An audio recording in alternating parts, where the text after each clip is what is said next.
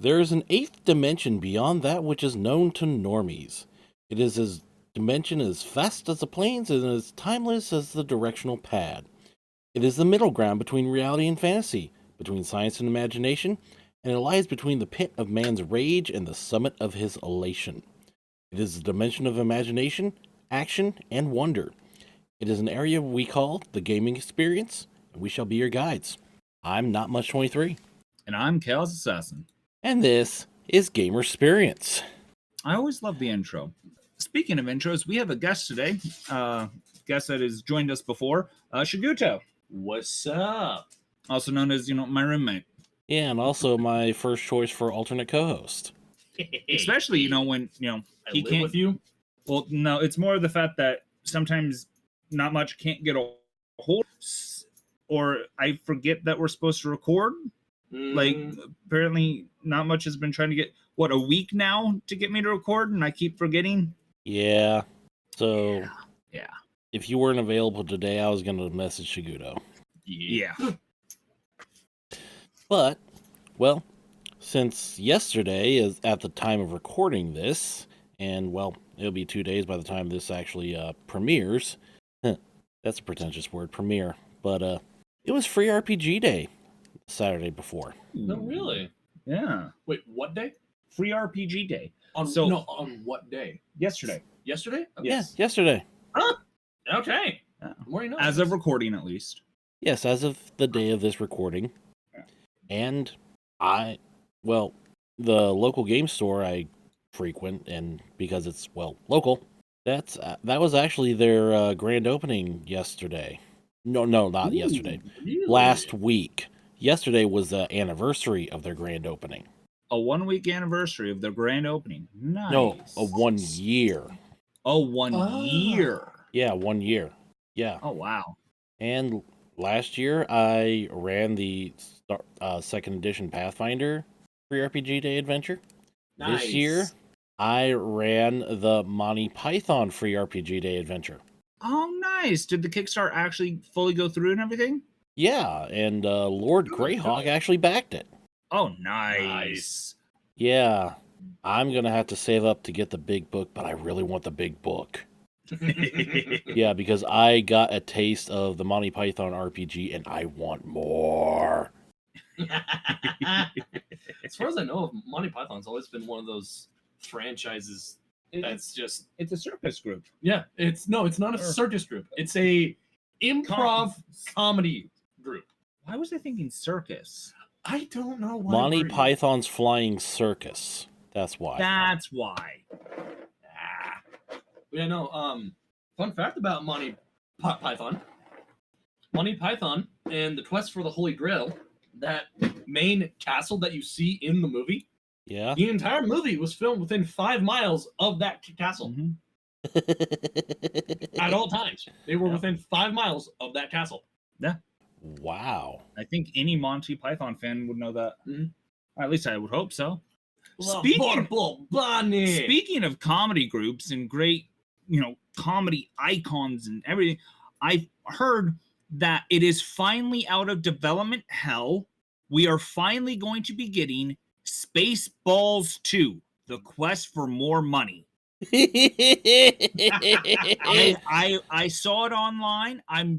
It's been really hard to fact check it, but I'm pretty sure it's going to be out in 2027, where we might finally be getting Spaceballs 2. Yeah, only after John Candy and Joan Rivers died. Yeah. Well, there's been some. I've read some people that they're hoping that there's at least some sort of homage to John Candy and Rivers. I actually found out a fun fact about Spaceballs a little while ago. Oh? Mel Brooks went up to George Lucas to ask him to parody Star Wars. George Lucas was all for it. He just didn't want Lone Star to be a copy of Han Solo. So what Mel Brooks did was Combine Han's. Had him be a copy of Indiana Jones. Well, if I can't copy this character, I'll copy a character that the I'll actor copy the played. same guy, different character. Yeah. So it's one of those things that just I like the idea that we're finally going to be getting that. But I believe we actually had an idea for the episode because of it being Yeah, free free RPG, RPG day on Saturday. talk about free games and demos. Yeah, like That'd be nice. well, first point I want to make is that free demos and, like, especially during certain days like free RPG day, can give people a taste of a certain game and make them want more. Like I do with Monty Python. Yeah. That's how you get addicted to games, and that's the thing. You have every single thing in the game and are grinding for days straight trying to get stuff. You know about that, don't you, Chaos? Yeah. With Warframe. Don't even get me started on Warframe. Well, Warframe's going to be a topic for today because it is a free game. It is. It is a free game. It is cross-play. It's know if Warframe's also an RPG, yeah? No, it's not an RPG. It is, as my dad would call it, poor man's Destiny. Granted, most of the Destiny players I know disagree heavily with that. Seeing as you play both Destiny and Warframe, Shiguto, do you concur or disagree that Warframe is poor man's Destiny? Warframe is essentially if you were to take the hunters from Destiny, turn them into more of a space ninja, and that's about it. That's literally about it. Other than that, there's really no other connection. Warframe is essentially space ninjas. So no, they are no. I have to disagree with the space ninjas. Oh? Look at Rhino or Hildren. Tell me that those are hunters. I'm sorry, those are warriors. No, those are the Crane Eaters. I'm sorry, I think Warframe is better than Destiny. Oh no, 100%. Bungie has don't even get me started on Bungie. Oh, I am pissed with them. Bungie for Destiny 2 removed one of the best DLCs out of the game. And so whole generations of new players are not going to know who the hell Cade 6 is. And who? And it makes me sad because the story of Cade 6 is... Well, isn't he part of the Rainbow DLC that turns you into a fairy that shoots rainbows and shit? What? The Rainbow DLC gives you the rainbow element. Are you talking about Prismatic? Is that not the same as being a rainbow? No. Most of the attacks look like they're rainbows. Prismatic. Okay, so Destiny has 3 main subclasses: Arc, Solar, and Void. Prismatic, and then it's got 2 not main subclasses that are Stasis and Strand. Prismatic takes stuff from all 5 classes. So making you a rainbow. Shut up. But so how Destiny 2 works is people who have died and come back to life because of what's not called the Traveler, kind of the omniscient cue ball up in space. So the Watcher. Yeah, pretty much. And the fucking Traveler is what gives people the powers of the light. And then, but where there's light, there's also darkness. So the Guardians is what they're called. The Guardians are in 3 main classes. You got the Hunter, the Titan, and the Warlock. And yeah, it's a whole bunch of slew of different stuff going on in Destiny 2. But is Destiny 2 a free game? Nope. No, he just Does it have Chaos a demo? over here, king of tangents. Does it have a demo? I don't think it does. Not at least not that I know of. Speaking of I do wish that more games would launch demos. Yeah. I would have loved to play a free demo of Doom: The Dark Ages. That would have been absolutely amazing. Yeah, like I recently actually downloaded and started playing a demo of a game called Little Rocket Lab, which is basically you take Factorio and Stardew Valley and combine them. Okay, for a second I thought you said Little Rocket Man. Little Rocket Lab. Oh, Lab. I'm not talking about Kim Jong-un. Little Rocket Man, just go ahead and try it.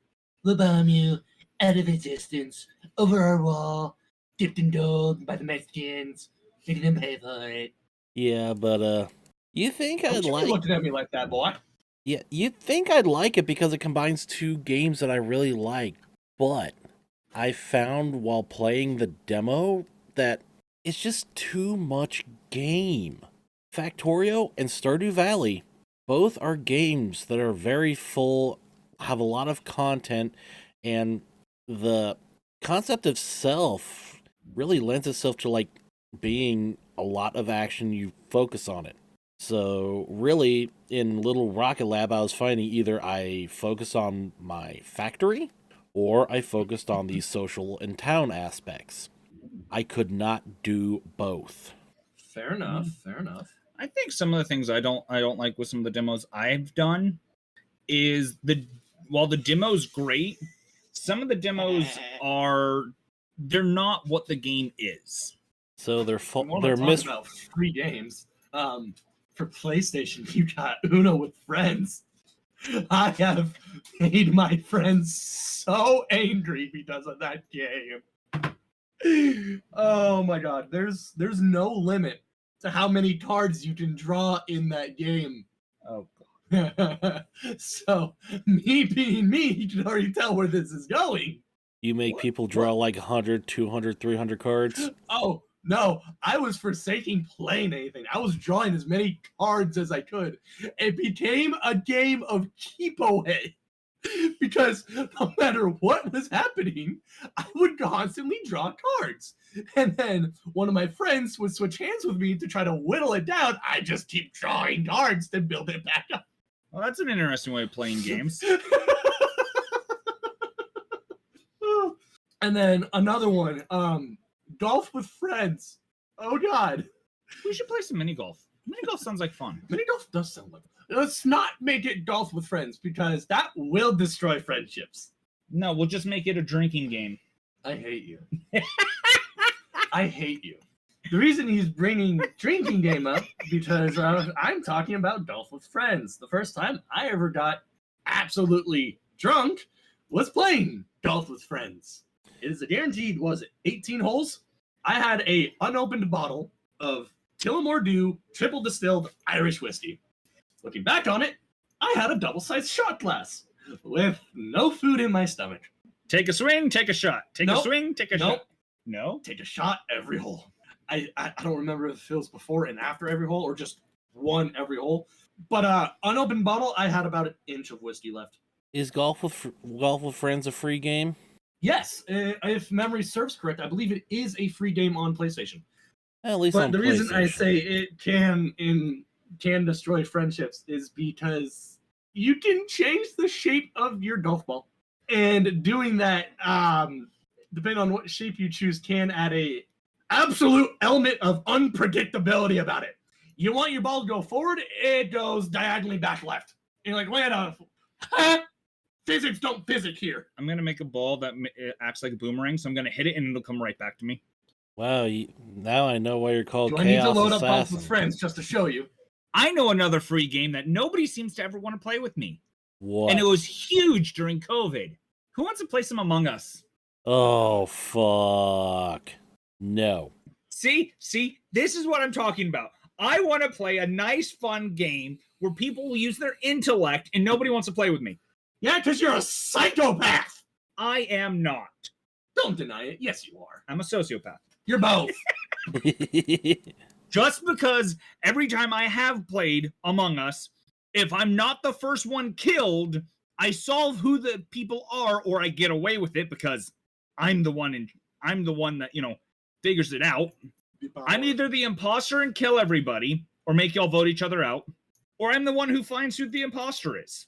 There's no middle ground. And then there's just me trying to get my tasks done. And then all of a sudden, BAM! I'm dead. Mm-hmm. It's all your fault, bastard. I don't know what people's issue is with playing that game with me. I think you just said the people's issue with playing that game with you is. Yeah. Hey, to be fair, for it being a free game and it blowing up and it's still doing as well as it did, Right. I think that's impressive to show that there are free games out there, that they are gems and absolute amazing games. Well, how many people still play Warframe? Going back to that, how many people still play it? Active players? A lot. Like, yeah. I have to purposely go onto one of the chat channels just where the bottom left-hand corner of my screen isn't just going with messages every like half a second. But with Warframe, yes, it's a free-to-play game. It's not that big of a game. Almost 34,500 online players in Warframe. Currently has 34,000 current players online and in-game. 34,219. But Warframe being free to play, and with all the stuff that goes on in it, one of the main currencies in Warframe, platinum. Yes, you can buy platinum, or Warframe actually has a barter system where you can trade parts of stuff for platinum. Okay, so I just pulled up on Steam charts where it shows things. Is that just Steam, or is that... This is just Steam. 43,659 players playing 36 minutes ago. 36 minutes ago. All-time peak is 181,509. Wow.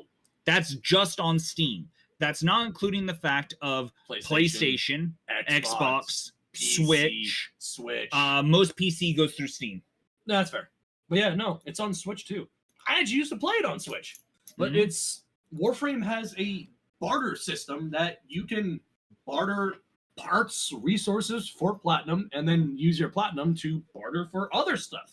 That's the one thing I like with Warframe, as far as when it comes to free games. You can sit there and you can do the grind, and you can get in-game currency without putting money in for in-game currency. Exactly. I don't know a lot of games that you can do that with. No. Everything in Warframe is you can have the capability of grinding for. You want to grind for you want a prime frame? Cool. Grind for the relics to have the parts in it. Grind as long as they're not vaulted. True. If it's not vaulted, i.e. in the game or not, but you can look up what relics have the parts you need, farm for the relics, and then you can farm the relics until you get the part you need, and then farm for the resources to build the part. Not only that, if you wanted a vault frame, you could sit there and you could grind things, sell them for plat, earn the plat yourself. Exactly, and then go to the trade market or one of the people who do that. I'm aware. There are people who literally hold on to like 8-9 different complete sets of Warframes that have been vaulted, weapons that have been vaulted that they haven't built yet, specifically to trade them to get platinum. Yep. It's a barter system. It really is. Not to mention... Oh, sorry, continue. And that's a huge anomaly among free-to-play games, because the vast majority of them are like, oh, you can either only play for like 2 minutes and then you have to pay real money to continue, or, oh, you gotta get these things to progress, and those also cost real money and there's no other way to get them. One of the things that I really like about Warframe is a little thing called TennoCon, where players can actually design skins for the frames, for the ships, for the guns. And a lot of the customization options, like the capes called Sandanas, they're TennoCon players have designed those. I own a few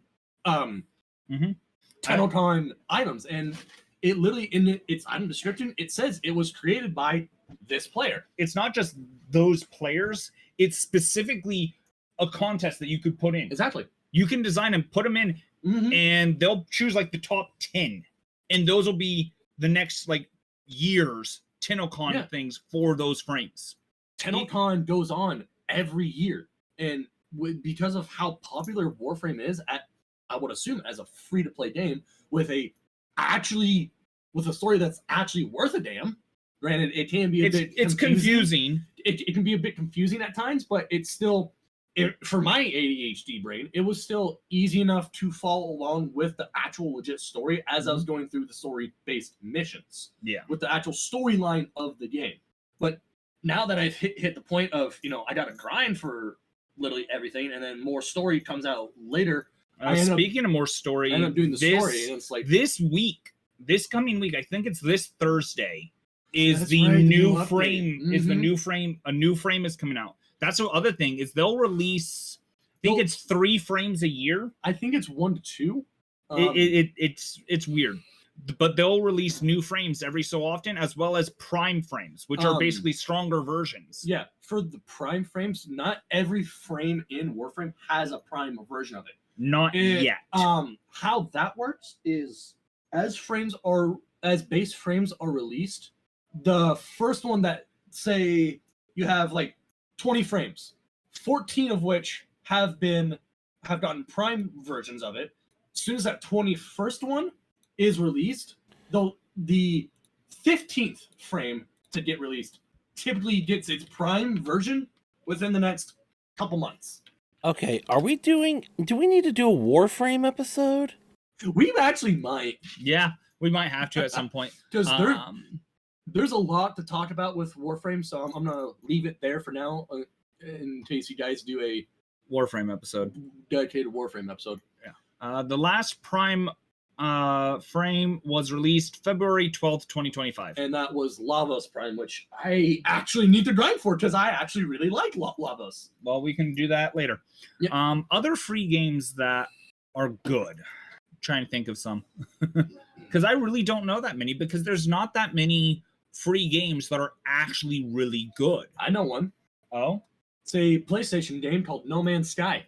I was actually that's not free. I thought it was. No Man's Sky is not free. Really? You have to pay for it. I had to pay for it. How about War Thunder? I don't know that one. I know War Thunder. You want to talk about the government actually hating a game? Yeah. It's War Thunder. You want to know why, Chaos? Why? Players have been leaking classified military documents To try to get the vehicles more realistic. Yep. That sounds about right. People have actually been leaking the legitimate military blueprints for the vehicles, including planes, ships, tanks. Mm-hmm. And there is actually a meme of a guy slow clapping and a counter like 0 days since classified documents were leaked on War Thunder forums. That I know another free game that's actually pretty decent as well. Chaos just pointed out Apex Legends. Was that free? Yeah, Apex is free. You're kidding. No. It's free. Okay. Granted, it's nowhere near it's all right. It's all right. Yeah. The one that I was gonna say was well, before I say the one I was going to say, we can't forget about the classics.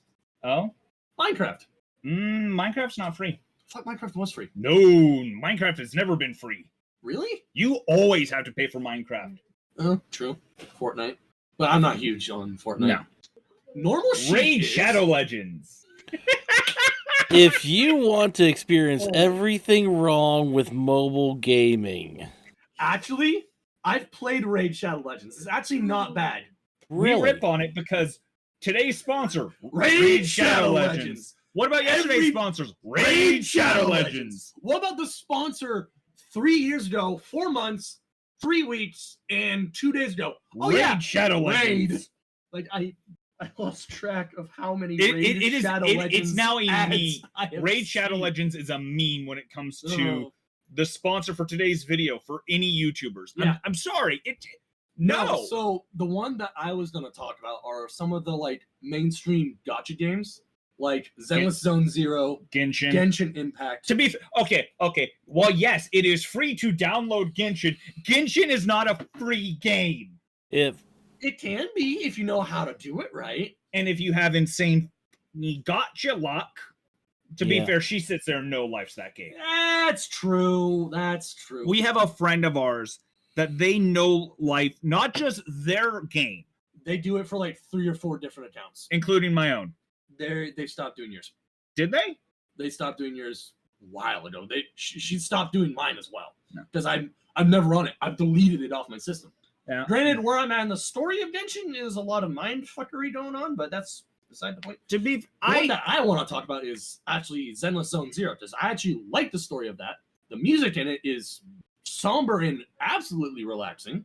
You know, all these really good ones, though, at least for the ones you're talking about, are gacha games. Are all of the gacha games free? Can we think of one gacha game that you actually have to pay to buy for the gacha system? Or is their money strictly Microtransactions. I think Star Rail might need to be bought. No? Okay. Honkai Star Rail? No, that was free. Yeah. I can't think of any gacha games that you have to pay for to buy. Except for maybe the next. Yeah. Smite was free. Smite was free? You just had to buy. You could buy a thing, which honestly, if you're going to get a free game and buy something for it, Smite's God Pack was actually worth it. Oh yeah. It is a one-time purchase, and and it unlocks you all the you gods unlock in the game. all previous gods and all upcoming gods, even way before their release. Exactly. I bought the God Pack on sale for like $10, like 3-4 years ago. I'm still getting the new gods for Smite. Mm-hmm. I'm sorry, that is a worth purchase for that game. Has Smite 2 come out yet? I believe so, but I think Smite 2 is I think you have to pay. viable. Yeah. I think you have to pay you for have it. to buy Smite 2. I'm not certain on that one. Well, it's not like, we're not at a computer that I could just sit and Google it. Mm-hmm. But Smite was one of those free games that Smite 2 is still in beta and it is free. Okay. Smite essentially was poor man's Overwatch. But Smite was one of those like team-based games that was I think that's another thing we have to talk about with free games. JavaScript games. Oh yeah. From back like in our childhood. True. Math is cool. Cool math games. Cool math games. Math is cool. Tanks. All those games. Armored games. I thought those were Flash games. Yeah.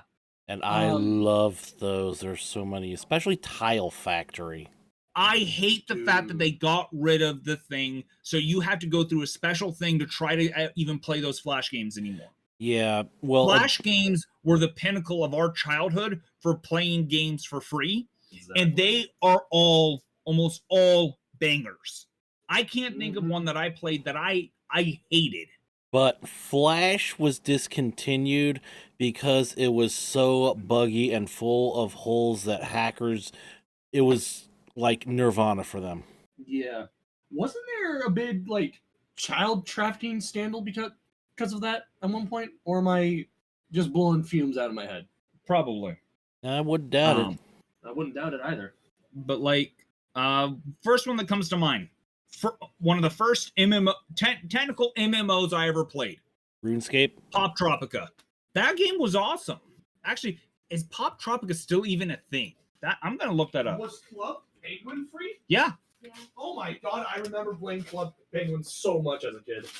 And actually, like, Angry Birds actually ripped off a Flash game called Crush the Castle.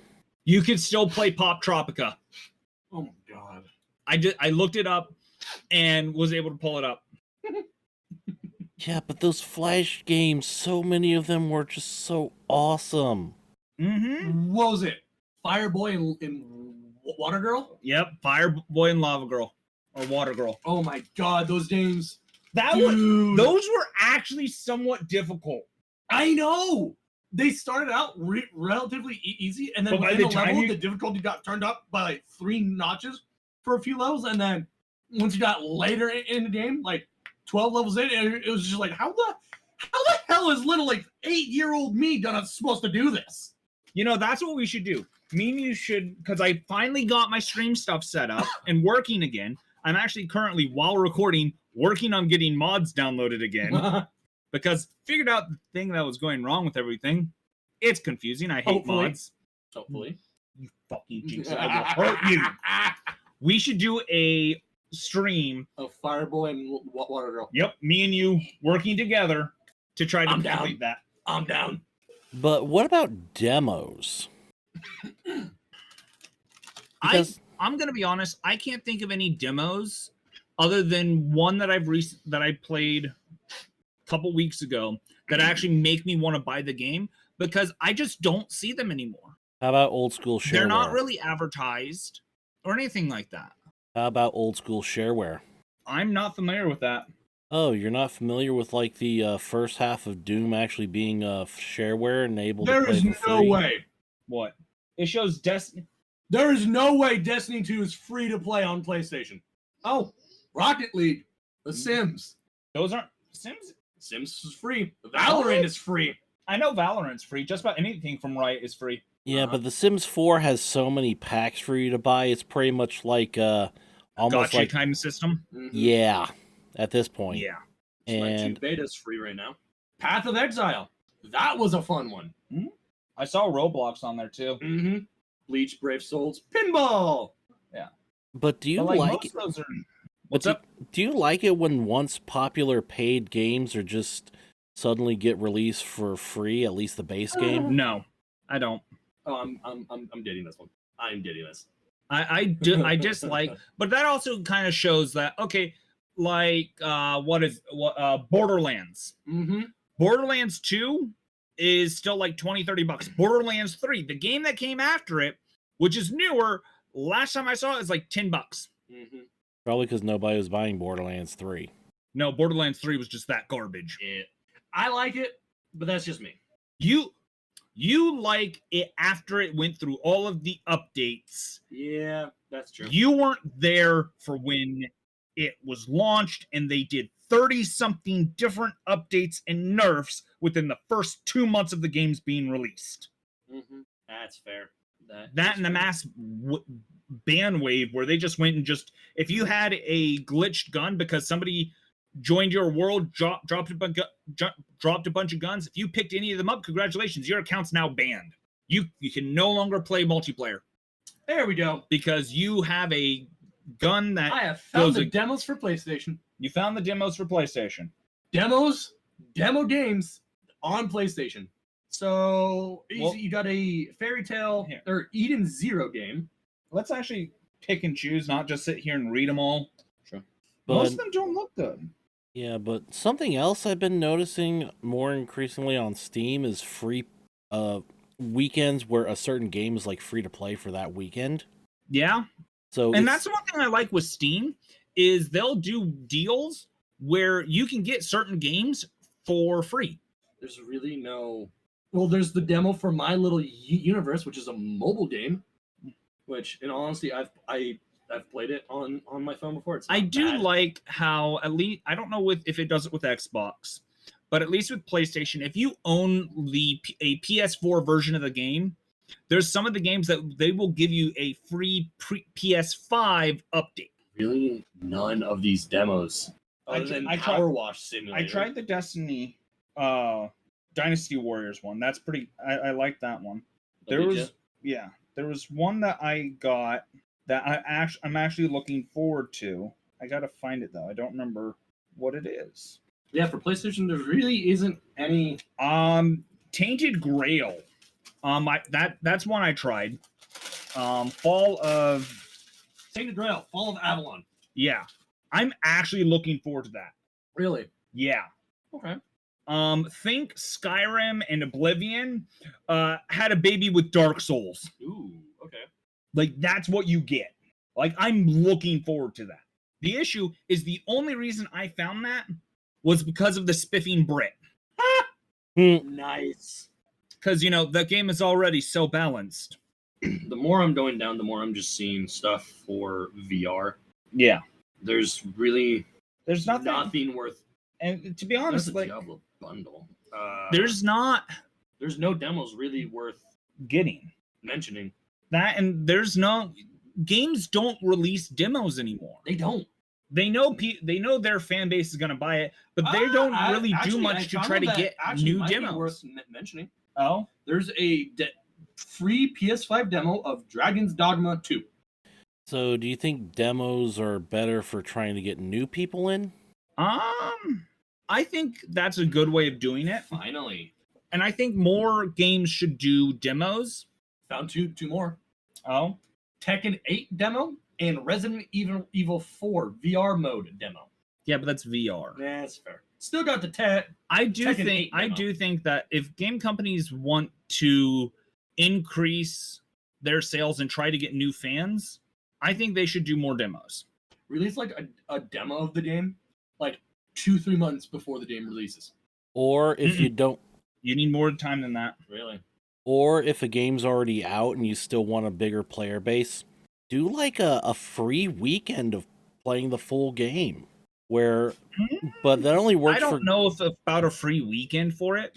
But I think, like for Cyberpunk, if they were to have cut out the side quests and only done the prologue or the tutorial thing, Have the prologue as the demo. yeah, but you can't do any of the side quests. It kind of mainstreams you on that. That'd only be like an hour down. At the same time, if you do that, would that not entice you to try to get the game? True. But would you be able to get any of the cybernetics during that? I mean, they would allow. They give you the two. They give you the optics and they give you the hand. I think that they would do a little bit more than that for a demo, because a demo, you want the players to taste a little bit of everything with the game without giving them the full game. So I think they would give you that and have you do one of the missions. That's fair. And give you some stuff. Yeah. So demos, if done right, are good for basically hyping up a game and or getting new players. And there can be good free games like Warframe. Yep. But there's gems everywhere for free games, demos. You just gotta find them and give them a chance. That's I found the one demo that I like that I actually kind of want to get. Oh.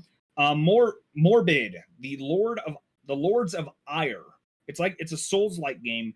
I think I've heard of that. It's like a cross between Code Vein and Dark Souls. But speaking of Code Vein 2 has been announced. Really? Yeah. Are they going to do a demo? Me and you watched the trailer. Are they going to do a demo like they've done with Code Vein? I hope. It'd be nice. It would be. Because from what I saw in the trailer for it, there's time travel shenanigans going on. That does not surprise me. It's Code Vein, yeah. Okay. But why is it that like the demos and the free games, they're either like bubble popping or weird little tower defense games? There's not like there used to be, like with Flash games. Like most of those type of games, you have to pay.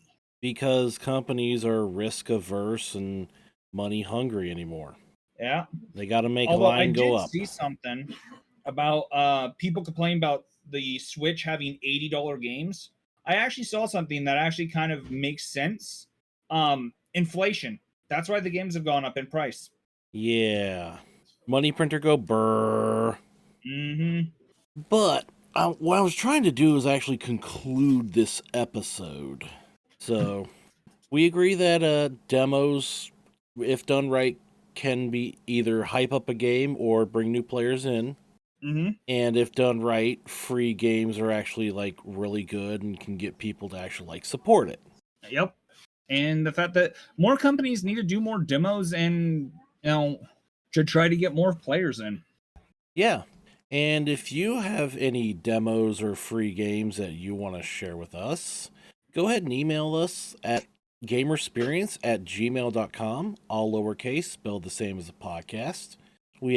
Or at Gamersperience on X, formerly known as Twitter. Our DMs are open there. You can leave a YouTube comment on this video in the Gamersperience podcast channel. We do have a Gamersperience podcast Discord. Every YouTube video description and our pinned X post has a link to our Discord that does not expire. And if, like a demo or a free game more like a free game you want to support, you actually want to support us financially, we do have a Gamersperience Patreon. It's patreon.com/Gamersperience. Mm-hmm. Please, because we have like no budget for anything. We have a budget? Exactly. I didn't know we had a budget. I'm saying we don't. Oh. Guess that's why we need Patreon. Yeah. Maybe we'll actually get me some how-to books, and maybe I can actually learn to, mod shit properly. Oh, all you gotta do for that is just have the nice Indian man on YouTube teach you. Maybe. Yeah. But I'm Not Much 23. And I'm Chaos Assassin. This is Gamersperience. And as always, we invite you to have your own Gamersperience. You know those conversations that you just have spontaneously with friends and just goes off the walls and stuff? This is pretty much what we're doing here, except we're recording it. I'm Not Much 23. I'm Chaos Assassin. This is Gamersperience, and let's see where this goes. Of course, we have Backseat Gorilla with us. Hey, what's up, everybody? Yeah, he's streams on YouTube, has some videos as well. YouTube.com/backseatgorilla. Or do you still have the bgp.rip domain? Yes, I do. That will lead you directly to my YouTube channel. Yeah, it's a lot easier to remember. Yep, 6 letters, 2 dots, or 1 dot. Yeah, 6 letters, 1 dot. Yeah. That I one was can't tough to help get but, too. I can't help but get off the fact of rhythm things and relaxation. And what are games that you guys play to help just relax? Like, you want to play a game, but you don't want to do anything extensive, so you just play a game to just relax and vibe. What do y'all do? Farming Simulator 22. I like Stardew Valley and Paleo. Is Stardew any good? I have enjoyed my time, which is very limited playing the game. I actually started off kind of the cozy genre with Paleo. I mean, really Animal Crossing, but I didn't really get that big into it. So, yeah, Paleo is kind of like Stardew Valley, but with better graphics. It's almost a clone, but not really. So But yeah, both games are very fun. So what's the biggest difference between like Stardew Valley and Terraria? I have not played Terraria, Me neither. so I think One- Terraria is a side scroller, and Stardew Valley is a Mario 3 type top down. I'll download it. I was gonna buy it on the Steam summer sale, but by the time I went around buying it, it was gone. I mean, the price had increased. Well, the main one I've been playing for relaxing is Raft, which is funny to think about it because it's a survival game, but I find that kind of just out of all the other games I have, which are like, Fallout, Elden Ring, Elder Scrolls, like I'm actually upset right now with Skyrim because I have the anniversary edition, but I don't have all of the creation things added like they're supposed to be added, which sucks because there's actually really good farm you can get with it. And I'd have to pay for it, and I don't feel like paying because I'm broke.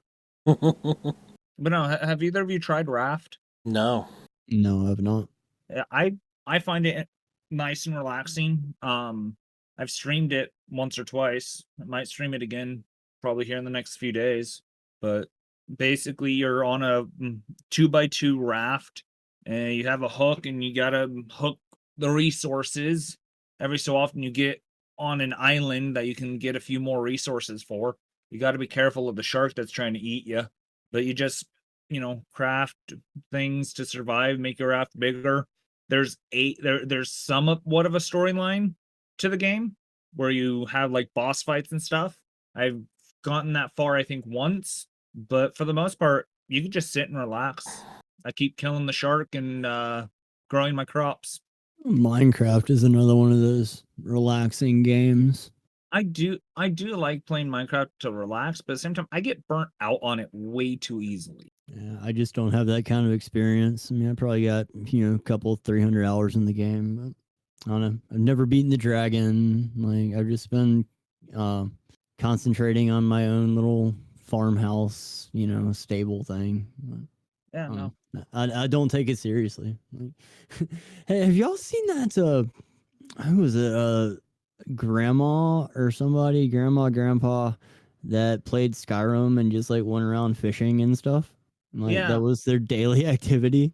Yeah, they just went and they had a small farm, and for the most part, they just went fishing. Like that's it. Really cool. That's really, really cool. Like there's a gaming grandpa that does like Call of Duty stuff, and I think that's really cool too. Terrifies me. I've seen his gameplay. Like he'll just sit there, just like, watch, that dude's gonna do such and such. See, told you.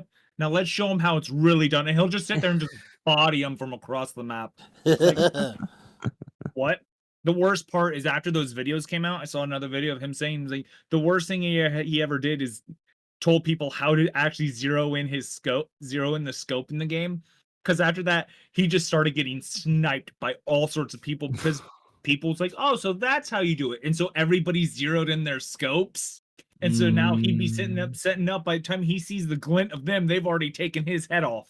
It's like, bro, That's rough, dude.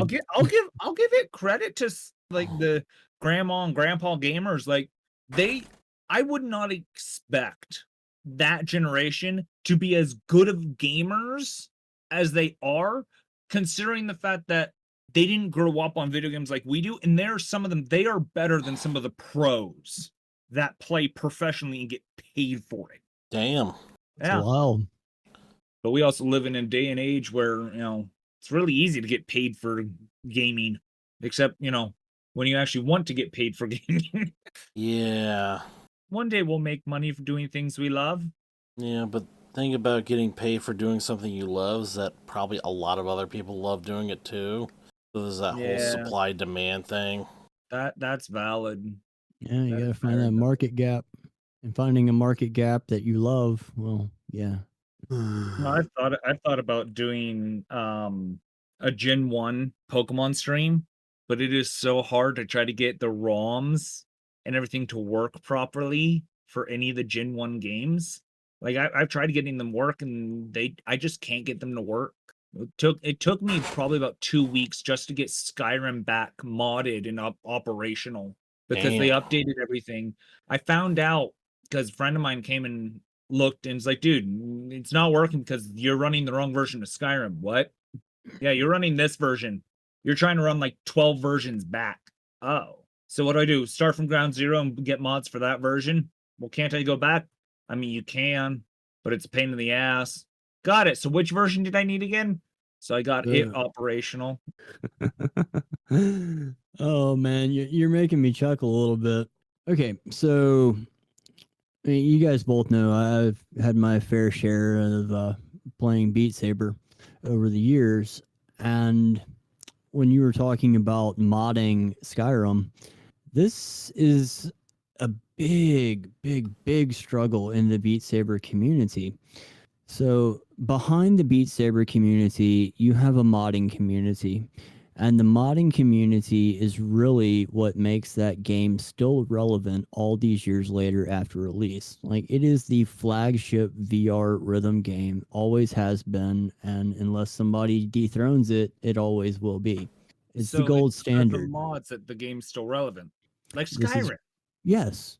So, like, downloading maps for songs that aren't included in the game, and like there's we can go into a discussion about like tweaking your controllers, but it's kind of relevant. So, like, there's mods that make it easier to tweak the settings. There's mods that make it easier for you to replay certain sections of a map. There's mods that make all kind of crazy 3D trippy psychedelic visuals happen and like totally disorient you. There's mods out there that break the rules of the game and it still runs. And then Beat Games, who is owned by Meta, comes along and says, "You know what? We're just going to drop a 0.2 on that." And it breaks everything. Yep. And they do this very frequently. In fact, on my Discord server, it's I think it's a private channel, but I have a alert system set up on my Discord channel that alerts me when they're dropping new mods, because that means I need to take precautions to keep my current game save or my current game version from being updated. And there's ways around that. And there's actually a whole new program that they came out last year before, that makes it really easy to revert back to previous game versions. And Steam itself has, in some games, if the developers allow, reverts back to certain game versions. Yeah, they don't But- do that with Skyrim. Right, they When don't. They gave the anniversary free update to everybody. That's the update that crashed all of my mods. Mm. And I Yeah. couldn't figure out what the issue was. I tried going back things, like it ended up to the point that I had to just wipe the system and start fresh, and it kept me frustrated for about 9 months before I was like, I'm just not. I took a break, waited about a year. It's like, all right, I want to play, modded Skyrim again. Let's see how I do this. And it took me a week just to get Skyrim done. Fallout, it took me 2 days because I had spent a week fighting with Skyrim for it. Familiar. The upside with Fallout is, as the moment I can figure out which version I need for the mods I have all of the mods for my Fallout 4 on a hard drive. The issue is when I was working on Skyrim when they first changed it, I didn't download and copy all of the Skyrim mods onto that flash drive before I deleted them all. Mm, And the collection pack that I had downloaded most of them from no longer exists. And like a third of those mods are no longer on Nexus yeesh. because Nexus did something and pissed off a bunch of modders, and so the modders took their shit off. Which is funny because one of the mods I really enjoy for Fallout, you need a very specific mod to have the mod run. It's an essential mod. That's The familiar with Beat essential Saber. mod isn't on Nexus anymore. Like I also have a copy of Beat Saber fully modeled stored on a flash drive I keep on my keychain. I have a my passport, and it has like all of the movies that I like, a lot of the shows I like, Mhm. and mods. Like Nice. it's one of those things of this it is mine. Yeah, that's the cool thing about the Beat Saber community. There's like BS mods. Um like you're not gonna, I mean, you'll find some on like Nexus and places like that, but like there's a whole big deal BSMG Beat Saber modders group, and you're talking about the dependencies on other mods and everything. Like there is kind of like a not a like a community created mod hub for all of this to take place, and they've written like exes to make it modding your game is just as simple as a few clicks. Yeah. That's the one thing It's I don't amazing. understand with like the with a lot of the gaming companies. Like they want to, copyright everything. It's like, oh no, you can't do that. You can't. Yet there's some of the games. The only reason that some of them are still even relevant and are still even played is because of the modding community. Like if Skyrim didn't have mods and didn't have the Creation Club, I don't think it would have survived as long as it has. Look at the backlash that Sony's facing for releasing The Last of Us again. Bethesda's not getting anywhere near the backlash for, the re-release of Skyrim for the umpteenth time on the umpteenth system. Because you can still do Creation Club. You can still do mods. You can change it. At this point, I start to think of like a success of a game. How successful will it be is correlated heavily to how moddable it will be. It's why I know people hate Cyberpunk 2077 because of its initial release. But when the company comes out, it's like, hey, so here's the stuff so you can mod it. We will be updating that. Just give us a little bit of time. But otherwise, go ahead and mod it. We'll give you all of the update. Hold on. I am one of those people. Same thing. I am one of those people that got put off by Cyberpunk's original release. I bought that game and Red Dead Redemption 2 on the exact same purchase. And my intention that evening was to stream Cyberpunk. And the way that I usually do my streaming is I launch a game. Like I don't pre-launch it. I don't do any settings or any changes to the game. Like I pull up the game screen, I launch the game, and we experience it from second zero. Yep. And Cyberpunk was a true letdown. And there's another game that I play that it turned out a blessing. Like I made a friend out of it. I did the exact same thing. Booted it up on stream, first time ever, and it was broken. But the dev happened to be in the chat and helped me fix it, and that was cool. And I appreciate Cyberpunk's team for admitting while really not admitting, and then offering a solution. And the offering of the solution is really admirable, in my opinion. Well, to be fair, part of the biggest issue with Cyberpunk is they kept saying, "Hey, yes, we're putting it off because we're trying to, fix it. We're trying to make it better." And the fan base literally just kept ripping into them because it had gotten pushed back almost a year, and so they said, "Fine, here, take it." And when people started bitching and complaining, it's like, "I'm sorry, we told y'all we weren't done. It was still glitchy. We were trying to fix it. Y'all didn't want to wait. Here's what y'all got. Suck it up and deal with it." Yeah. Is it the right way for the company to handle it? Probably not. But ever since then, there's not been nearly the backlash of games being pushed back for them trying to fix things and update it and make it better. Like Grand Theft Auto 6. Yeah. Or, Elder Scrolls 6. Yeah, of course. Like, I think the biggest game that I got that I was really looking forward to and really hyped about, that holy shit, it damn near turned me off of the franchise itself. Like, even now they're coming out with another game. I don't feel like buying it because I don't want to repeat. Borderlands 3. I got into Borderlands and Borderlands 2. My dad got it for the PS4 when we first got the PS4, and I liked it. It was fun. It was something him and I could do together. When I found out that Borderlands 3 was going to come out, I spent, decent chunk of change. I spent my birthday money because it came out on my birthday.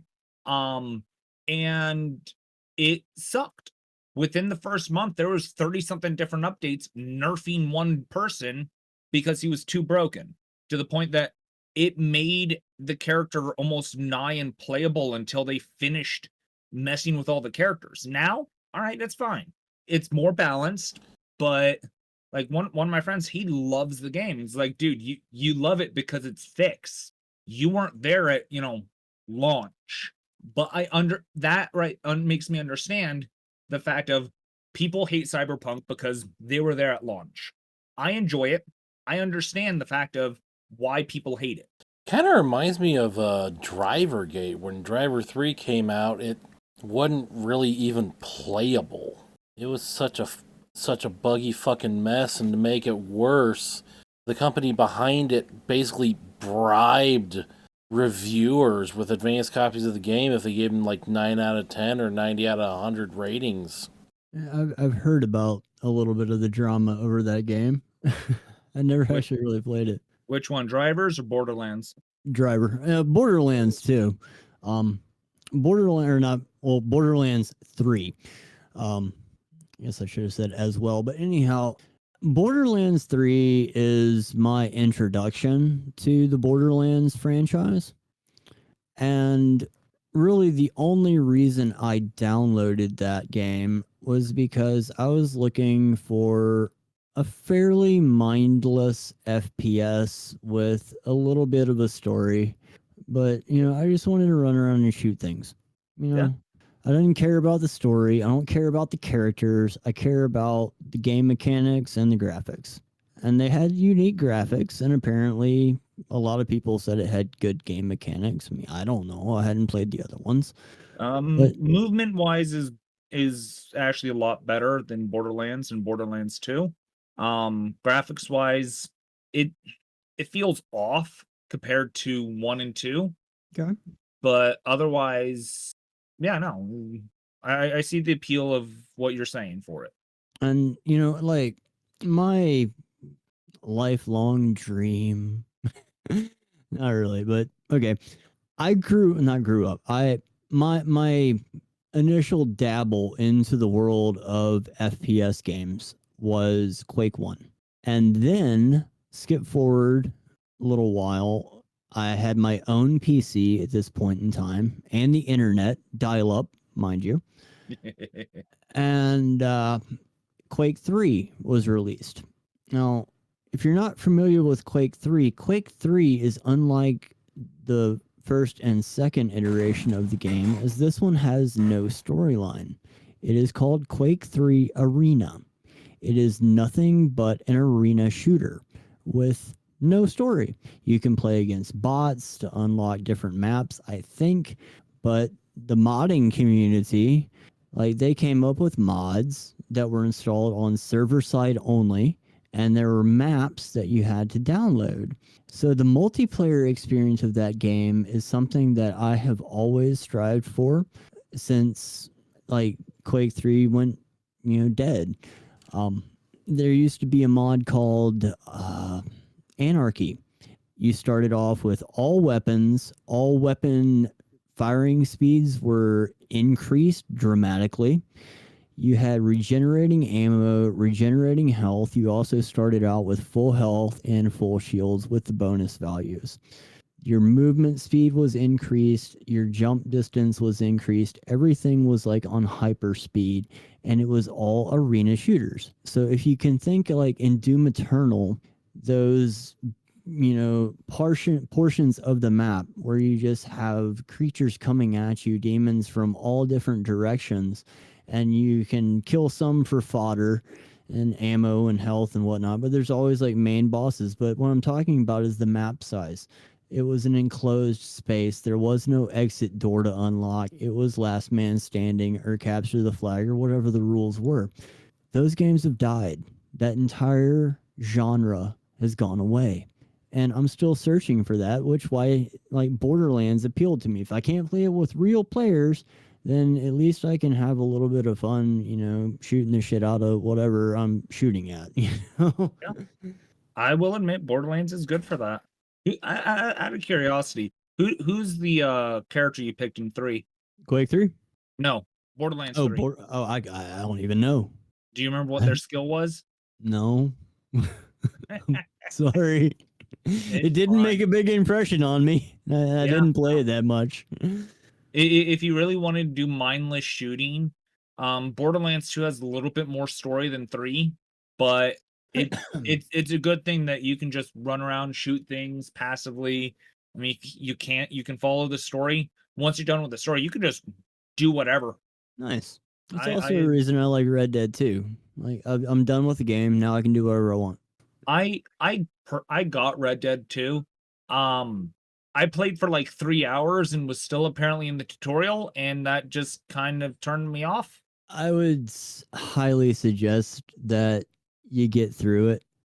It's one of those games, in my opinion, that yes, it takes a long time to get into, and it's something that I never would have thought that I would have enjoyed. And I currently rank this as one of the top 3 best video games of all time. It's really fighting for 1 and 2 in my head.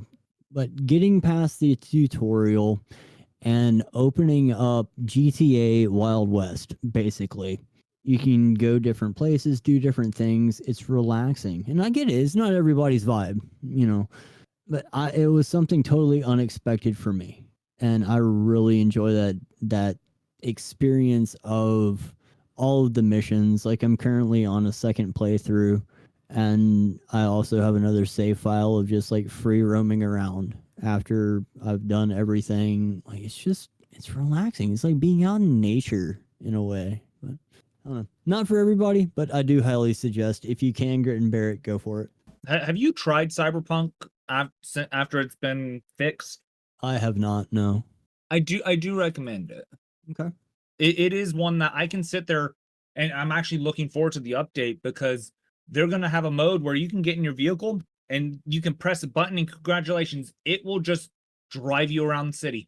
You can have it take you from point A to point B, or you could just have it free drive. You could literally just cruise the streets of Night City, just listening to the music and just vibe. That's cool. That's especially appealing for me because that's what I do in GTA 5. Yeah. I just get into my car and I turn on the radio and I drive all over the place. For it.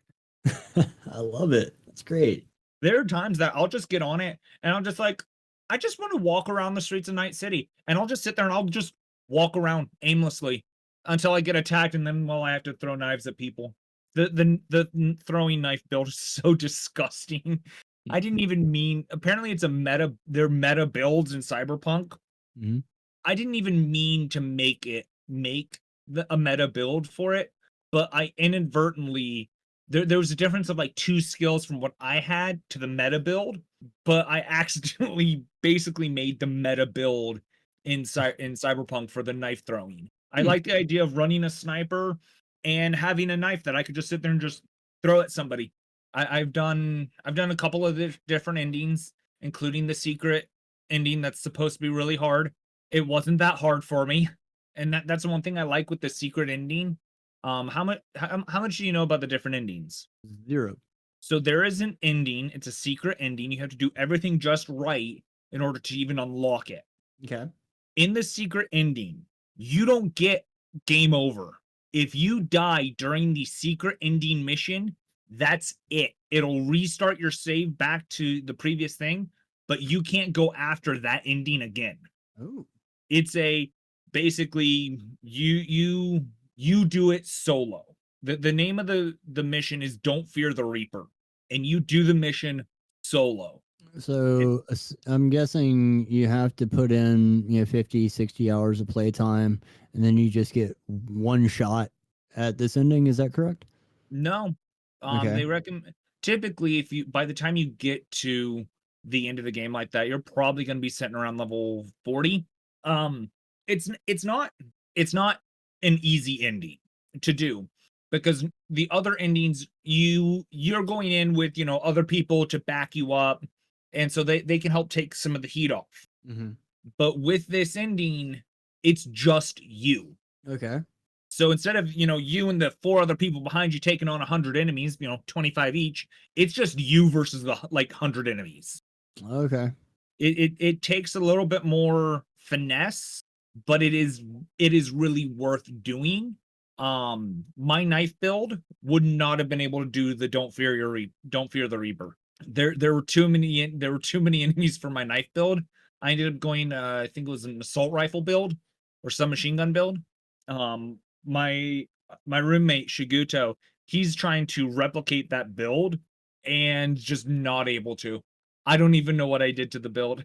But that's one thing I like with Cyberpunk is Cyberpunk actually has a lot of replayability similar to Skyrim.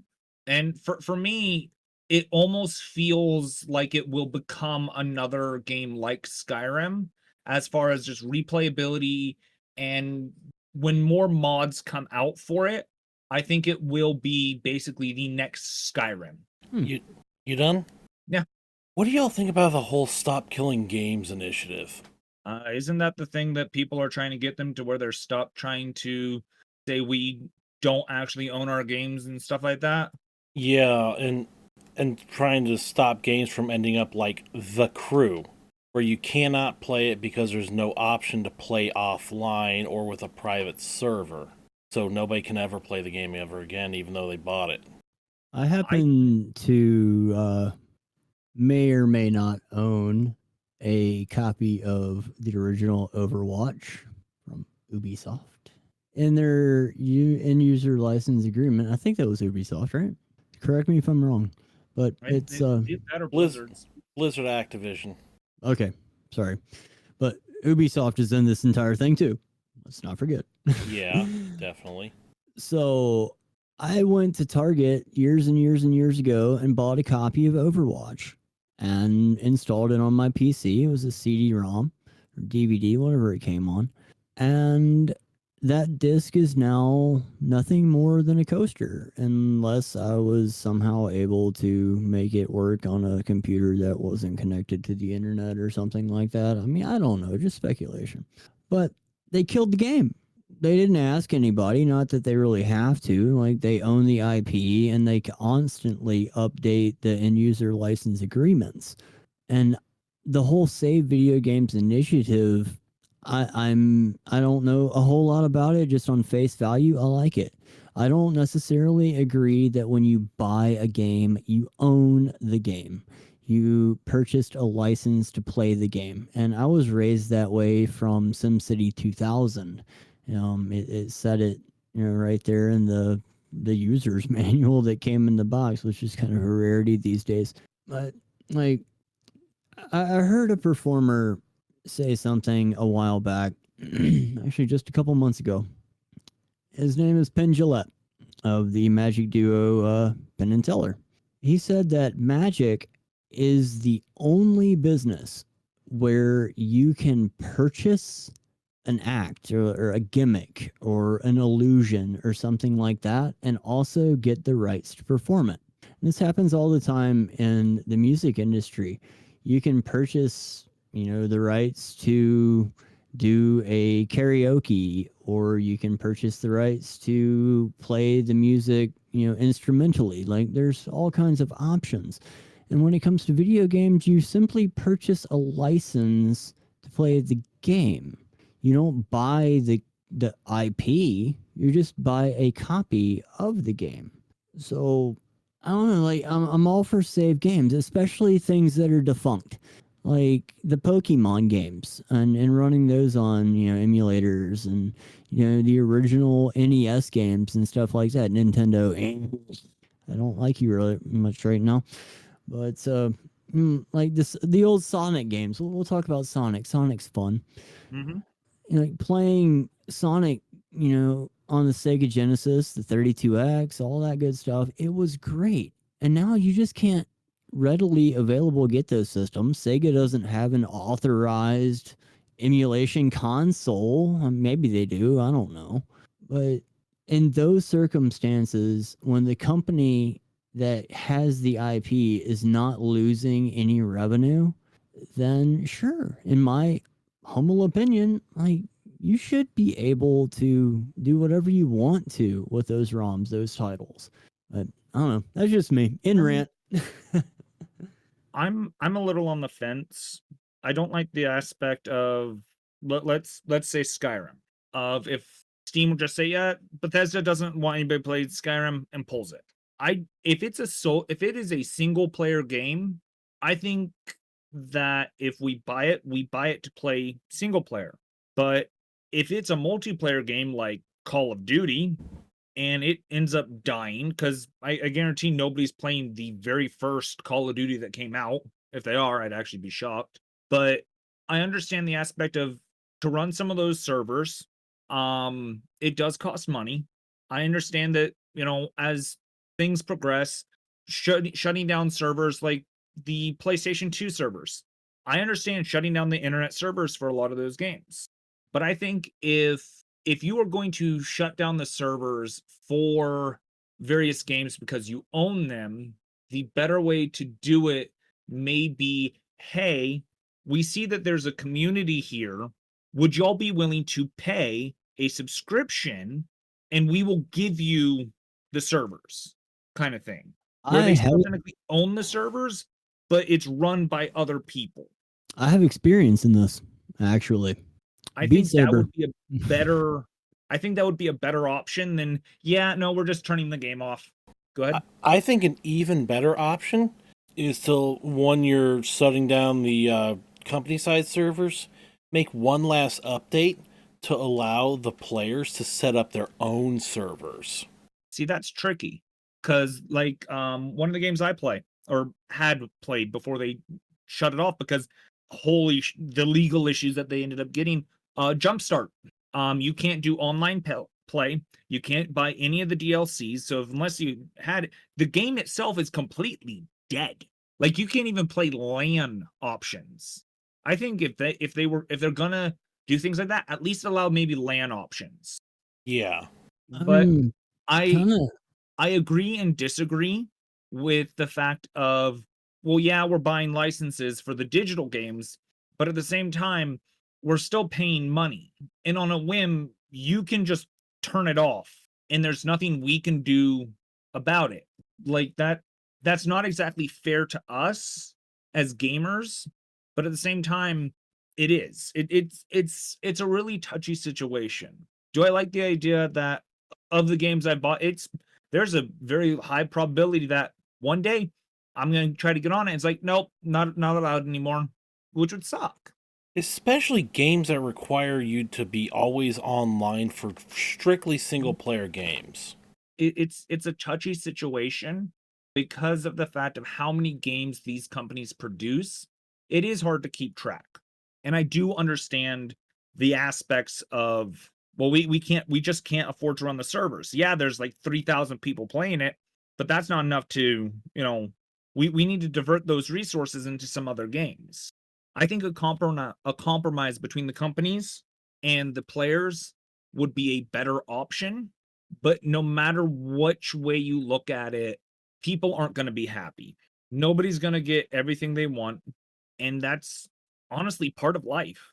You're not going to get the promotion you want in a job all the time.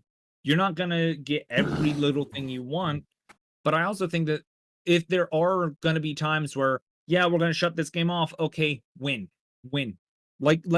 Tell us when. Like, hey, after 10 years, we are no longer going to support the server of this, or 20 years. That's what We're not gonna Samsung's support it. doing.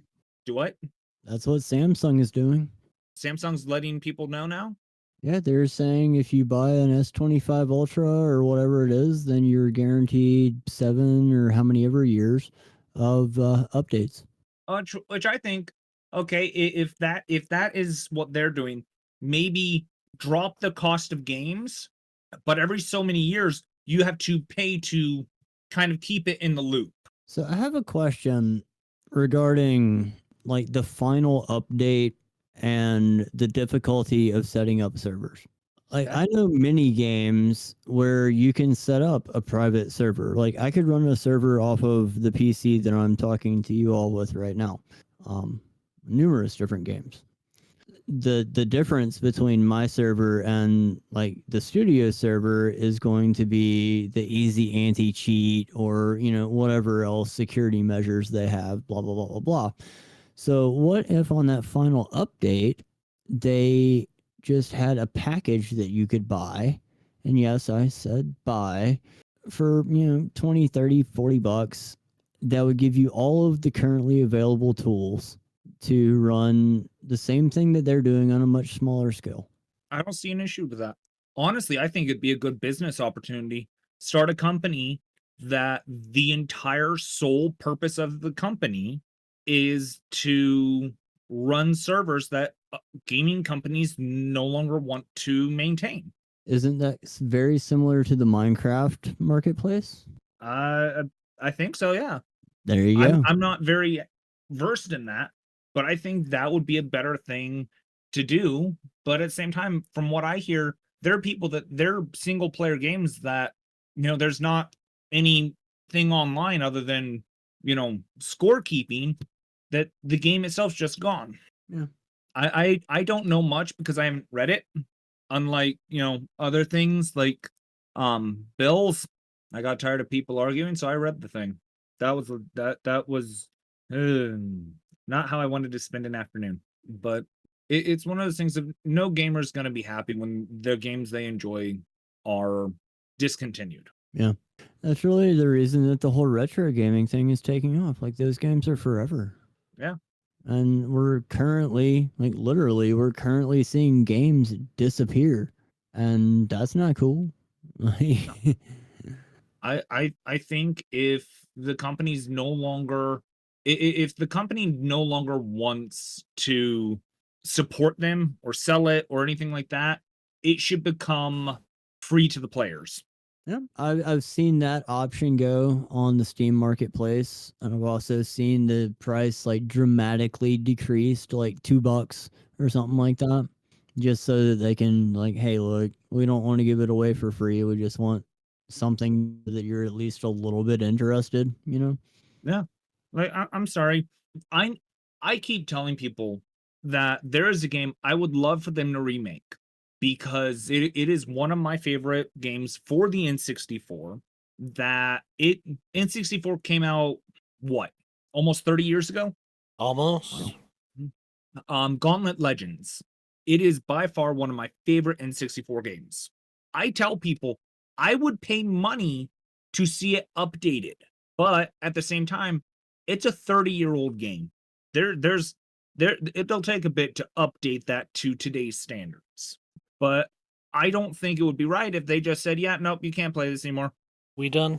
Yeah. So I can't even remember what we started on.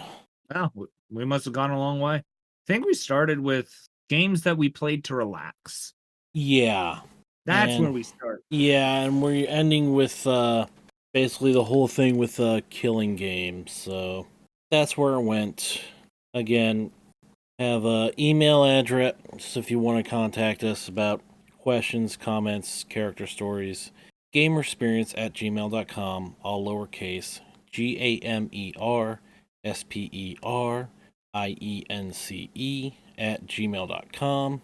You can send us a direct message at Gamersperience. Please mention the podcast, or else I will probably consider it spam. You can leave a comment on the YouTube quote unquote video, Gamersperience podcast, and on our pinned X post and every YouTube quote unquote video. There should be a non-expiring link to our Discord server. And again, we also have a Patreon.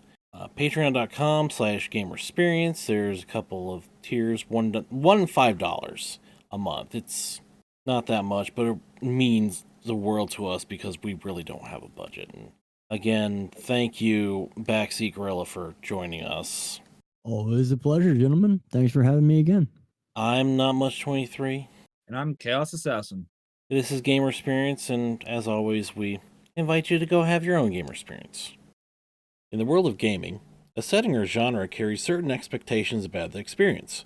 Should be there, which shouldn't. Mechanics that shape the experience can make it or break it.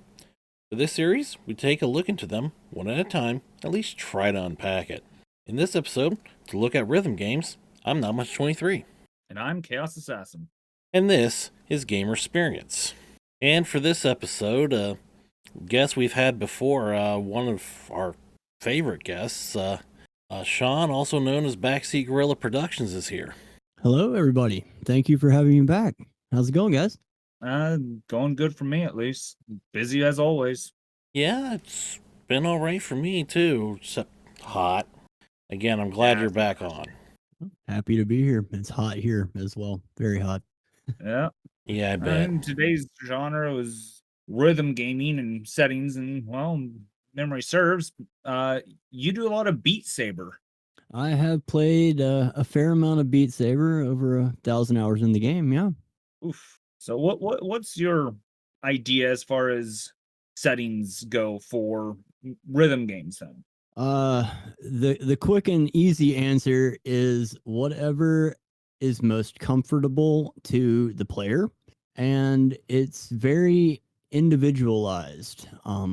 For example, in Beat Saber, you have a way to rotate the sabers in all of the axes, and it just you gotta. It's like putting on a pair of clothes. You gotta find out what fits. As far as the settings on other games, I'm not really sure. I've only played a few with standard stock controllers. But with the Beat Saber and even other games in the rhythm genre in virtual reality, it's the same thing. You got to calibrate your headset correctly, and get your arms length, your stance proper, stand in the right spot. Sometimes, especially in Beat Saber, you can disable a lot of the movement, a lot of the screen shaking, a lot of the sound effects, a lot of the visual effects. A lot of times that distracts from the core gameplay. It's a bunch of bells and whistles that could easily go away, although they are fun. And, really that also ties back into FPS gaming, which I believe we've talked about previously. Sometimes you just want to lower that graphical user interface. Instead of playing it at 4K, you might want to play it at 1080p. Instead of having it at super ultra fast whatever settings, like you want to take away a bunch of the visual distractions. So really it's just a trial and error, and whatever fits best for the player. I think he was asking more about like a narrative setting than a technical setting, but that doesn't really apply to rhythm games. Either way, it's a type of setting, isn't it? Yeah. I just find it funny that if it's not like Beat Sabers, I think the only rhythm games that really come to mind are Guitar Hero and Garage Band. There's also Rhythm Heaven for the DS. I think Tap Revolution for mobile. Would Dance Dance Revolution be considered a rhythm game? Oh yeah, definitely. I agree. So I guess it comes down to the fact you can't exactly have a rhythm game without music, right? No, or at least some sort of like rhythm or beat. There's Yeah, the music, interestingly enough, I know a few Beat Saber players that turn down the music and focus solely on the blocks. I personally am good friends with a player who listens to both the music and plays the game very well. However, he does not swing and slice the blocks to the rhythm of the music. He reads the map as all the blocks, the map as they're coming down the lane because he openly says he just doesn't have any rhythm. So he's doing it all by reactionary instead of subliminal, whatever, you know. Interesting way of playing a rhythm game. yeah. One of my friends, he was over a week or so ago playing. I don't know what he was playing, but it looked like a rap battle kind of game. But you had to hit the notes as they were falling down, and I was watching him go, and just the reaction speed for it was insane. Like I saw them, and it looked like it was just raining notes, and he was hitting all of them. So would that be a good way of bringing up your uh hand-eye coordination? I think so. I agree, yes. Um the hand-eye coordination is very important, especially in a game like Beat Saber and Guitar Hero and rhythm games in general. However, I do have a game I want to bring up here in a little bit. I got two games that I want to bring up here in a little while regarding the whole rhythm thing. But yeah, hand-eye coordination, certainly. Yeah, you've got to process what's going on to the screen and then translate that into whatever method you're using to control the actions from the player. Interesting. What games did you have to bring up? So the very first rhythm game that I can remember playing, and now that I'm talking about this, it might not be entirely true about being the first one, but there was a game on PlayStation, I believe, the original OG PlayStation called Parappa the Rappa. And they had these cute little catchy songs on there, and there was a bar along the bottom of the screen, and it would have basically quick time actions, as we know in like God of War and similar games like that. And also, like you were mentioning earlier, Chaos, the notes or maybe the button symbols, you know, the triangle, square, X, O, would come from the right side of the screen. And when it got to the center point of the screen, there was a little hit margin indicator, and you would press the buttons. And then the on screen characters would dance, they would sing along to the music. Sometimes, if I'm remembering correctly, if you missed, the music would kind of dip down in volume a little bit. And the whole thing was done in like a cartoon Japanese watercolor style. Like, I encourage anybody and everybody to go and check that out on whatever platform you can look at. Like, it was a great game that really got swept under the rug by a lot of people. And, you know, from that birthed, in my opinion, like a whole lot of the rhythm genre. Yeah, and Wikipedia agrees that Parappa the Rapper is really like the first influential rhythm game. Yeah, I think there was some Mario stuff before that, but it was one of So those I looked it like, up. So the first one, as far as rhythm based, Casco upskirting game, which was back in 1969. Parappa the Rapper was in the 80s, but the first one to be actually credited as the first true rhythm game is Dance Dance Revolution 98. well, that's a tough pill to swallow. Yeah. I guess when you think it's like one that really became mainstream. I can agree with that. I mean, I it mean, had there'll always giant be arcade games. cabinets. You know, it was a worldwide sensation, and it still is to this day. Yeah. Okay. So you mentioned quick time events.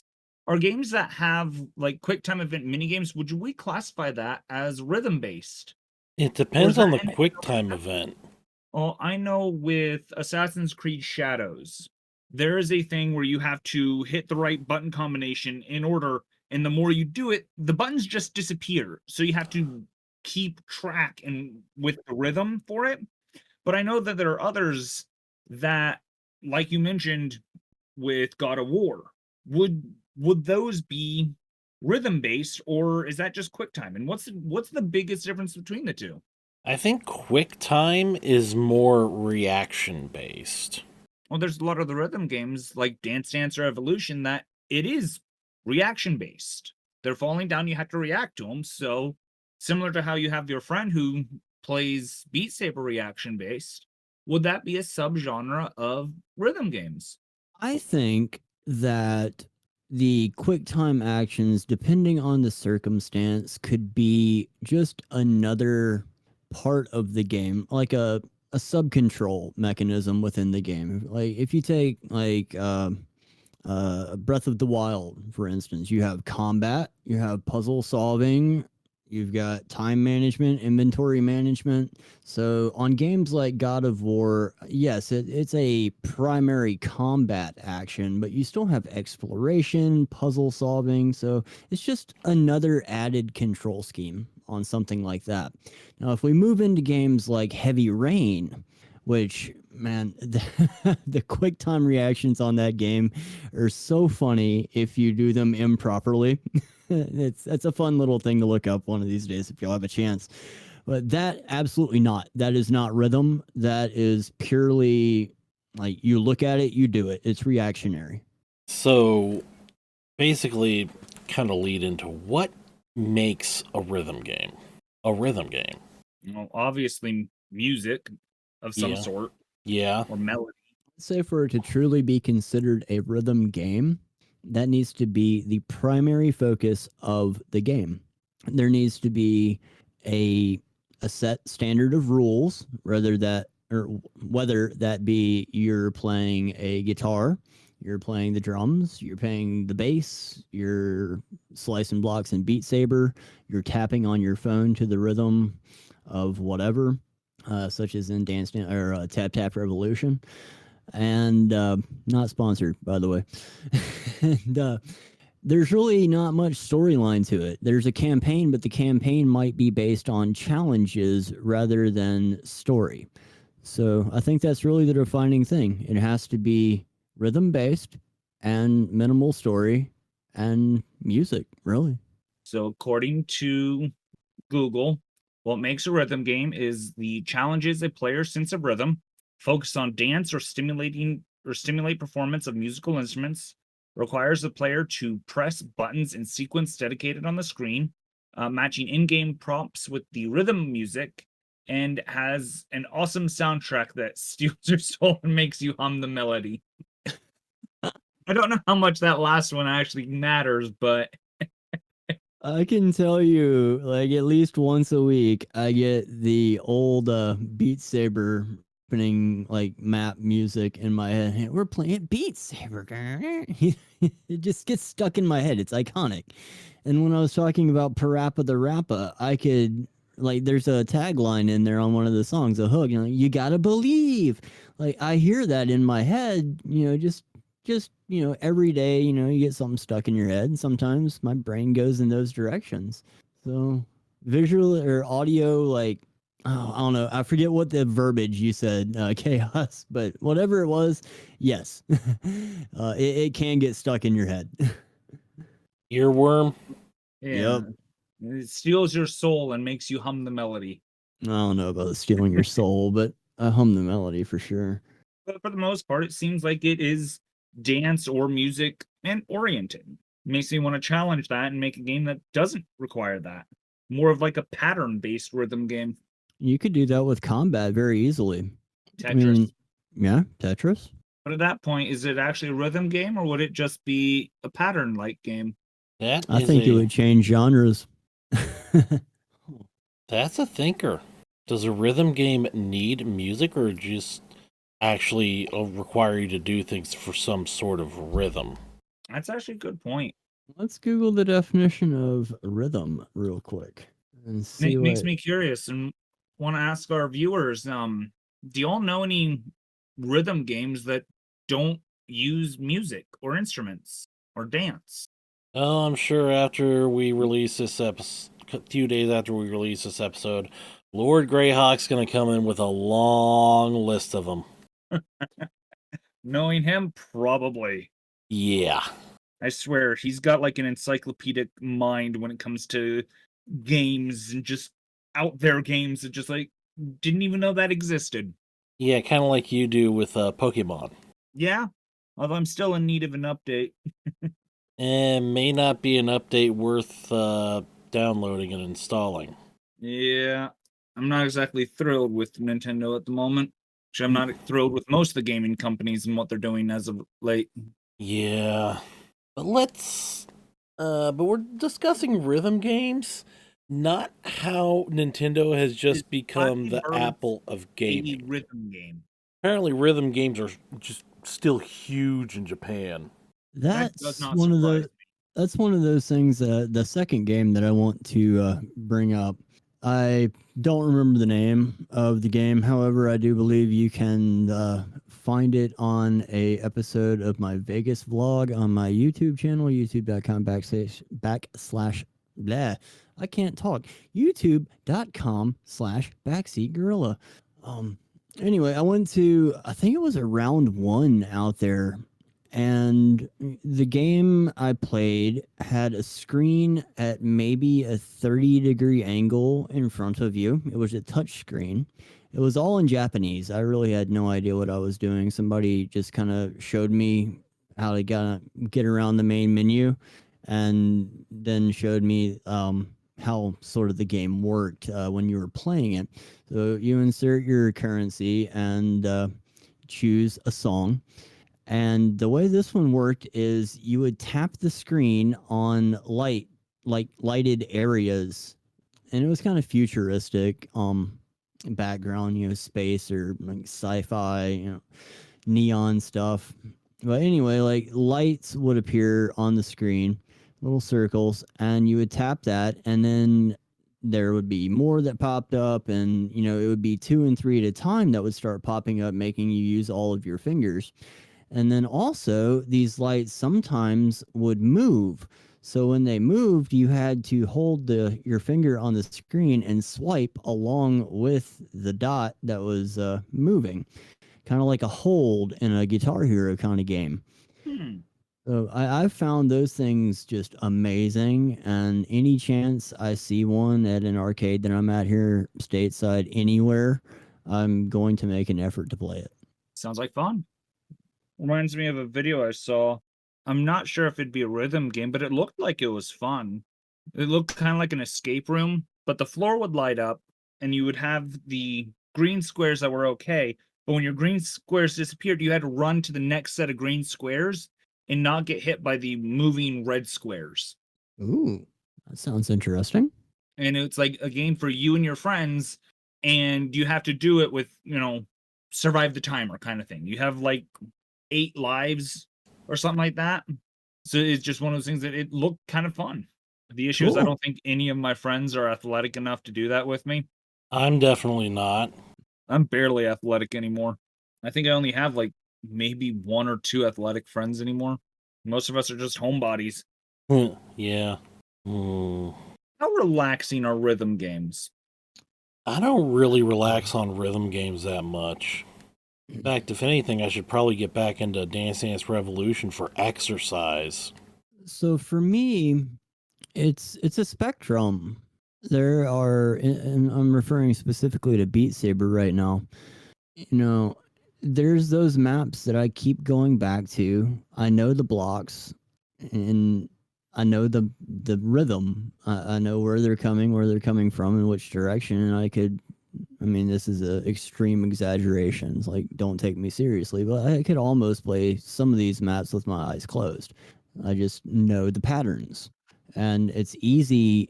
Well, it's not easy. It's easier if you know the patterns, and then you can listen to the beat of the music. So you got 2 things working for you. You've got pre-existing knowledge and you've got rhythm. So that's what will increase your score, because if you know where the blocks are coming from, you're going to be more accurate on your slices. And that's one of the ways that the game is scored. So sometimes it's for me like putting on your favorite song and just having your own personal little dance party in VR. Like it doesn't have to be like heart racing, try to be the best of the best. It can be a casual experience similar to going out to a nightclub or a rave. I mean, that's honestly like one of the reasons that Beat Saber is so appealing to me. Like, I was a rave kid, man. Like, I was going to parties in the late '90s and early 2000s, and there was lasers and lights and fog and DJs and electronic music, and it was such a fun time. So, you put all that into a box and call it Beat Saber, you got me sold. And on some of these maps, they can be very challenging, very stressful, and you can get pretty disheartened, like especially like me right now. I haven't played in a while. I'm pretty rusty at the game. Looking back on some of the stuff that I've accomplished in the past, super fast maps that are very hard to read with a bunch of backwards angles and weird patterns and whatnot, like I can't do that today, and it's a little disheartening. But I can always go back to one of my favorite songs and just chill and have a good time and not wear myself out, So broad spectrum. Yeah, I can see that. Going back on what you said, not much about wanting to do Dance Dance Revolution for exercise. What about like the Wii U, or not the Wii Fit? A lot of what the Wii Fit had you do was somewhat rhythm like. Would the Wii Fit be considered a rhythm game, you guys think? I've never really seen Wii Fit. To be honest, like I played Wii Fit for maybe 6 hours and got done with it.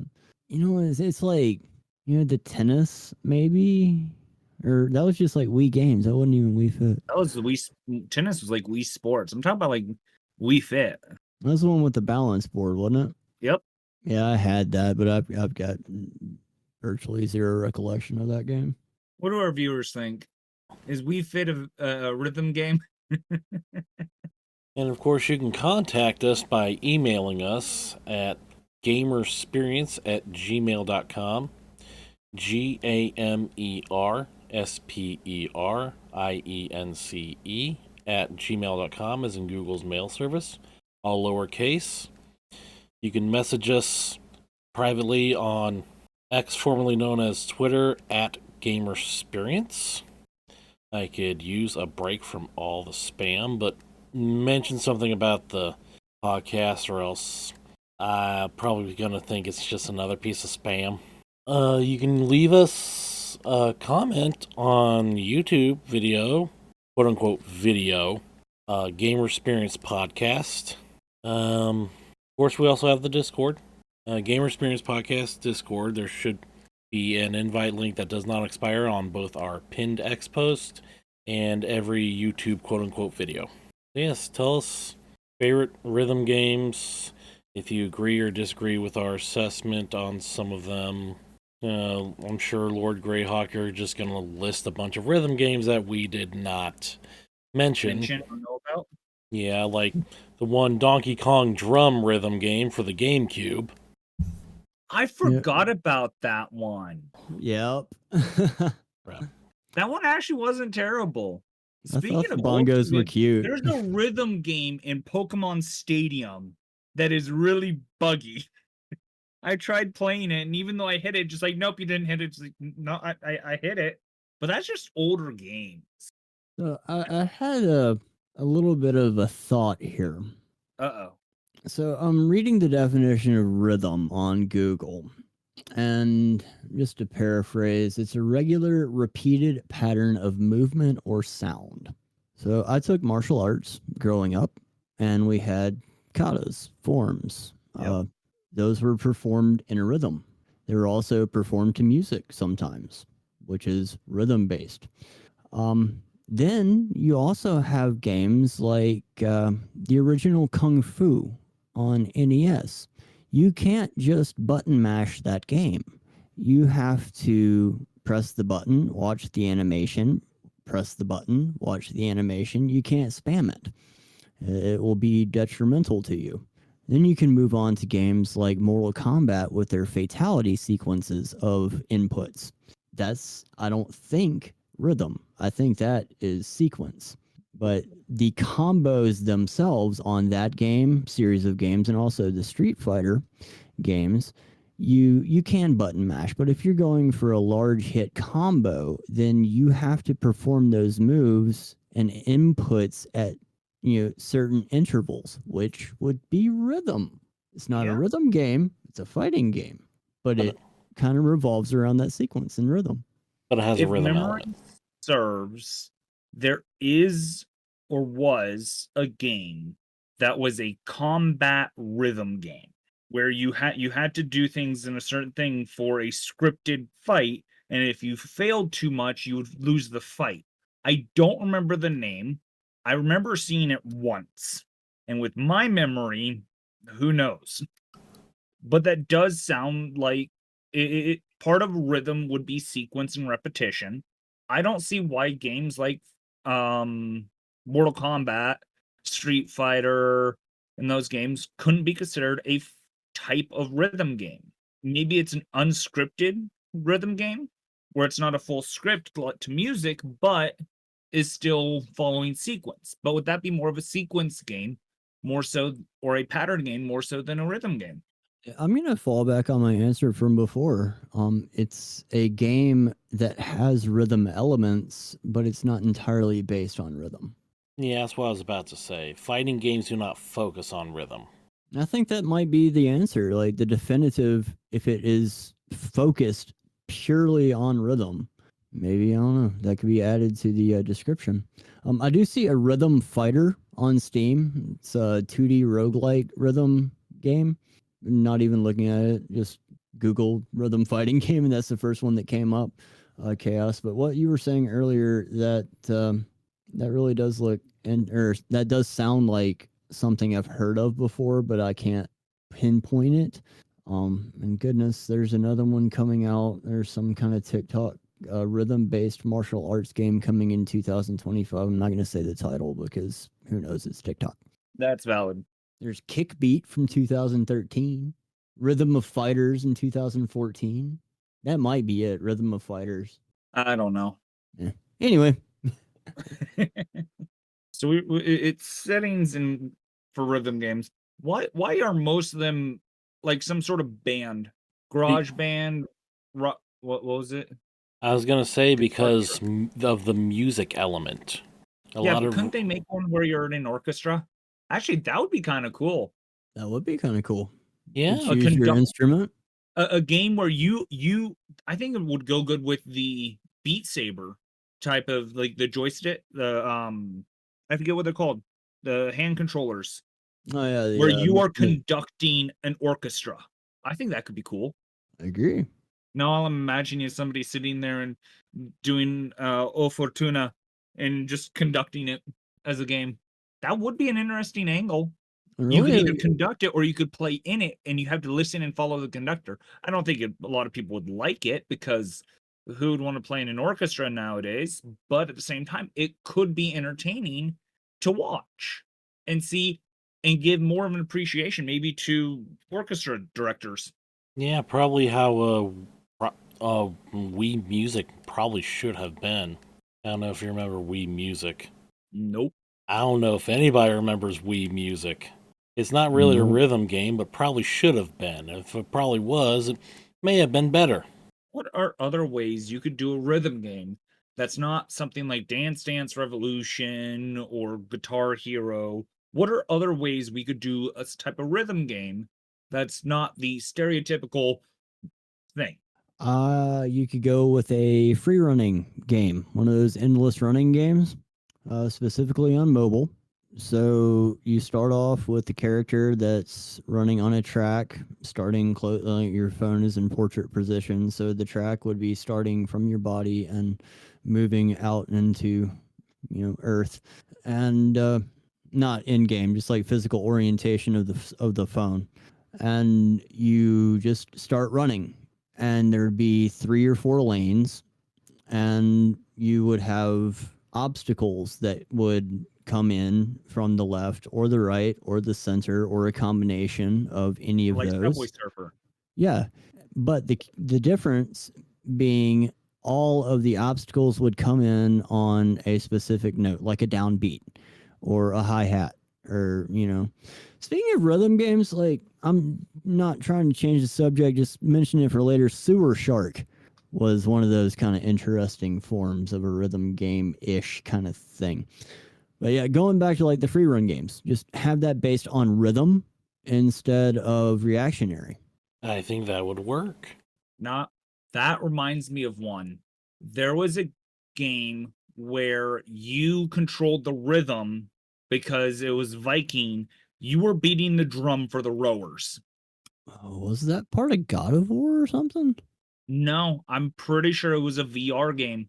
You had to sit there and you had to beat Oh, the drum and you had to keep a certain rhythm, a certain pace for the rowers to row your boat. And it was like Viking-esque. That's an interesting twist on a rhythm game. that is. I remember seeing it. I just don't remember if it was VR or what it was on. But that would be another aspect. That would be something like some of them, like the Mario party games. Because if you think about it, like the Olympic row teams, where they're sitting there rowing the boat, they have to be in perfect synchronization and rhythm. Yeah, that's That why. would be another aspect that you could look into it. Yeah, isn't the person who actually coordinates that called the coxswain? I have no idea. I do not pay attention to most Olympic sports other than swimming. Why? I'm not sure. I do not know. Yeah, that's person is called a coxswain. Well, All right, so calm down now. So that makes me think, similar to how that's would that be considered a rhythm-based sport? I believe that would be considered a rhythm-based sport. Because that also makes me think of synchronized swimming.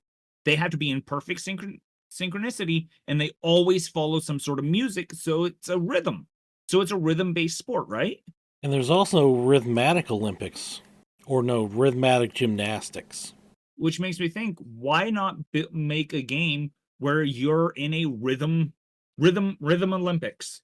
You're doing all of the different sports and things that require rhythm. I think that'd be another way of doing some sort of rhythmic game that's not, Guitar Hero or Dance Revolution. Yeah, like Mario and Sonic at the Olympic Games, but only the rhythm-based Olympic events. Yeah, it'd be a good way, similar to how we tried to make games for people to actually exercise. I think it'd be good for maybe the Switch, if Switch wasn't the Switch. Yeah. I think it'd be kind of cool. Yeah. So, Chaos. We're talking about orchestra game Yeah. potential, right? There's currently one available on Steam, and it is for VR, where you conduct an orchestra. Really? That's actually a game? It is released October 22nd of last year, 2024. What is the name of it? It's called Maestro. It says Maestro is a unique VR rhythm game where you conduct a symphony orchestra using just your hands. Every gesture matters. Your hands are precisely tracked to keep the tempo, cue the instruments, and shape the music in real time. The music is yours to direct, not follow. And it's got very positive reviews and a free demo. I have no Wow. idea how to spell Maestro. Maestro. I found it. Okay. So there's Maestro, Merge Maestro, Maestro VR, Robo. There's a lot of things with the name Maestro. Search on the right side for VR only. And it's made by Creature Label. That's the studio. Or wait, no, Double Jack is the developer. Double Jack and Creature Label are the publishers. I'm watching it right now. That's actually kind of cool. I hadn't watched it yet. I didn't want my audio to bleed over. Yeah, no, that's fine. Yeah, but seems like we kind of run this well dry, at least for this session. Oh, there's not much we can talk about because I didn't know about the Maestro thing, but that's actually kind of cool. Yeah, so again, if there's more aspects or types of rhythm games that you think we should have mentioned, Again, gamersperience@gmail.com, all lowercase. Discord, Gamersperience Podcast. YouTube, Gamersperience Podcast. At Gamersperience on X, formerly known as Twitter. And we also have a Patreon. Patreon.com/Gamersperience. We only have 2 tiers right now, but since we have no budget, any and everything helps. And I'd like to thank Sean, Backseat Gorilla, for joining us again. It was a pleasure, gentlemen. I'm looking forward to the next time. I have a lot of fun talking video games with you guys. Yes. Yeah, definitely. And to bring up what Lord Greyhawk brought up from our last proper episode of free games and demos, that Pathfinder first and second editions, well, both Pathfinder and Starfinder, but first and second edition, they actually have, Paizo actually puts all the rules and a lot of the stuff online for free on Archives of Nethys. I literally look at our Discord and it's just an entire list. Yeah. I already mentioned Monty Python, RPG's Quick Start. Apparently Cowboy Bebop, Voltron, and Cyberpunk, same thing. There's out-of-print collectible card games supported for print and play, like Legend of the Five Rings, Middle Earth, The Wizard, Star Trek The Next Generation collectible card game, and WWE Raw. And apparently you can play a lot of tabletop games online for free through Tabletop Simulator, even though which I didn't mention because number one, didn't really know all that much about Tabletop Simulator, and number two, Tabletop Simulator itself is not free. But again, I'd like to thank Backseat Gorilla Productions again for this sort of a discussion, however deep it went, about rhythm games. And I'm Not Much 23. I'm Chaos Assassin. This is Gamersperience, and as always, we invite you to have your own Gamersperience. Those casual conversations about and around gaming that you have with people that you care about or just happen to spend time with, aren't those some of the best conversations? Well, we've decided to record those. I'm Not Much 23. I'm Shaguto. And this is Gamersperience. Let's see where this goes. Epic. Oh, so anything you want to talk about? Well, later today I'm going to be going to my local gaming store to try to play Gaslands. Nice.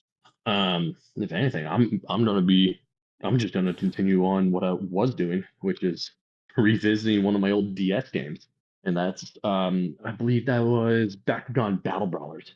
Bakugan, that's... Yep. It was the game that you as the player had Leonidas as your quote-unquote partner Bakugan. Okay, I know nothing about that game, so what the hell is Bakugan?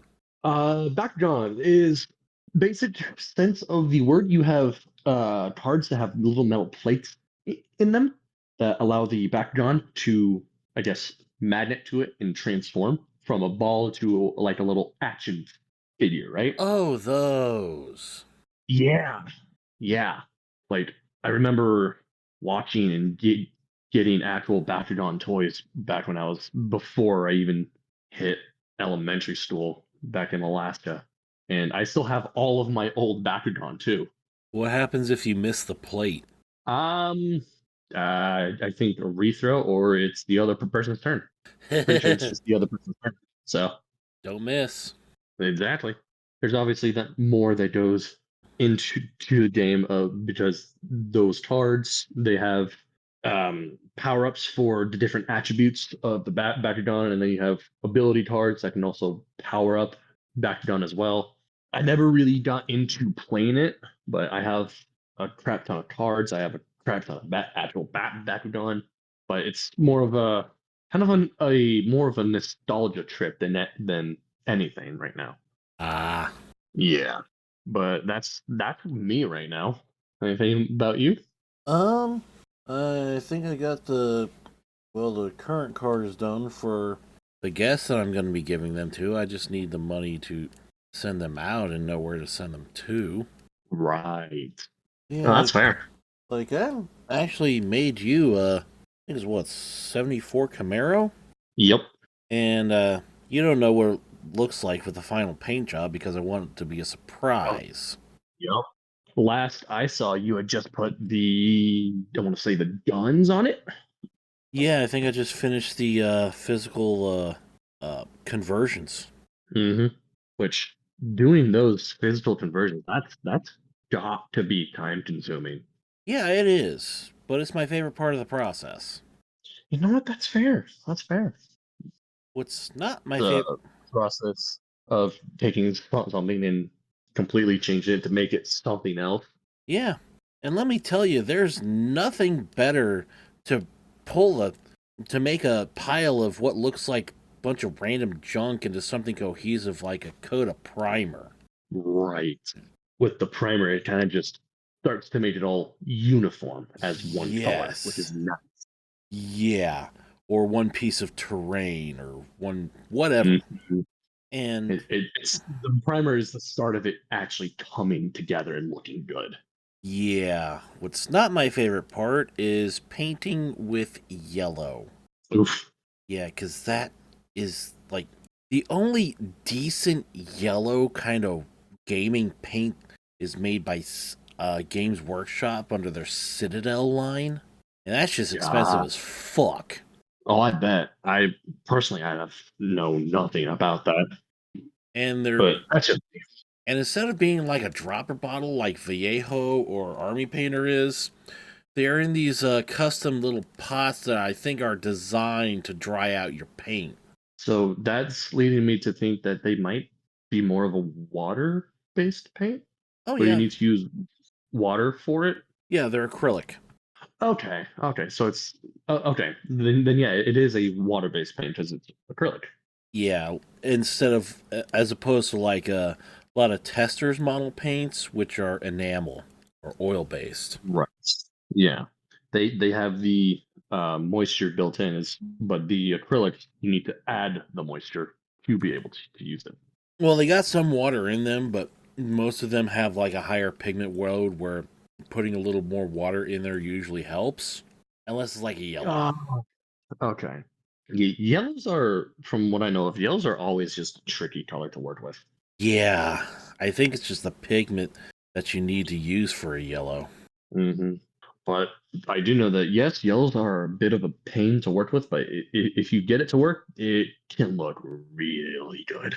Yeah, that's this color scheme you wanted as the Bumblebee one, Yep. which is why I mentioned it. I actually had to, well, since the primer I use is like rust red, an oxide red.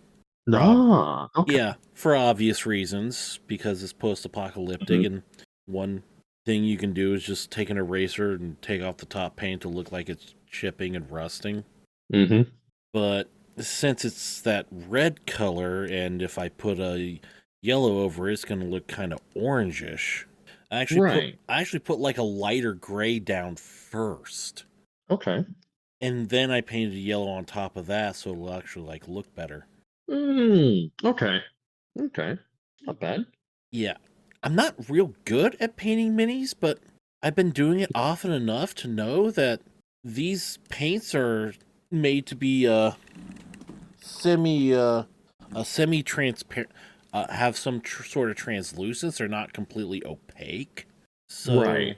the color you put down under them will actually change the nature of what you put over them. Got it. Okay. Like, if you want more vibrant colors, you want them to pop more, you prime them in white. Got it. Okay. So when you lay down your top colors, it'll reflect more. But if you want like a Ah, but if you want more like a muted look, like I usually did with my orc stuff, you prime them in black because that will tone down and darken whatever you put on top of it. okay. So if you want to put like a light color and actually like have it show up, you're going to have to put an intermediary between it if you did prime it black. Got it. Okay. And there's also such a thing as zenith shading, because one of the big things of skill in mini painting is like shading and light sources and stuff. is where like Right. you prime the whole thing white, and then where you expect there to be shadows in one method, that's where you would then put another primer layer of black. Or you could prime the whole thing black, and where you'd expect there to be light, then that's the direction you prime with white. Fair So enough. so that when you go to put the color on top of there, the black will darken what's in shadow, and the white will make what's in light pop. Got it. Okay. Yeah, I know like next to nothing about this. Yeah, it's kind of a weird thing to start on as mini painting, but it is part of the gaming experience. It is. Because you got all the stuff like Warhammer mini paintings, and it's like I've seen some of those, and I'm just like, what? How do you even come up with this kind of color scheme? And then, like TTRPGs, a lot of them use maps and minis, like Hmm. Dungeons and Dragons and Pathfinder, and a lot of those come unpainted. I mean, you can get painted to Right. some varying degree of quality, but a lot of them, especially like from WizKids, come unpainted. You got to paint those. Yeah, I've seen those. I have also seen the ones that have come pre-painted. So, Yeah. Uh, hmm. but yeah, it's just like that's something I've never really been able to get into. But that's just me. Yeah. So, I mean, I started painting my Gaslands cars at first because I had hardly any money with like cheap craft paints from Walmart. Sometimes right. sometimes I still do because I just don't have the Kind of colors in work, the right? yeah, because I just don't have some of the colors in the more expensive wargaming paints. Right. I don't know how expensive it'll be, but you might want to check out like some of the paints that Warhammer uh people use. I don't know how expensive or not those are going to be, but just an idea. I mean, like Vallejo and Army Painter are like maybe like $4 or $5 a bottle. Ah, okay. Citadel, I haven't priced those lately, but given how expensive the rest of their shit is, probably go bankrupt buying it. That's fair. Speaking of expensive, I no longer play the game because Bungie ran it into the fucking ground. Um, I something possessed me to look at Destiny 2 in the recent expansions that came out, right? Yeah. The last I saw there were two new ones, and they were like $130 fucking dollars. And I'm like, why? Just why? Yeah. It's like why would I pay $130 for each for two expansions? It's there's no point. There is 0 point to the game anymore. I have no joy for Destiny 2 anymore. It's been run into the ground. Yeah, like Mario Kart World's like 80 fucking dollars. Are you serious? I think Good so. God. Let me check that because what I want to do more of here on the show is fact check. Right. Which I'm actually going to fact check myself on that Destiny 2 stuff. But I'm gonna make it to where there's no sound, obviously, because we're doing stuff.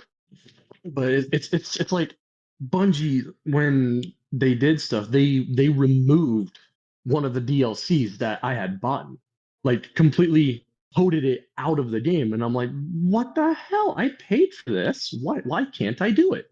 Yeah, on Amazon, Mario Kart World, $79. New. That's Destiny 1. That's Jesus Christ Almighty.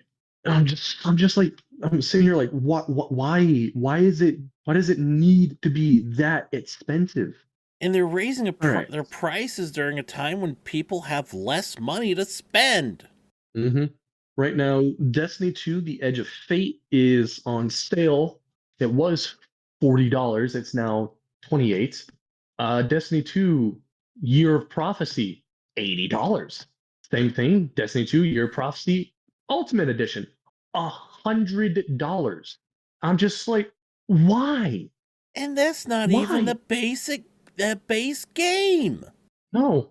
Beyond Light Deluxe, season plus one season Beyond Light, Shadowkeep, the 30th anniversary, The Witch Queen, Lightfall, Final Shape. Yeah, they don't even have some of the older expansions in the game anymore. I'm just sitting here like, what the fuck, man? No, just no. Digital distribution was supposed to make games cheaper. It really was supposed to. But now games are just no. Granted, the one thing Bungie did do right with Destiny 2 was make it to where primary weapons had unlimited ammo. But that's literally it. Speaking of, online shit being more expensive, Black Ops 6 just released relatively recently, right? There's a sixth Black Ops. Yeah, Black Ops 6. The Black Ops 7 is already almost out. Like you can actually, I believe, pre-order Black Ops 7 right now. Yeah, when Call of Duty has different sub series that have like sevens and eights and nines, yeah, I think it's starting to get a little excessive. Well, for stuff like Call of Duty, you got the Call of Duty Modern Warfare, but you also got the Call of Duty Black Ops. Those are two different series. For Black Ops, you got Black Ops 1, 2, 3, you got 4. There is no Black Ops 5, but you have also Black Ops 6. Modern Warfare, well, no, hold on. I think Black Ops 5 might have been Vanguard, but you also got Black Ops Cold War as well. Modern Warfare, you got the older Modern Warfares. You got Modern Warfare 1, 2, now you got Modern Warfare 1, 2, and 3. Warzone, all that, BS. What The happened? people that play Warzone are just absolutely nuts. What happened to the main Call of Duty series? I believe the main Call of Duty series is the Black Ops series. I do Oh, believe that is the main Call of Duty. I don't quote me on that one because Black Ops and Modern Warfare kind of just come out one after the other kind of thing. But I one of the two is the main series. I know that much. I just don't remember which one. it's almost like they're becoming like a sports game with like a release every year or every other year. Hmm. Hmm. That's pretty much what's happening. So it's just the amount of micro transactions in games nowadays are starting to become just recorded. And and you're not even guaranteed to get what you're trying to pay for with these Hmm. well, it's surprise mechanics, but it's really just fucking gambling. Hmm. I Don't mean, even get me started on pre-orders. Though those have been going so far downhill, it's not even funny. why pre-order anymore?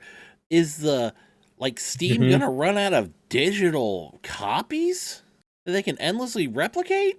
The thing that gets me about it is some of my friends are still waiting on some of the pre-order bonuses from Anthem. They never got them. That's just bullshit right there. Hmm. So that's why I really don't pre-order games anymore. Is there's no guarantee of actually getting the pre-order bonuses anymore. Yeah, then imagine paying that much for a game, not only not getting your pre-order bonuses, but maybe like 3, 4 years later, you can't play it anymore because the company said nope. Hmm. After And just paying, shut down the servers. like with Anthem, the DLCs you already paid for, you can't play anymore, can you? Nope. At least not that I know of. It's just this rampant, short-sighted greed that's gripped every single like business leader, Hmm. and they think we're just gonna endlessly put up with this shit. Right. Yet no wonder indie games are getting more popular. Look Right. at Expedition 33 and Pow World. Yes, Power World still has the lawsuit going against them from Nintendo. Yeah, Apple Tendo. Hmm. And then, so from what I heard about that is, Nintendo is saying Power World ripped them off. Then what Nintendo does is make a game that's pretty much a carbon copy of Power World. And then they go behind Pow World's back and try to patent something after the fact. Hmm. And that's why I call them Apple Tendo. They're becoming real Yep. scummy and anti-consumer, which is why I'm Mm. never buying a Switch 2. No, because for the Switch 2, the games that you get for the Switch 2, you don't even own them, which is the stupid thing. Yeah, you will own nothing and you will be happy. Hmm. It's just stupid now. It really is. And I'm wondering how we fix this. Because even voting for a wallets anymore doesn't really seem to be working that well because these companies seem to get bailed out by somebody else with money. Yep. That's why I like a lot of the free to play games right now, is because they're just better. When free to play and upfront try to make money through microtransactions are better than pay upfront and then only be able to play after a bunch of fucking microtransactions is better. Yeah, that's just sad. That is just sad. Yeah.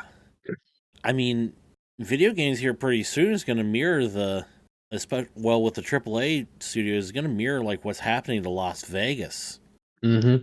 I mean, I know shit's going down in Las Vegas. I just don't know what. There are pressure sensitive mats with products on them. You don't even have to use a product. As soon as it's like you move it, you get charged. You have to pay $65 to use the refrigerator. Please tell me this shit's not going in like hotels and stuff like that. That's what's going on in hotels. Oh my god! You want to enter your hotel room after you've paid for it? Cool, pay an additional $75. Like, I'm sorry, what? Per entry. You bring back some liquid you want to refrigerate? Oh, that's another $60 just to put it in the fridge. Why? Las Vegas was much better when the Mafia ran it. I think it was even safer when the Mafia ran it. Oh yeah, my dad went to Vegas when the Mafia ran it. He says that like somebody just completely fucking blackout drunk could walk down Las Vegas Boulevard with $100 bills hanging out of his pockets. Nothing would happen to him. Mm-hmm. Because the people who would have robbed him, the Mafia, would have whacked him and buried him out in the fucking desert. Because when the literal organized crime is not as greedy and knows how to run a business better than all these big corporations, that's completely fucking pathetic. What's even more pathetic is when an organized crime syndicate like that can keep the streets of a city safer than the actual police.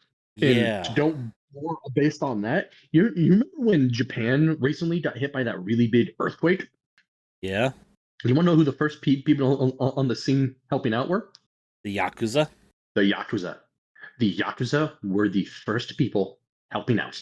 First people came to get people treated. The first people taking people to the hospital.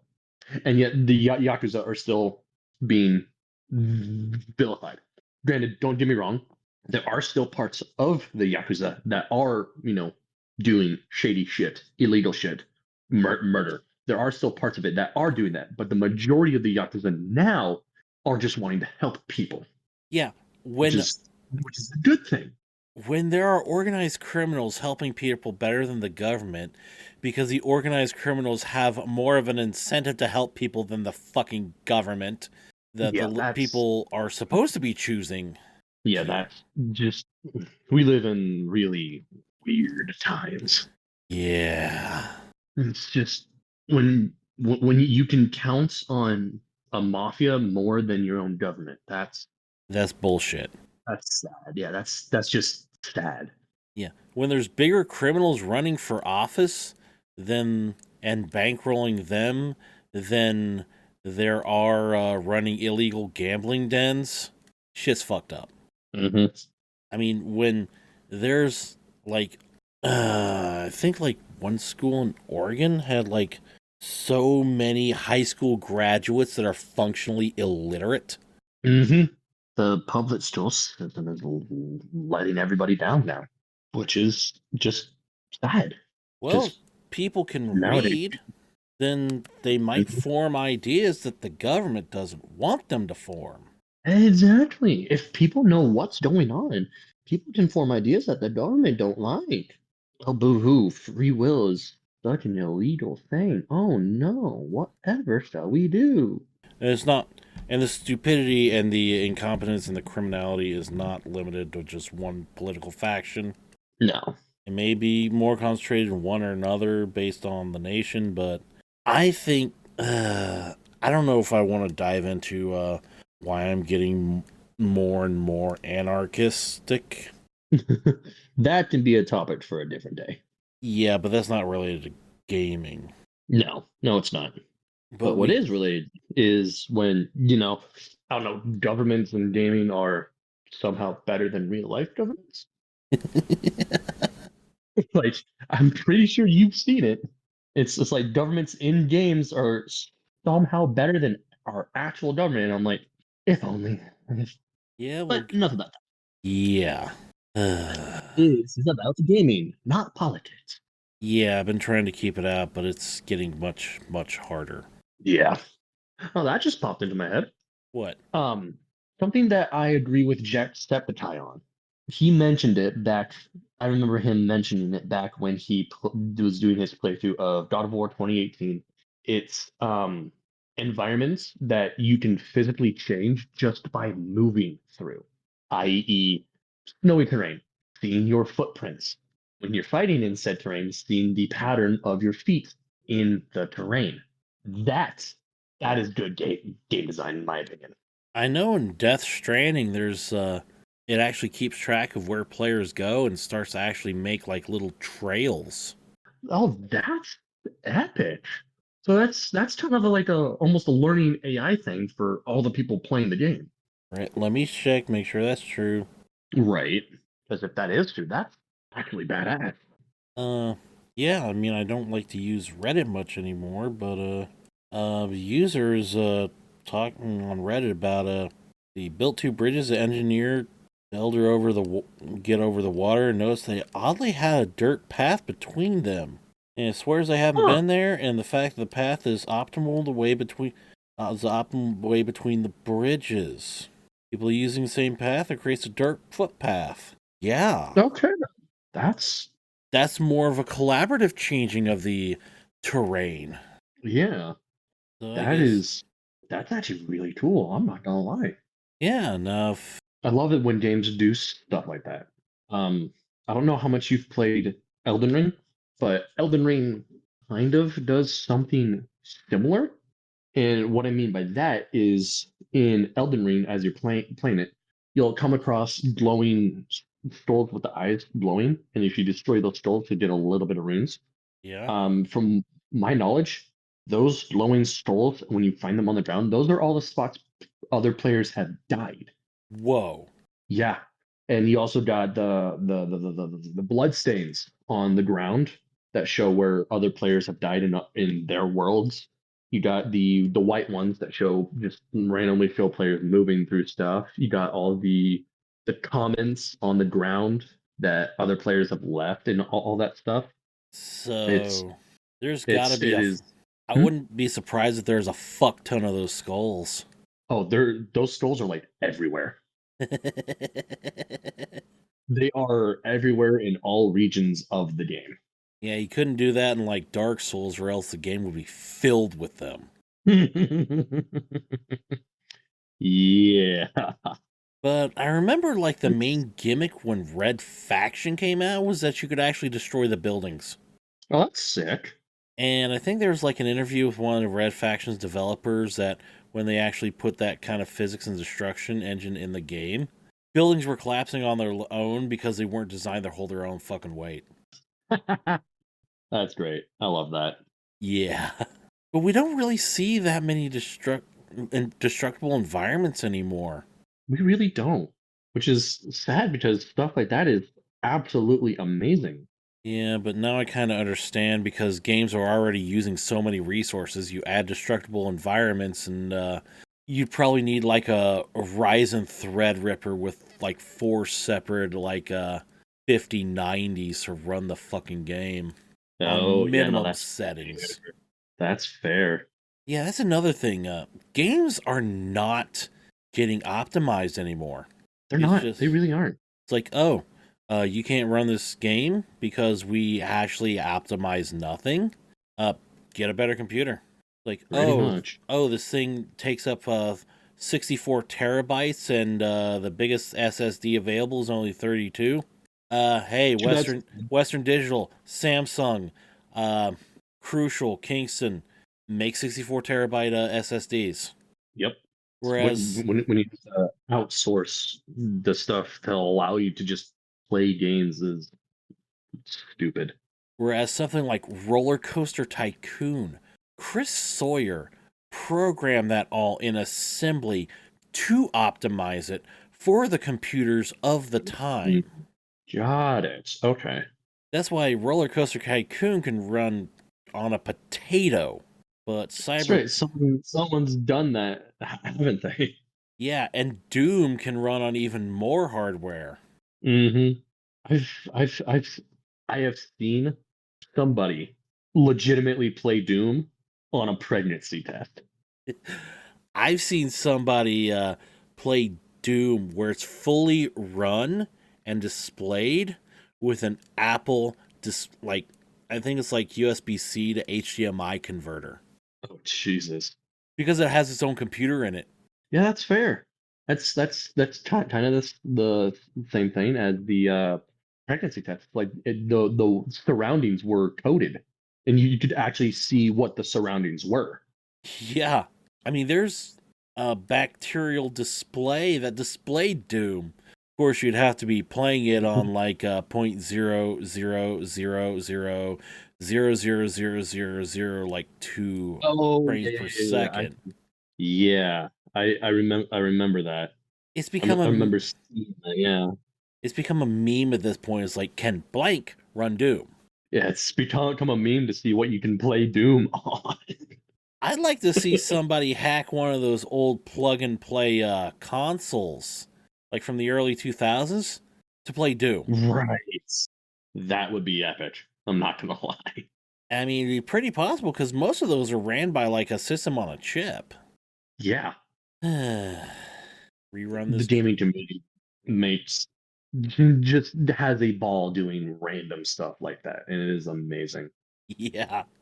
Uh, that's one aspect that makes it so damn fun. Yep, And it then really there's is. and then there's like the weird, wacky, off the wall speed runs like Super Mario Odyssey nipple percent. I'm sorry, nipple percent? Yeah, the fastest you can get to getting Mario shirtless, so you can see his nipples. All right then, Yeah. that is a thing. Okay. Do you think we've run about this well about Dry 2? Yeah, I think so. I think we have.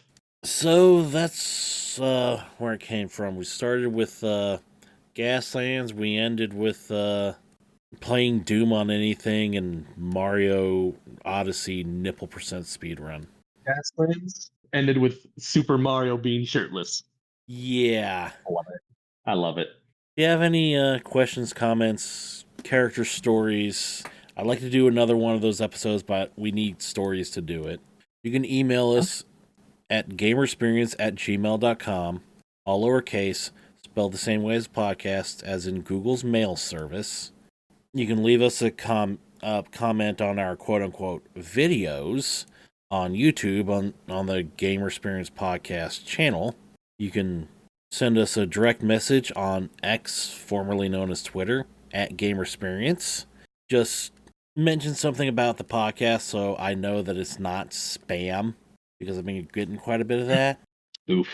And our pinned X post and all of the comments of our quote-unquote videos should have a non-expiring invite to our Discord server.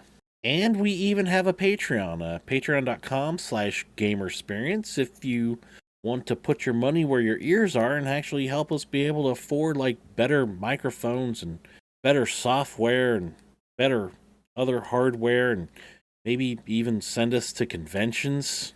I'm Not Much 23. I'm Shaduto. This is Gamersperience, and as always, we invite you to have your own Gamersperience.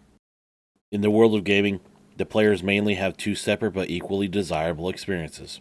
One is through computational devices, taking input through buttons, joysticks, and mice, and is displayed on a screen. The other is on paper and cardboard, with dice, plastic pieces, and pencils on a table. We represent both. I'm Not Much 23. I'm Shaduto. And this is Gamersperience. And, well, it's not that Chaos Assassin is indisposed or anything. It's just I want to establish Shiguto because he's going to become very quickly a fixture on Gamersperience. Great to have it. Yeah, Glad to have it, I guess. I should say. yeah, and you're going to be my first alternate for when Chaos Assassin can't come on, and Right. you're probably going to be joining him for a lot for like a see where this goes yeah. episodes. Oh yeah, 100%. So I know we've picked up some new viewers since and listeners. Well, yeah, more listeners since you last introduced your gaming background. So why don't you just tell the listeners again how you got into gaming About and when? So, if I'm gonna be 100% honest, I started gaming way back when, but it wasn't on a like dedicated console and stuff like that. Back in elementary school when I was still living in, let's say, Alaska, because that's where I was at the time. My dad had I want to say a PS1 that I would always play like the Avatar game for the PS1, Lego Star Wars for it. I think it was like PS1 or PS2, something like that. Then fast forward a few years, family gets a Wii, and been playing Wii for God knows how long. Me and my sibling used to play Skylanders Spyro's Adventure all the time on that thing. It was fun. It's Wii Sports Resort. The amount of times I've had friends over that we've just been on Wii Sports Resort for hours on end, just messing around and like archery, seeing what all stuff we could get the arrows stuck into. Fast forward a few years later, I inherit a first gen DS from my cousin, and that was kind of like my first personal game console, I guess you could say. I played a bunch of like Bakugan games. The first Pokemon game I ever played was on the DS, and I actually found it was Pokemon Platinum, and I found it on the field of my middle school back when I was in middle school. And that was the first Pokemon game I ever played and beat. God, I still have the PTSD from this. Oh, geez, Cynthia, good lord.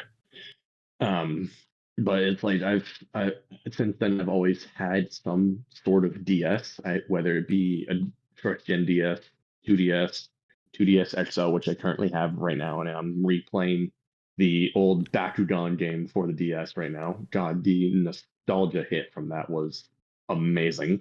About 6-ish years ago, I was able to get my own PS4. And since then, I've been gaming almost constantly when I'm not, sleeping, working, eating, all the normal people of society stuff. But other than that, I've like gotten big into the like first person shooters like Call of Duty, Warframe, Destiny. God, the amount of hours I wasted on Destiny 2. Oh my lord.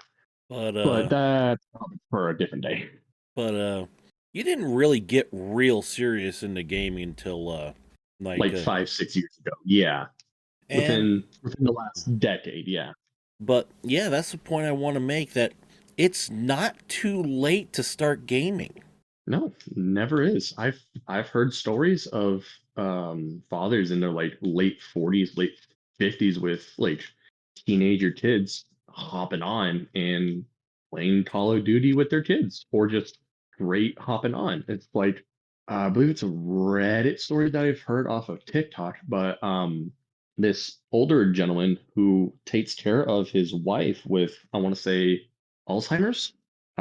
He plays with a group of people online, and they love playing with him in return because it's fun, it's refreshing to him playing with all these guys on like Warzone, or I think it was like Warzone or Battlefield or something like that. I don't remember what game, but to him, it's refreshing and it helps keep his mind sharp to help take care of his wife. Yeah, that's So that's the beautiful thing about gaming. It's like you can start when you're, I don't know, 5, and can cognitively understand what a controller and system is, or you can start late 50s. It doesn't really matter. There's a game out there for everybody. Yeah, I mean, like people my dad's age really couldn't start gaming very early unless it was like Mhm. Dungeons and Dragons or some shit like that because D&D didn't Right, really come out until 1974 and Pong didn't come out until 1978. right. But it's also like card games like Magic the Gathering. Like I've seen my father's collection of Magic cards, so it's like there are ways of doing quote unquote gaming from the 1960s or and so on. Yeah, like board games and stuff, but Games, card games. Yeah, there's always been some form of game, whether it be like old school Monopoly, Yahtzee. or that D20 that was carved out of stone, that from like Right. thousands of years ago. Oh, that's right. I remember hearing about that. Yeah. Yeah, because A World. story I do like to tell about. Sorry, sorry, I'm Go interrupting you, ahead. but this is a story that genuinely ties into what we're talking about today. Oh, please. There is a gentleman. I believe he streams to Twitch mostly, but you can find him on TikTok. If you're lucky enough, you might find him on Instagram if you go down the right kind of rabbit holes. But he is called the Gaming Grandpa, and what he is he's a retired World War II sniper, and he plays stuff like CS:GO, Battlefield, and he gets these crazy long shots with snipers in these games. And he actually, since he's a sniper from World War II, he knows how to sight in snipers. And there are clips of him actually sighting in these guns in game. And so he's like, okay, so that's going there. So I just got to aim here, shoot again. All right, that's more accurate. And then five minutes later, he shoots someone like 2,000 yards away, and I'm like, good lord, you can actually do that in game. But the point is, dude's in like his mid to late 70s doing all these games, all these first person shooter games while he's in his late 70s and stuff like that. Yeah, like you can get into gaming at any point, at any time during your life. You don't need to be like me, who was like born almost with like a NES in the house. God, I haven't heard mention of one of those in God knows how long. We still have one. Nice. Yeah, don't know if it works. I need to pull it out and recap it. Right. Yeah. It's like I ended up going to a pawn shop a while back and I got myself a Game Boy SP and I'm currently playing through Pokemon Ruby on it. Oh, And that's fun. It feels good. And because of the size of my hand, I can control it with one hand. Granted, I won't be able to, fast run, but I'll still be able to move and use the interaction buttons with one hand. yeah, my hand's not That's that big. that's a great thing I like about it. Is like if I wanted to do that and watch something, I can just sit down, system in my hand, play it, look up every so often. It's like I've played Ruby on the SP while watching One Piece before. And I think gaming now has really lost its stigma that it's only for kids. Yeah, it's because there's no, I guess you could say there's no required age to start gaming. The only quote unquote required age is like games that are rated above a certain age, like I don't know, Call of Duty for you know if like a 9-year-old wants to play Call of Duty, they need to get actual permission from their parents first. I mean, there's even games that ESRB have rated EC for early childhood. Yeah, that's fair. It's like Chaos was telling me about a game. I want to say yesterday or the day before. Me and him were coming back from Buck Knives over in Idaho because we needed our knives sharpened, and he was telling me about a game that I'm like, wait, is that an actual game? But then it clicked because of one of the achievements that he told me about. But the game's called Lollipop Chainsaw, Lollipop I Chainsaw believe. Massacre. Yeah, a game about I want to say a cheerleader surviving in the zombie apocalypse. Yeah, I think that sounds right. And I'm like, as soon as he told me the name, I'm like, those are two words I did not ever expect to be in the same sentence, let alone right next to each other about a game. So there's games out there for literally everything. Which Like- I guess that's one of the beautiful things about gaming is it doesn't matter what kind of gaming mood you're in. There's a game that will fit your mood. I mean, lately I've been playing a lot of Farming Simulator 22. I know 25 is out, but I can't afford it yet. Right. It's like I've gotten back into Borderlands 3 because I'm super excited for Borderlands 4 to come out. And from what I heard, they're doing a lot of stuff that was similar to Borderlands 2, which is going to make a lot of people happy because 3 didn't really do that. As far as I know, 3 is the only one with only the 4 playable characters. 2 and 1 each had the 4 at launch and then 2 additional post-launch. So from what I've heard, 4 is going to be doing that as well. Oh. Yeah. Well, if somebody's going to jump into gaming now, what would be a good like video game to start with, do you think? Well, it depends on what kind of gaming you want to do. If you take Pokemon, for example, one of the more recent Pokemon games for the Switch is a good Pokemon game to start out with. It's very beginner friendly, and that is Sword and Shield. Very beginner friendly. It's very straightforward. It actually has a little info thing when you open up the menu telling you where to go next. So in my eyes, that's a great Pokemon game to start off with. But if you're thinking console, there are a bunch of different games that you could start off with. First person shooter wise, there's really no decent game to start out with other than maybe like any of the Call of Duties. Once you get used to it, it'll just take time to get better because that's what it was for me. I was like, when I started out with Call of Duty, I was absolute trash, and then I just kept playing and playing and playing, and slowly got better and better and better. So it doesn't really matter which one of those you start out with. I do know that Warframe is a decent kind of like third person looter shooter that's decent to start out with because of all the complex movements, all the pure creativity of doing builds. It essentially holds your hand through it, kind of shows you how to do it for the first time, all of that. And then once you get farther into the game, story wise, you'll start to be able to make more decent builds because you'll acquire more stuff. There's always going to be a game that's going to be better to start off with for whatever kind of genre you want to do. But some of the ones that I listed are, in my eyes, some of the better ones to start off with. I could go into a whole lot more detail on more games, but I just listed a few. I'd say a good one's like if you've never played any game at all, video game at all before, I think a good one to step into would be Stardew Valley. I can agree with that. I also think another good one to step into, at least for like creativity wise, would be Minecraft or Terraria. But I would definitely do Minecraft first, Yeah, I could see Minecraft.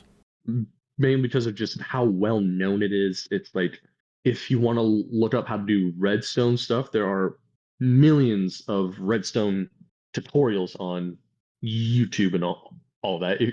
If you want to build a very specific thing, you can literally go onto YouTube and look up plans on how to build a specific kind of house.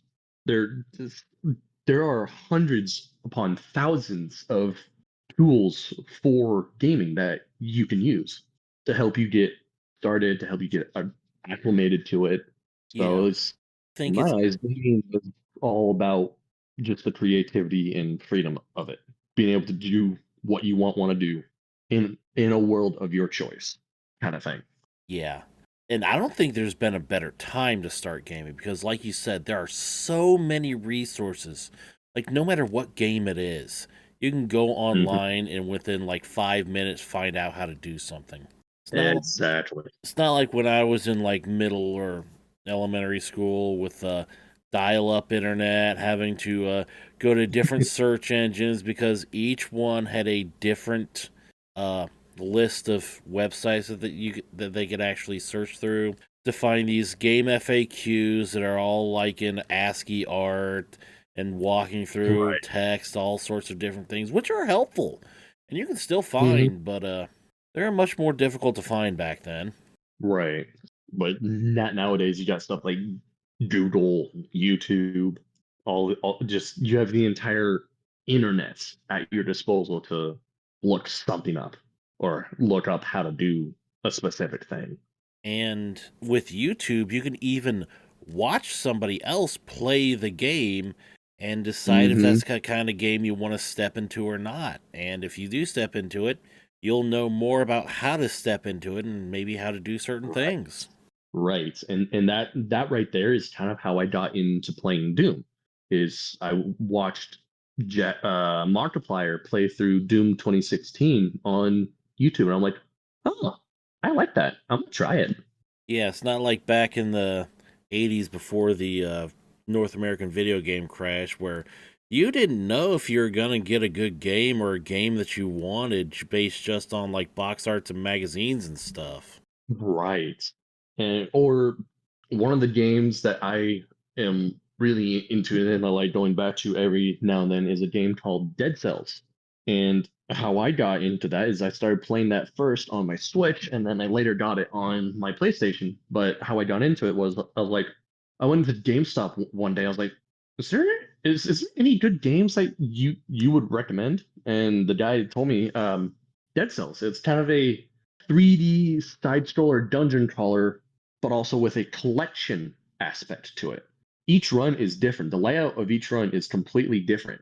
And the weapons that you get throughout the runs can also be different as well. There's like I want to say there's over like 150 different weapons to collect.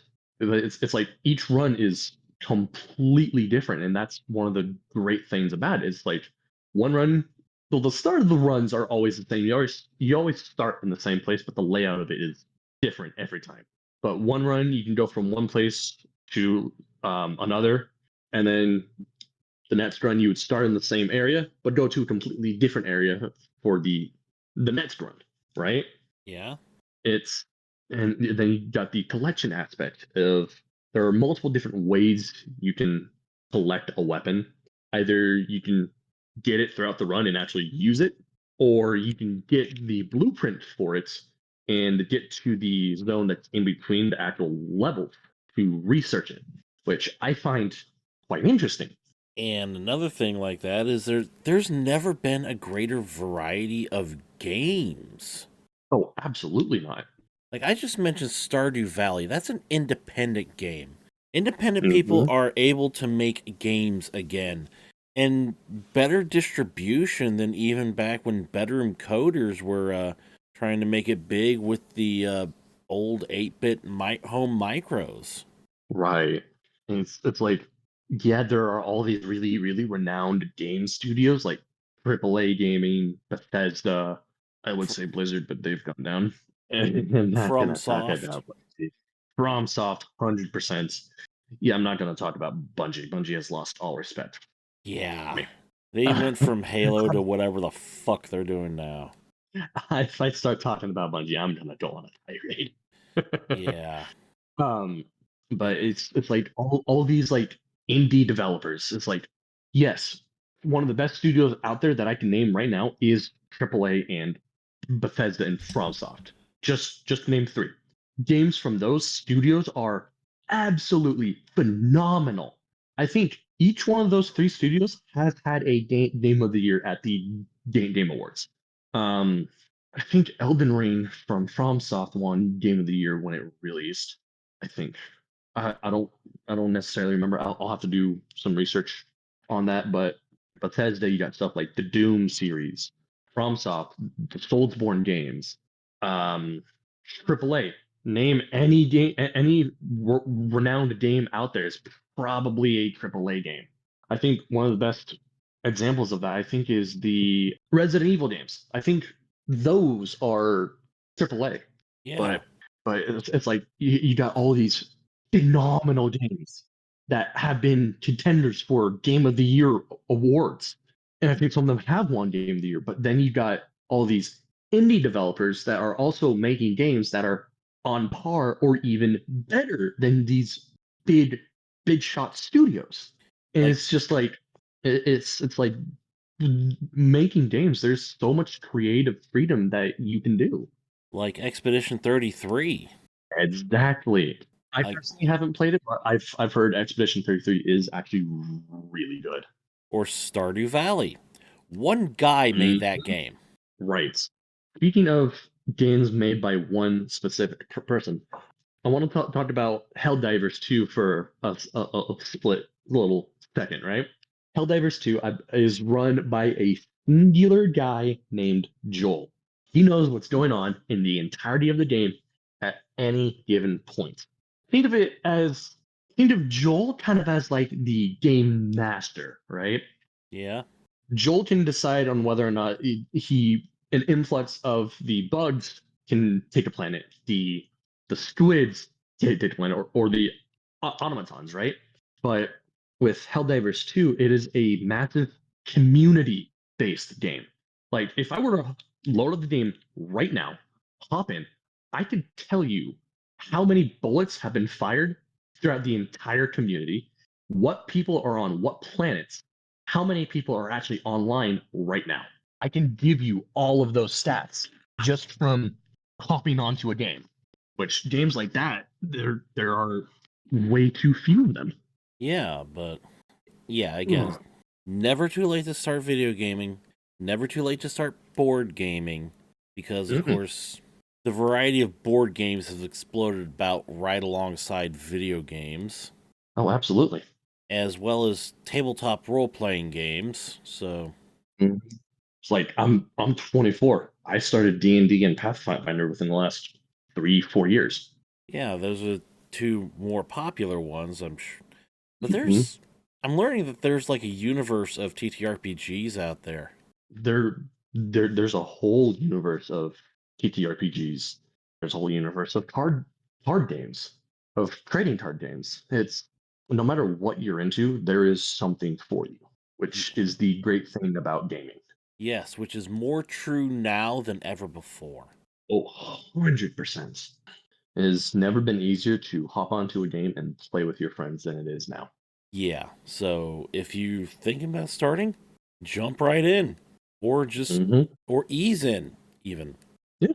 I mean, heck, even if you want your intro to gaming, going over to a friend's house, be like, hey, can you show me this game before I buy it myself? That's also a good way to do it too. Yeah, but I think we've about run this well dry, at least for now, so, Yeah, 100%. if you have any questions, comments, maybe you want to add a little more post to this discussion, you can email us at gamersperience@gmail.com, all lowercase, spelled the same way as the podcast. If you're on YouTube, you can definitely leave us a comment. And their YouTube channel is, if you don't know what that is Gamersperience Podcast. And if we are on X, formerly known as Twitter, at Gamersperience, my DMs are open because I run the account. Just mention something about the podcast so I know it's not spam and don't delete it, because I've been getting a lot of that. That sucks. We do have a Discord with invite links that shouldn't expire on a YouTube video and our pinned X post. And we also have a Patreon. We'd really appreciate your financial support, because we are running this on like a shoestring budget would be an ample cash flow for us. And once again, I'm Not Much 23. I'm Shaduta. This is Gamersperience, and we invite you to go have your own Gamersperience. You know those conversations that you have just hanging out, talking about gaming and stuff? Aren't those some of the best conversations? Well, here to do it for another month. I'm Not Much 23. And I'm Chaos Assassin. And this is Gamersperience. And on this month to see where this goes with us is Lee. Hey guys, thanks for having me on. I'm Yi Taeyeon, but some people call me Ty Lee or Lee, if that's a lot easier. So I'm a second generation Korean American writer and entrepreneur. I come from a comic book background, but I'm also a big gamer, and I'm also the co-founder of my own book publishing company called Anti-Woke Books, which is an independent publisher dedicated to bold, unfiltered storytelling across books, comics, and graphic novels. I have a graphic novel right now called Return of the Rooftop Koreans, which is a 140 plus page full color graphic novel about a new generation of rooftop Koreans who take up arms to protect their community in the face of chaos and injustice. And you know, as I said earlier, I come from a comic book background, and there's definitely a lot of overlap between comic books and games, and they both really like shape how we tell stories. And I'm excited to talk more about that. Yeah, well, what I like to ask all of our guests is, what's your background with gaming? Like, when did you start and how did you evolve? So as for my background with gaming, I actually started playing video games when I was real little. So my first experience with video games was playing really simple arcade games at Chuck E. Cheese's when I was a really young kid, and then from there, I was playing Game Boy games. And I'm talking about like the old Game Boy, the black and white version, and after that, what really got me into gaming was when I got a Nintendo 64 and playing games like Super Mario 64, Legend of Zelda, Ocarina of Time, and eventually, I did get a PlayStation and I got to play Metal Gear Solid, which is one of my favorite games of all time. And I feel like the two games that just really like got me into gaming were Metal Gear Solid as well as the Legend of Zelda: Ocarina of Time. And since then, I've been a very big gamer, playing games across Xbox, PlayStation, Nintendo consoles, as well as on PC. And to say I'm still a very big gamer, and hopefully someday I'd love to like make my own game someday. But that's something that you know I might think about later, but not right now. But I really love games, and yeah, is that kind of what you were looking for? Oh, yeah, definitely. Man plays half the games I love. I love that. Um, I've never actually beaten any of the Metal Gear games. What's your favorite of the Metal Gear games? That is a tough question to answer. So when it comes to the Metal Gear games, I love them all. So I pretty much played every single game, except for there was that one Metal Gear game that wasn't made by like Konami and wasn't made by Kojima that I have not played, and I also have not played Metal Gear Survive, but I played all of the ones where Hideo Kojima was involved in. So I'll say like when it comes to story, the best game would definitely be the first one, Metal Gear Solid 1. Like the first time I played that game, it like really blew me away. Like I just did not know that video games could have like such a cinematic story that could like compete with movies. And like I just feel like that like the story of the first Metal Gear is just like it's stuck in my head. It's like that good. And when it comes to gameplay, I would say my favorite would be Metal Gear Solid 5, Phantom Pain, as I feel like, like previous Metal Gear games are kind of a little funky when it comes to the controls, and Metal Gear Solid 5 is like the one where they really refine the controls, and it just didn't feel like clunky. It just felt like more natural. So my favorite games would either be the first one or the last one. I mean, Metal Gear Solid 1 or Metal Gear Solid 5. Nice picks. I'd have to say mine's probably more so for the music score alone, Snake Eater. Yeah, I really love Snake Eater as well. I feel like that one had, great music score. It's definitely different from the other games. And the other thing I love about the Metal Gear games is that they're like different. Like each game feels different from the one before it. Like, they're not just like a rehash of the previous game, unlike say Pokemon, where they're just kind of just recycling everything. And I really feel like every Metal Gear game is kind of like taking the ideas of the previous game and expanding upon them, as well as bringing new ideas, and they just feel different and unique. And that's kind of why I feel like Metal Gear has been like so successful, because it's always innovating and constantly evolving, unlike the other game franchises out there that pretty much just recycle the same stuff game after game. Yeah, I could see that.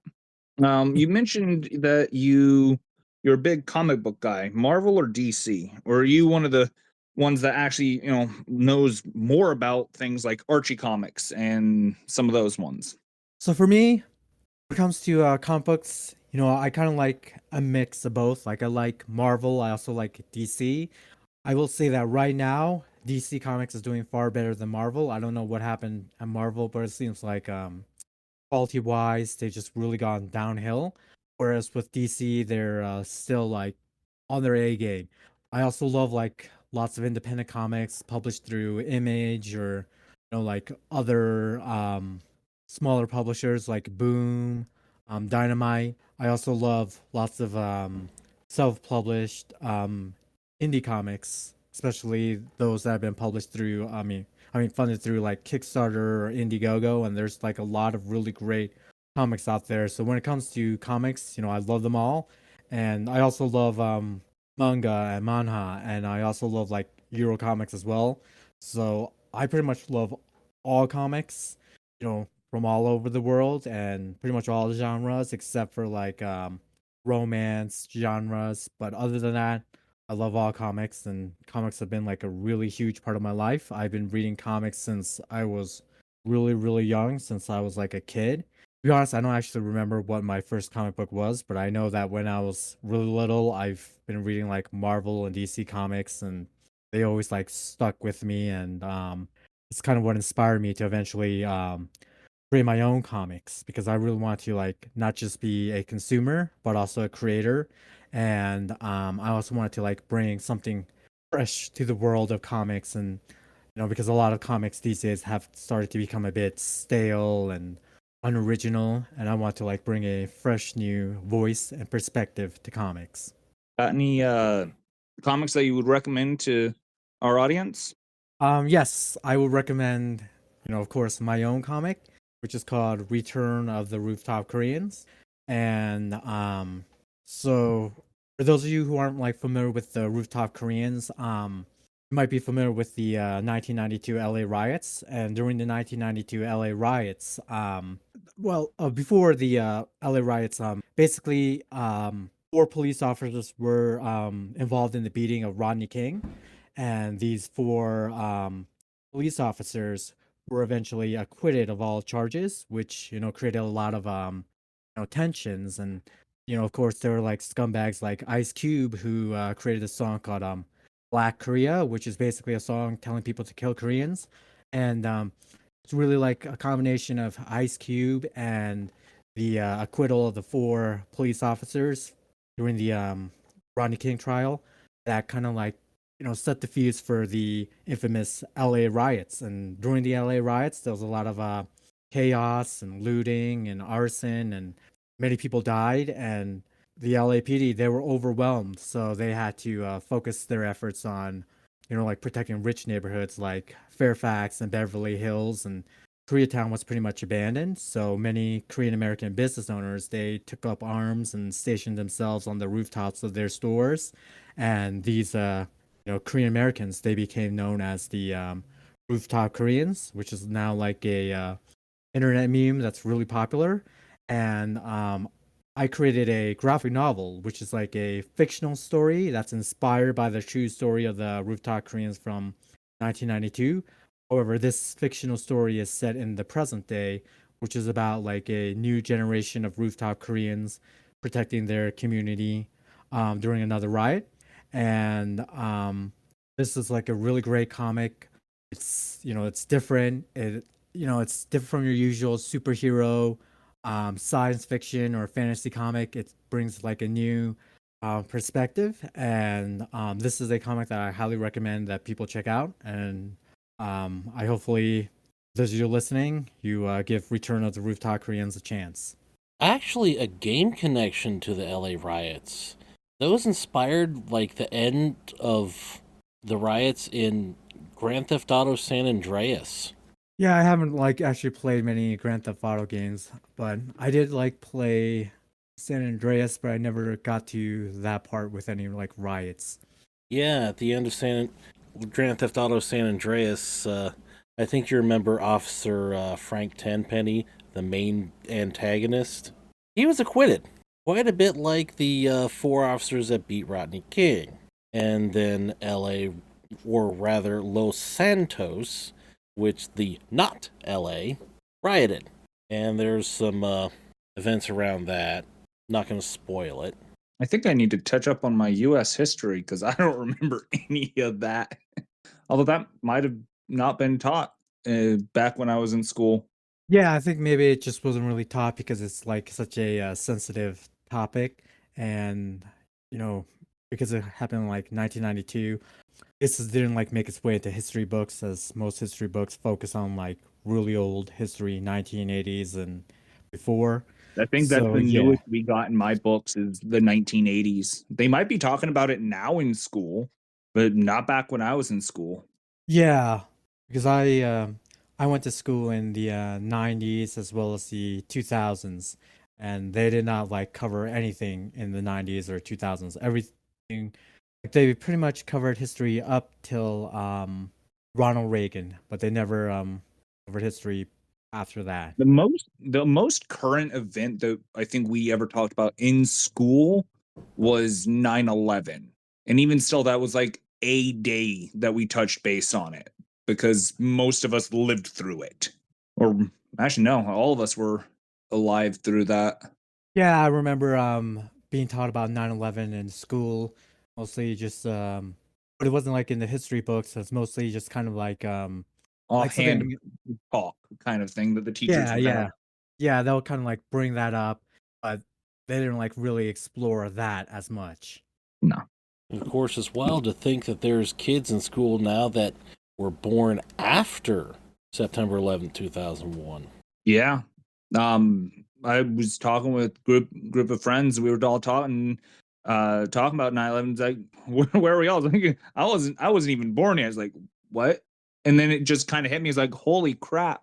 It's gotten to a point that there's an entire generation that they don't know.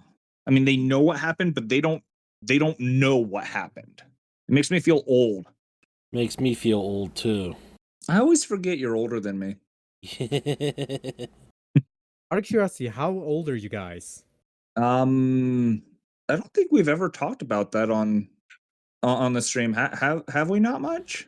I don't really think so. There's been hints and stuff, but I don't really think we gave our ages. No. I just recently had a birthday, so I'm still trying to figure out the fact of, oh yeah, I'm old. But no, similar to how you grew up, Lee, I grew up playing on Game Boy Color, N64. I'm literally looking at the N64 I got not last year, but the year before, because I found one in a pawn shop, and I ended up buying it for my birthday. And I like everything you were saying about you growing up, just like, huh, that sounds like my childhood. So I don't think we're that much older than you, but I'm also well cultured. When I tell people the shows I used to watch growing up, they're like, that thing's my parents watch. It's like, yeah, it's what my parents watch too. Yeah, I grew up watching TV shows like Power Rangers, also the Ninja Turtles, Which iteration of the Ninja Turtles? Like the the Nickelodeon one or the one that was back what was it 92s when it started? so pretty much all of them. Like I remember watching the original really old one that was colorful and really campy, and also the more darker version that appeared in the early 2000s, as well as the Nickelodeon version as well. And I also remember watching like the original live action Ninja Turtles films, the ones that had like animatronics and like puppets and stuff. And so yeah, I'm pretty old, so that's kind of what like I grew up watching, mostly like Ninja Turtles, Power Rangers, also Digimon and Pokemon. Yeah, I grew up watching more so. I didn't get to watch a lot of things off of like Nickelodeon, things like that. I watched things off like Kids WB, which was more of a local channel, but I don't think it's all that local. But I remember watching Pokemon. I remember it being excited for the Pokemon Destiny Deoxys movie when it aired on Kids WB and everything. I remember very certain episodes of What's New Scooby Doo and when they aired. Yeah, I But really like haven't watched Scooby Doo. I that's do the thing I remember. find interesting with some people that are growing up. It's like you either watched Scooby Doo or you didn't. And typically, if you didn't, you would watch the things on the other side of the channels, like more so like Ninja Turtles, Courage the Cowardly Dog. Sometimes, like there's all sorts of people. I'm Yeah, kind and other like animes like Dragon Ball Z. I'm kind of in a weird spot because at home for the longest time we didn't have cable, but my grandma and grandpa did, and we went over there fairly often. So yes, I was able to watch the early Nickelodeon shows. Mm-hmm. It was a special treat, but I did get to watch them, but I also watched a lot of the local stuff too, like Animaniacs. Yep. I actually would. I want to. I want to meet Rob Paulson at some point. I actually looked it up, trying to figure out, okay, which Ninja Turtles did Rob Paulson, like what years did he do? Because he's done. I know he's done Raphael, I think, and Leonardo. I don't know if he's done Mikey yet, or maybe he's missing Raphael. I don't remember. He's done more of the turtles than any other actor. Mm. I believe he also voiced Gray Fox in Metal Gear Solid 1. I think that's him. I don't know if it's him or not. Rob Paulson. Yeah, I think so. Should we fact check I've never- that? That's what I'm doing right now. Yeah, he was the voice of Gray Fox as the cyborg ninja from Metal Gear Solid: The Twin Snakes, as well as the voice of it in Super Smash Brothers Brawl. I did not realize that Rob Paulson was actually in Metal Gear. That's actually kind of cool. Yeah, I think I kind of remember like his name showing up in like the intro credits. Mm-hmm. Well, I actually listened to his podcast. I listened to his podcast as well as I've just spaced his name. I'm gonna have to look up his name now because that's gonna bug me. I hate it when that happens. You try to remember something and it's like, oh, Jim Cummings. They both have podcasts that they'll talk to other voice actors as well as various actors as well in general, but most of the time it's voice actors. And so I know Jim Cummings will do things where he'll give a line that he does in one of his characters to like other people, and they'll repeat it back in one of their characters. The funniest lines are between that I've heard. It was the entire Goof Troop, which is Rob Paulson, Jim Cummings, and I need to look up the name just so I get it correct. Bill Farmer, I think it is. Yeah, and they'll just sit there and they were just swapping lines, and it was hilarious to hear some of the lines that we hear as children said in other characters' voices. It's awesome. it kind of reminds me of like Chaos. You say I do a dead on Hank Hill. Yeah, you do a really good one. We'll sell propane and propane accessories. Mm-hmm. Did you hear that King of the Hill got another basically got a reboot or something? Oh yeah. I find that funny that they're having to reboot or redo a lot of the shows that we all grew up on because they're good. Some of the newer television nowadays just it's not as good. Yeah, and Yeah, most of the new shows are garbage now. Mm-hmm. And I Like, can't. there's some that they'll try to recapture like what made the originals good, but just I don't get it. But at least I trust Mike Judge. Who? Mike Judge. He's one of the co-creators of King of the Hill and also creator of Beavis and Butthead. He did Office Space and Idiocracy, which was supposed to be a comedy and not a documentary. I thought it was currently being a how-to guide. That in 1984. It is funny to think of how we're supposed to be making things better, and I don't see anything getting better. I don't know if it's just the fact of nostalgia or TV doesn't seem as good, music doesn't seem as good. Nothing seems good anymore. Is that just me or is that just nostalgia? I think it's more like creativity has kind of like peaked. Like we've gotten to the point where like it's just peaked and like you can't up it anymore. It's kind of like happened with art after the Renaissance. Like, art pretty much peaked when it came to like paintings and sculptures during the Renaissance. After that, like you can't like outdo Renaissance art. Like No, there's like a you limit. can't beat the Mona Lisa. You can't beat anything like the Last Supper. Like that's art. It's plateaued. Although I would rather look at that art than some of the interpretive art that I saw somebody talking about something that there was a painting or something. It was just a yellow square and people were paying a bunch of money for it. I don't know. I think they were Yeah, money laundering. and have you guys heard of the story about the I think his name was Pierre Brousseau, who also like was a critically acclaimed painter, and later turned out that Pierre Brousseau was actually a chimpanzee named Bubbles. So apparently this chimpanzee with these really terrible paintings won like a bunch of awards. It's like the painting elephant. Or Picasso. That's funny. Out of curiosity, with your graphic novel, do you also do all the artwork for it?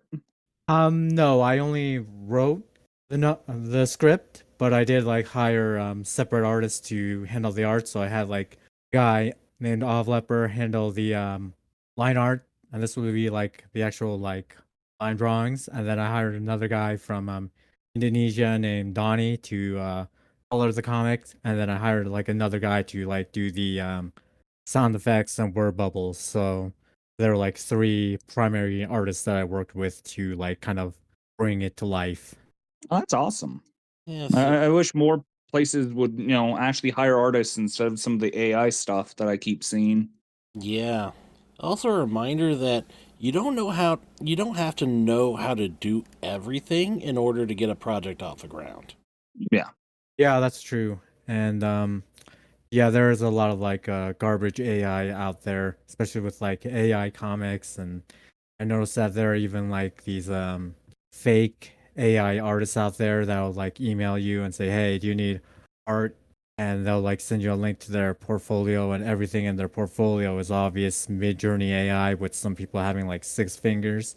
So there's Yeah. definitely like this huge issue with like all this AI slop out there, and it's definitely like bringing down art as a whole. Like it's like hurting the overall credibility. And nowadays, I'm even noticing that people that don't use AI are now being falsely accused of using AI, and people will say stuff like, "Hey, that's AI slop," when it's not, and it isn't even made by AI. So it's like a lot of people cannot tell the difference between AI and non-AI, Mhm. and they'll just like call everything AI that they don't like. Yeah. No, I've noticed that. Just like there was some things I've been seeing, just like, oh, that looks really cool.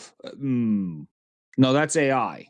And then the next thing is by an actual person. It's like that looks cool, but that's really hard to tell if it's AI or not. It's getting so, I don't know if that's the fact of AI getting better, or if it's artists not being able to differentiate, or is that the right word? Differentiate. Yeah. Enough of what makes their art to not be even thought of as AI. Does that make any sense?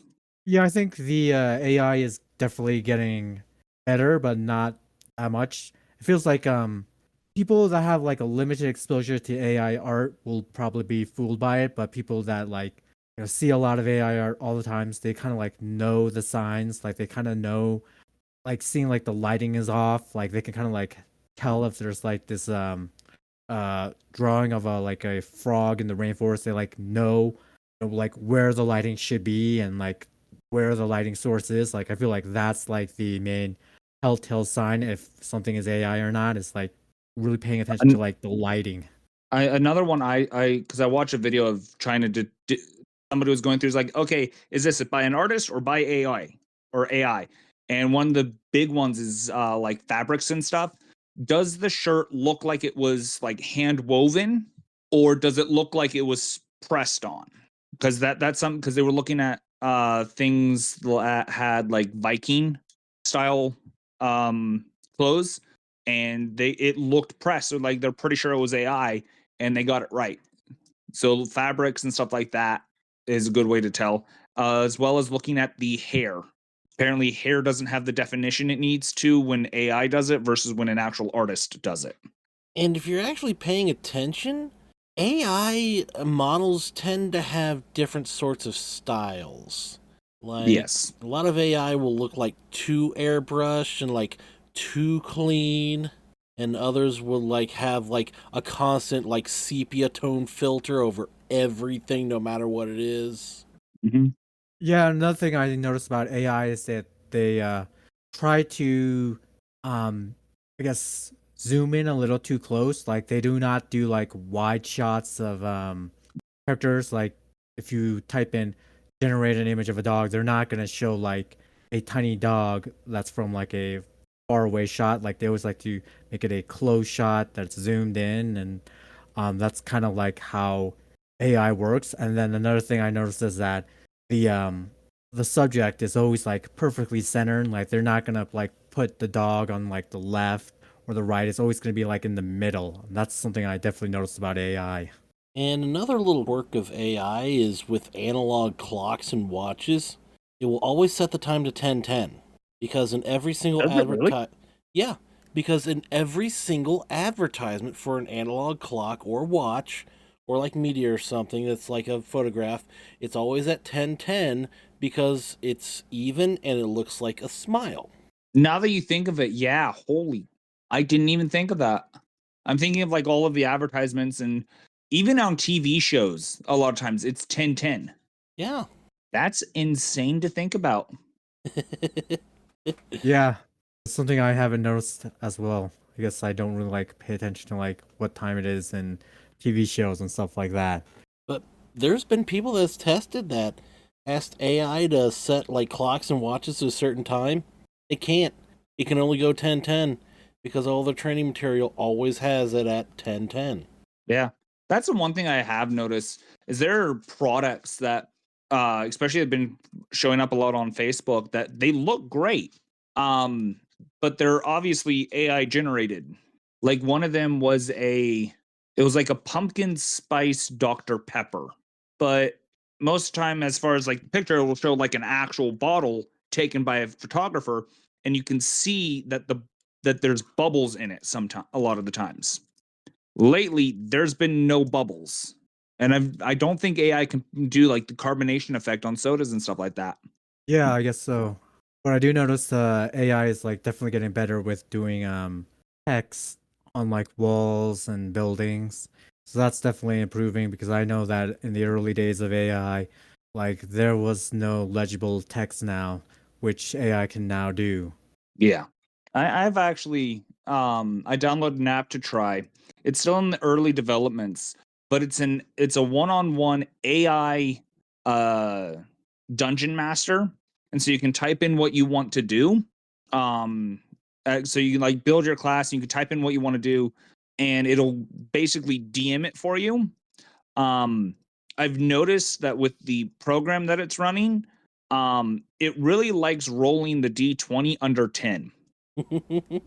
Like a lot. I That think seems out of all of the rolls, I think I had one that was a 12, but everything else was like an 8, a 3, a 2. Just like that's a statistical improbability almost to like, roll 6 dice and they all be under 5. yeah, that's something only I can do in real life. I can attest you. I don't know how you have such bad dice luck. I don't. You must have pissed off the dice gods in a previous life or something. Only when I'm playing. When I'm running, it's a lot better. Dude, it's a DC 12. You got this. Rolls a 2. You have a plus. What's your plus? You have a plus 9. You literally had to roll a 3 or higher, and you roll a 2. Oh, let me re-roll that. That one. 1. I the amount of times that just like, okay, yeah, you got a decent bonus, you got this, fails by 1. Like, I don't think I have met somebody who has worse dice luck than you. I am curious on something, Lee. What is it like trying to write a graphic novel, and what is the big difference between a graphic novel and a comic? So start with, the main difference between a graphic novel and a comic is it can actually differ from person to person, but my personal definition is that a graphic novel is like a book with a spine, like it has a square bound spine, whereas a comic is like More like Pamphlet. you know, yeah, Um, yeah, with staples. It has the staple binding, and usually comics are like it's more like a at magazine. most, yeah, and like they're made from cheaper paper with like that you can like easily rip, and they're like you need to like bag and board a comic in order to protect it. Whereas with a graphic novel, like the pages are thicker and So you it's know, like a manga yeah, book. yeah, and or I guess like any like regular book, and with a graphic novel, like you can like put that on a bookshelf. You don't need to like bag and board it to keep it safe. So graphic novels are bound like prose novels and are about the same length. Yeah, generally with the square bound binding, and sometimes some of them are actually really short. Like I've seen graphic novels that are like 50 pages, but they do have like the square bound binding. And then I've also seen like some like really thick staple bound comics that have like 80 pages, but because it's got the staple binding, it's a comic and not really a graphic novel. Like that's kind of how I like to see things. I know other people will have like a different definition of how they see comics versus graphic novels, but in general, that's how I see things. But then Okay. that definition kind of falls apart when you have like anthologies of like Sunday strips, like the big Calvin and Hobbes and uh, collection books. Garfield. Yeah, that too. Yeah, I guess I would, classify those anthologies as graphic novels because as long as they got the square binding, it's a graphic novel. But if it's got staples, then it's a comic. I guess that's kind of how I see things, but other people will have like a different definition of that. Yeah, because I think you should add that a graphic novel is like one continuous story, maybe broken up into smaller bits. If it's like a larger anthology of graphic novels series. Yeah, I've seen that. Like I've seen some graphic novels that will have like a part one, part two, part three, but overall graphic novels are definitely longer, with a lot more content compared to a small comic. And another thing I noticed is that generally graphic novels don't have ads in them. Like it's rare, whereas with comics, you see like ads for like Monster Energy and some like sports betting company all the time. So so that's another thing. It's like the lack of ads kind of like separates two as well. And then there's So, what would the difference then, therefore, be between manga and graphic novels? I would say this is just my definition is I would say that manga is strictly Japanese. I don't think it's possible to have American manga. Like I just think that American manga is like an oxymoron, kind of like saying that there's a fast turtle out there. A manga is generally in black and white. Most of them are not in color. I mean, I've seen a few that were in color, but most are black and white. The formatting is also different. Like, a comic, it's usually, I would say, around width would be like 6 inches, 6 by 3/4 inches by 10 1/4 inch. So it's like the dimensions are different, and mangas have like dimensions closer to like that of like a traditional novel, and it's also the paper. Like the paper that manga is printed on is like a pulp type of paper, whereas most graphic novels are printed on like glossy white paper. So I would say that those are like the primary differences, and Would also have to think of the fact of probably being written left to right instead of right to left might have something to do with that too. yeah, flip, that's true. flip those. Normally it's left to right, manga's right to left. Yeah, that's what I mean. That'd be the big difference. Is I forgot what we were talking about just now. Manga. Manga being right to left, and graphic novels being left to right. Yeah, because mangas are in Japanese, and Japanese read in the other direction. What's it called if it's Korean? So it's called a manhwa or man. I guess that's how all the weird rainbow people pronounce it, but I would call it a manhwa. And Korean is kind of like the English language where it's read from left to right. So the books are like American books from left to right. That's kind of how you open them. Plus, most Korean manhwas are actually in color, kind of similar to American comics. So I would say that manhwas are definitely different from anime, and I wouldn't really like call them comics either because they're different from general like American comics. But Isn't yeah, that's solo leveling a Maha? yeah, that's and which is from left to right, and it's also in color.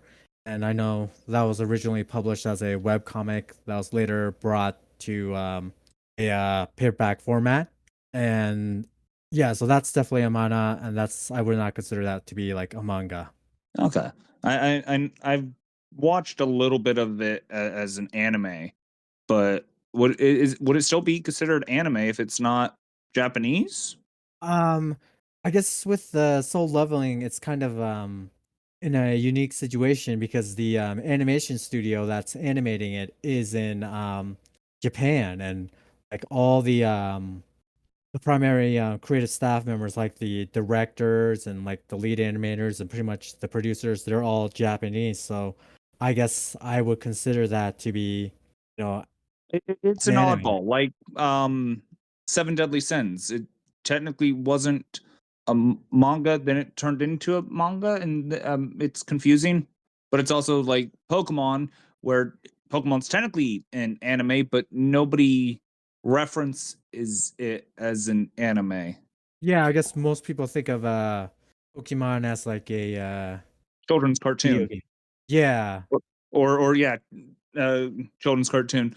Even though I've read the Pokemon manga, it's a lot darker. It's a lot darker than the show. Yeah, I have not read that, but I definitely Uh, might need to check that out. it's a good read. It follows the story of Red and Blue. I know that they made a show that's more closer to um the manga, but they only followed Red up until Mewtwo, but it doesn't go into the characters for like the Johto region, which is where I got about 2/3 of the way through before I stopped. I actually have a challenge run I'm doing in Soul Silver where I'm using the team that Gold used in his journey. And I'm actually kind of having fun with it. I might redo it as soon as I can get the stuff I need to do it off of and stream it, and I might stream that. Cool. Yeah, but I think that should probably do it for this episode.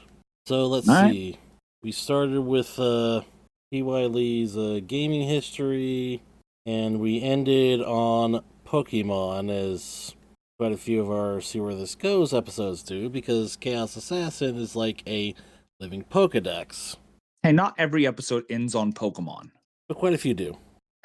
We at least talk about Pokemon maybe once an episode. Yeah.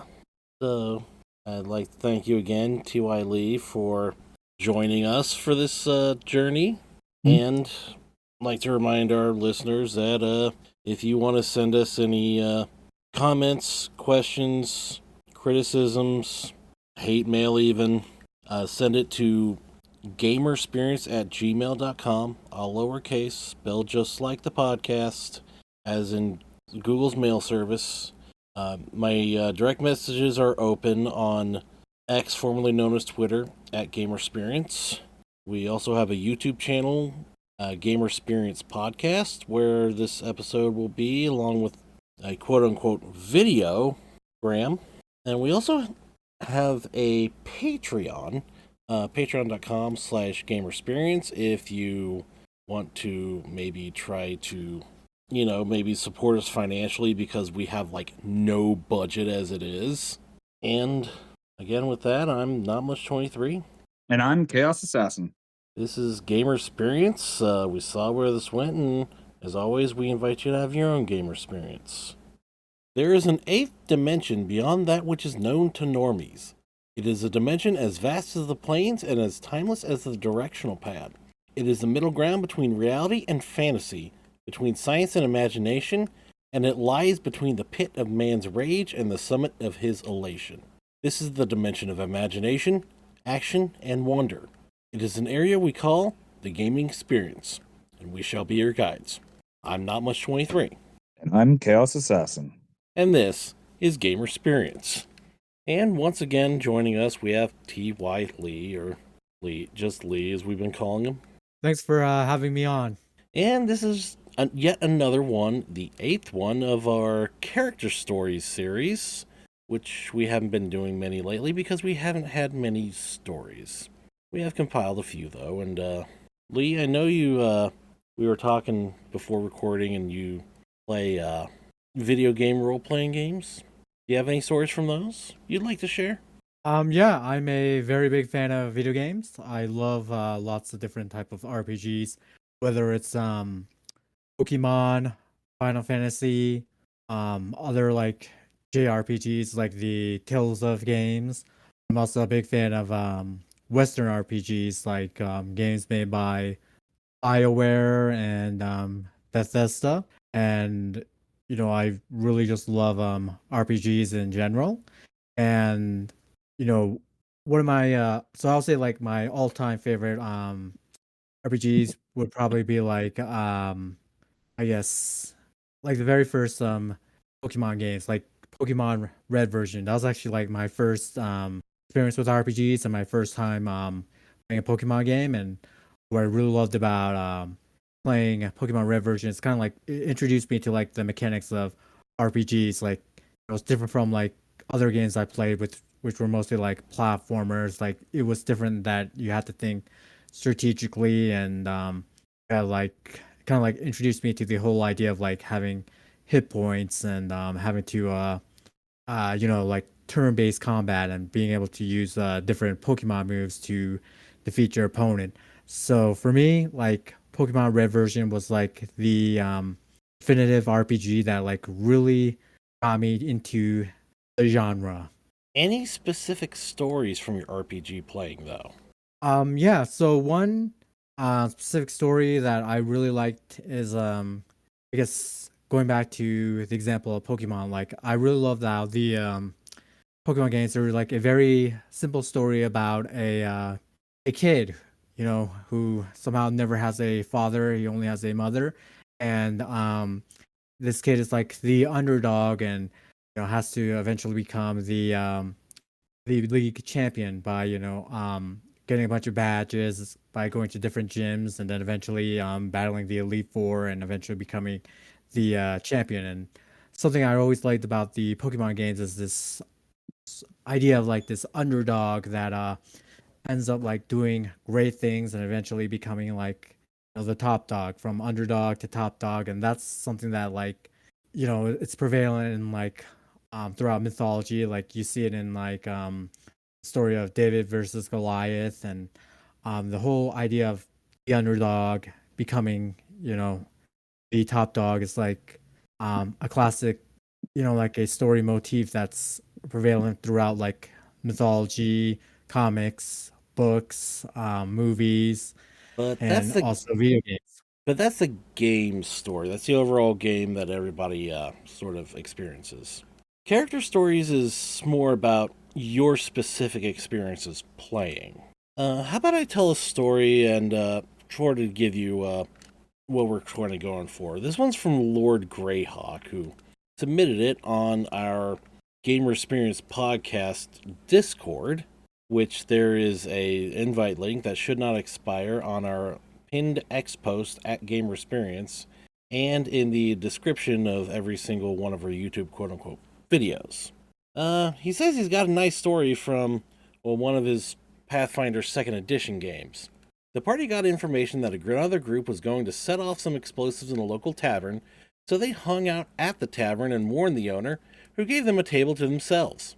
Later that night, they were attacked by div assassins who revealed themselves both to take down the party, but to cause panic among the tavern goers. While the party fought the divs, the bar bouncers began evacuating patrons. Battle was won quickly, but immediately after the fight, a half dozen rogues, some packing explosives, and the barkeep, who had been paid very well to help set up the attack, murdered 2 of the 3 bouncers and turned their attention to the party. The rogues were smart, having divided themselves among the massive tavern, forcing the party to split. The fight was long and hard. When the last enemy dropped, the players were confused. They were still in initiative. About 1 wasted round later, they realized that some of the explosives were active and going to explode. Another 3 rounds of checking bodies led them to find a clockwork bomb loaded with pyronite. The timer gave them 3 rounds to disarm it. A lot of close failures and 1 final near-crit fail left them with a decision. Someone had to get the bomb out of the tavern before it blew and killed the remaining staff. Only 1 character had the speed to make it. Then another character got an idea. Wait, can you describe the privy again? Sure, it's a wooden shelf with a hole directly above a 20-foot stone-lined hole. Quick, fill the bomb in the privy and brace the door! This happened and the bomb, now basically being turned into a cannon pointing straight up, went off. Privy was destroyed. Characters were scorched and splattered with, privy bits. A large round hole was blown in the roof of the tavern, but all were saved. Last words to the proprietor before getting free baths was, sorry we blew up your toilet. That sounded like a shitty situation. Yeah, very. I actually commented under that, damn, that was epic. Too bad the ending was so shitty. Now you see what we're sort of going for, T.Y. Lee? Yeah, so you want like some sort of like narrative based story of something that happened Yeah. in a game? Yeah, something that happened through your game specifically. Yeah, I can do something like that. Do you need some time to think? Well, I guess this one isn't like actually related to a game. It's more like a idea that I had for a comic book that was rejected, but it is a interesting story that I can tell. Okay, let's hear it. All right, so I'm assuming many of you aren't familiar with the Tales of Udon. So if you're not familiar with the Tales of Udon, it's a series of short Zen stories that were written by Emery Andrew Tate II and Emery Andrew Tate III. And this is like some sort of original story that I came up with that exists within the Tales of Udon. So essentially, the story starts off deep within a vast forest, just half a day's journey from Udon. Andrew, Tristan, and Luke engaged in rigorous training. And then suddenly they realize that they've been disrupted by a distant scream, which leads them to discover a young, beautiful maiden under attack by a group of bandits. They are able to successfully fend off the bandits, forcing them to retreat, but the young maiden is left severely wounded and unconscious. They decide that they're going to try to bring this young, wounded maiden back to their temple within the land of Udon. And, you know, the land of Udon is run by a guy named Master Po. So, and Master Po has made it very clear that outsiders are not allowed inside of Udon. So, Andrew, Tristan, and Tate, and Luke decide that they're going to bring this young maiden back to Udon, defying Master Po's orders. And the trio, they carry her all the way back to the hidden Udon temple for medical treatment. Master Po is initially furious upon their arrival with the injured maiden. He eventually decides to reluctantly allow her to stay there until she fully recovers. And while she fully recovers, Andrew, Tristan, and Luke begin to bond with her. The trio, they find themselves entangled in their feelings for her, and this leads to heated conflicts as they begin to vie for attention. Unbeknownst to them, she cunningly manipulates their emotions and starts pitting them against each other. And during one night, while dealing with a spout of insomnia, Andrew opts to go out for a stroll, and he catches this mysterious maiden placing a message into a small container that's attached to a pigeon's leg. And then this pigeon eventually takes flight. He confronts her, and a clash ensues between her and the maiden, ultimately resulting in Andrew prevailing. Later that night, Master Po and the bros conduct an interrogation. They discover that this mysterious maiden is actually working with the bandits, those, same bandits that supposedly attacked her earlier. The whole incident within the woods was basically just a premeditated setup, and now the bandits have the location of the hidden Wudon temple, all thanks to her deception. The bandits eventually rise and they set Wudon ablaze, prompting Andrew, Tristan, and Luke to fight off the invaders.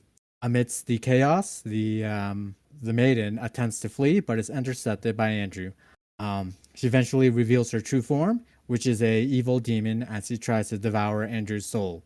However, Andrew is able to overcome her and defeat her using his Aikido mastery, and eventually is able to thwart the threat. And in the final confrontation, Master Po faces off against the King of the Bandits, and the King of the Bandits had meticulously studied all 7 styles of Wudon, which is the special martial arts that's unique to Wudon, and because of that, he's able to stand toe to toe against Master Po. It is then later disclosed that Master Po reveals that there is actually a secret 8th style of Wudon, which is known exclusively to him and only him alone. And by utilizing the hidden 8th style, Master Po is able to eliminate the Bandit King.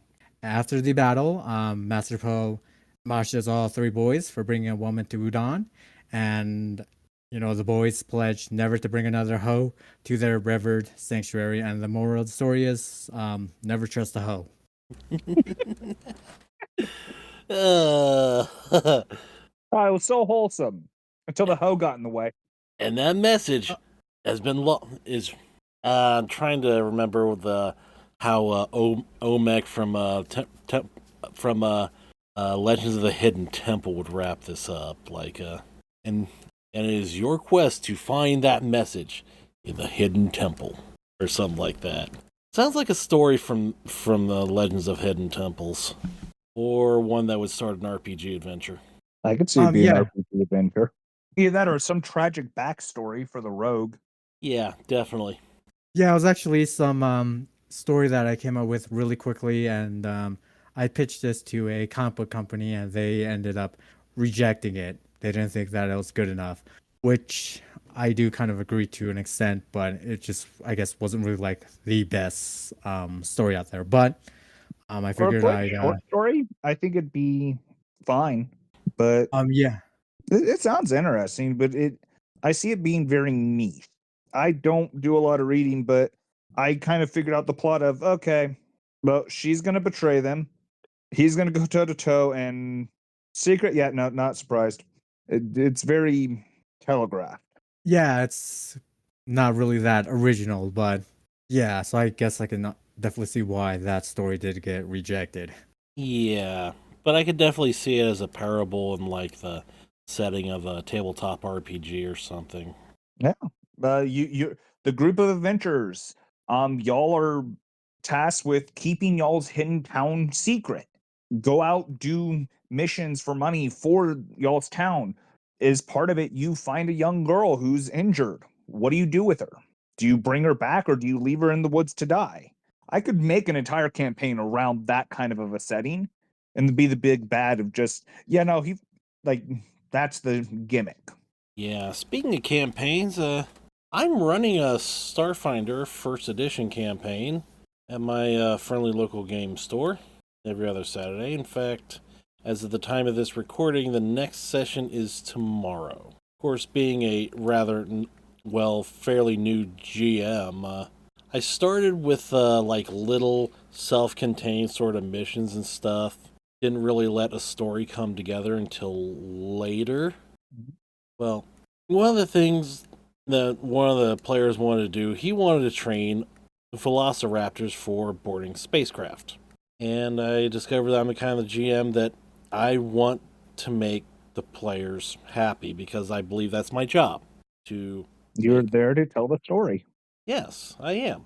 The story of, the Solarian Raya, who's very charismatic, and he actually wants to be like the Space Steve Irwin. So in the while they were waiting for a discovered clutch of Velociraptor eggs to hatch, he actually disguised himself as a Velociraptor very well because he had a really high disguise and charisma, and actually joined a pack of Velociraptors, walked among them, of course, recorded it, and it went viral across the packed worlds. See, you said something about velociraptors on a spaceship, and my first thought went to Borderlands 3 and Maurice. Well, now well, I need to introduce another one of the characters that another player made. She's a Sheeran Mystic. She was just called at that point the Doctor. She was an evil bitch. And actually, I should say, is an evil bitch because despite this player's other character, Veska, like more of a melee soldier, ripping off her head, putting her in the airlock of their spacecraft, and basically airlocking her headless body, that didn't get rid of her. And I'm making her the big bad of this campaign now. Ooh, could be fun. Yeah. Kind of like a xenomorph kind of thing. No, Sheeran are more like bug people. I was meaning the big bad. Oh, no, she's still going to be a bug person, not a xenomorph, but I've given her a name. The party went to Octurne to try to seek some answers about her. They did.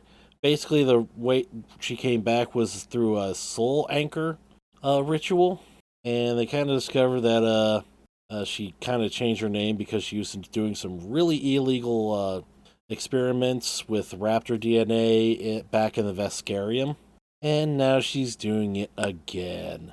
And also has a beef against the party. Nah, really? They kind of tore her head off and airlocked her body out. Yeah, that kind of makes somebody pissed off at you. Yeah. I do have news. I plan on starting a campaign again, um, with my current group of friends. Um, and the party is going to be interesting. Um, so I'm assuming y'all know the tropes of the heroes that are tired of heroing, so they've decided to become the villain. This is going to be the reverse of that. One of the players, I've already talked with them. They are going to be the BBEG of the campaign, traveling with the party. Ooh. We've already talked about the fact of they're obviously going to be a higher level than the rest of the party, but they have to role play the entire thing of how they fail their saves and try to come off as a low level adventurer. Oh, that sounds really interesting. Mm-hmm. We're going to be talking about that as far as like getting it off the ground here in the next few weeks, but that's just the general premise of the idea. And so the final fight is going to be the BBEG fighting the party, and so they have to fight him with the morals of they've been traveling for months upon months. They're friends. Now they have to turn and fight him. Ooh. Anything from your previous sessions, though? Most of my previous sessions have failed. The best one I can think of, though, is as some of our listeners probably know, I make off the wall characters and characters with interesting personalities. Like Toto? I made, yeah. I took one of my society characters and put him in a home game. The character was an alchemist who owned a shop in town, and somehow, some way, um, his shop caught on fire, and he lost both his wife and daughter in the fire. Um, and so he learned how to make golems and homunculi and has modeled the homunculi after his daughter. That's the general premise of the background, because that's his way of grieving. He's somewhat crazy, but he's also the most charismatic member of the party somehow. And they found a goblin. He just happened to speak goblin, and he wanted information from the goblin. Goblin was hurt, so he treated the wounds. Now, whether or not he used sterile instruments or gave any sort of anesthesia, that's a different question. But he treated and got the information from the goblin. Goblin ended up becoming their friend, and they ended up not letting somebody die that was supposed to die. And so now the goblin and the dude that's supposed to die, who's a lot lower level than the rest of the party, they go out and do missions to get the party money. In response of doing that, my character, being the alchemist, will make them potions for their adventures, so they don't have to buy them. Oh, trying to Yeah, think of it was. which character this is. It is based off of Alexander. I only played him once or twice. The most notable thing Alexander has done is diplomatically intimidated somebody. We were in a crypt, and we needed to get the banner and deliver it somewhere. Well, we grabbed the banner that we needed to grab, went to leave the crypt. Somebody was there demanding that we give it to them because it rightfully belonged to theirs. And my character looks at him and goes, "Sir, we are told to get this banner, and we have done just that. We are giving it to our employer. If you demand this banner so well, how about you get off your high horse and come over here and get it yourself?" It was both diplomatic and intimidating because I was standing behind two barbarians. So is that a diplomacy check or a intimidation? That's a good question. GM had me roll because they couldn't tell. "Oh, are you trying to be intimidating?" He's like, "Well, yeah, but I'm also not because I'm just an alchemist. I don't do fights. I am the worst thing in combat. Like, I'm not a combatant. I'm relying on my party." And so, like, which is higher, your intimidate or diplomacy? Diplomacy. Roll diplomacy for diplomatically intimidating him. Like, it confused the party itself. Like, nobody could figure out if it was okay. Is it a dip? It's still one of those that's a head scratcher. Yeah. But I did like that character. Sadly, that campaign kind of fell apart after the holiday season of last year, Like as so well as many the fact do. that as well as the fact that the GM ended up moving, and then after they got settled, we ended up moving. So it's been a real pain to try to get everything settled so we can actually start playing again. But me and that GM, we are going to alternate between weeks of he's going to run a game, I'm going to run a game, he's going to run a game, I'm going to run a game, and hopefully we'll actually have games that we can play, and so I can hopefully come up with more and have more stories for character stories. Yeah. Are you enjoying these so far, Lee? Yeah, I'm definitely enjoying it. I'm not too familiar with tabletop RPGs though. My question is, what's one of the funniest things? Because you said you played Pokemon. What's one of the funniest things that you've had happen in Pokemon with like some of your Pokemon battles and some of your Pokemon parties? That's a good question. I think, well, not really a funny memory, but I guess it's an interesting memory. So I remember when I was playing Pokemon Red version. I don't know if any of you are familiar with the missing no Yep. phenomenon. Oh yeah. So I Yep. remember, yeah, I remember I was just playing the game and I kind of like discovered missing no by pure accident. I was like, what is this? This is like a Oh, weird Pokemon or some sort of glitch. And I thought that was like really, really weird. Eventually, a friend of mine told me that that's kind of how you can like multiply Master Balls by beating missing no, and then it's I believe the 14th item slot, whatever's in there will be multiplied to 100, I believe. So that was like some sort of like special cheat code in order to get like yeah. infinite Master Balls, and that's definitely like one thing that I really remember about Pokemon Red version. First time I ever encountered Missino, I was playing Pokemon Crystal. I don't remember how I did it, but I somehow ran into Messino in the Steel Gym Leaders City. I forget the name of it, but my Feraligatr went from proper level to question mark levels. negative HP, had no more moves, and could not learn Surf. It corrupted my game file so much that I was stuck in the town, because when I would go to leave, it would have me go up, and then I would be in the water walking back into the town. Oof.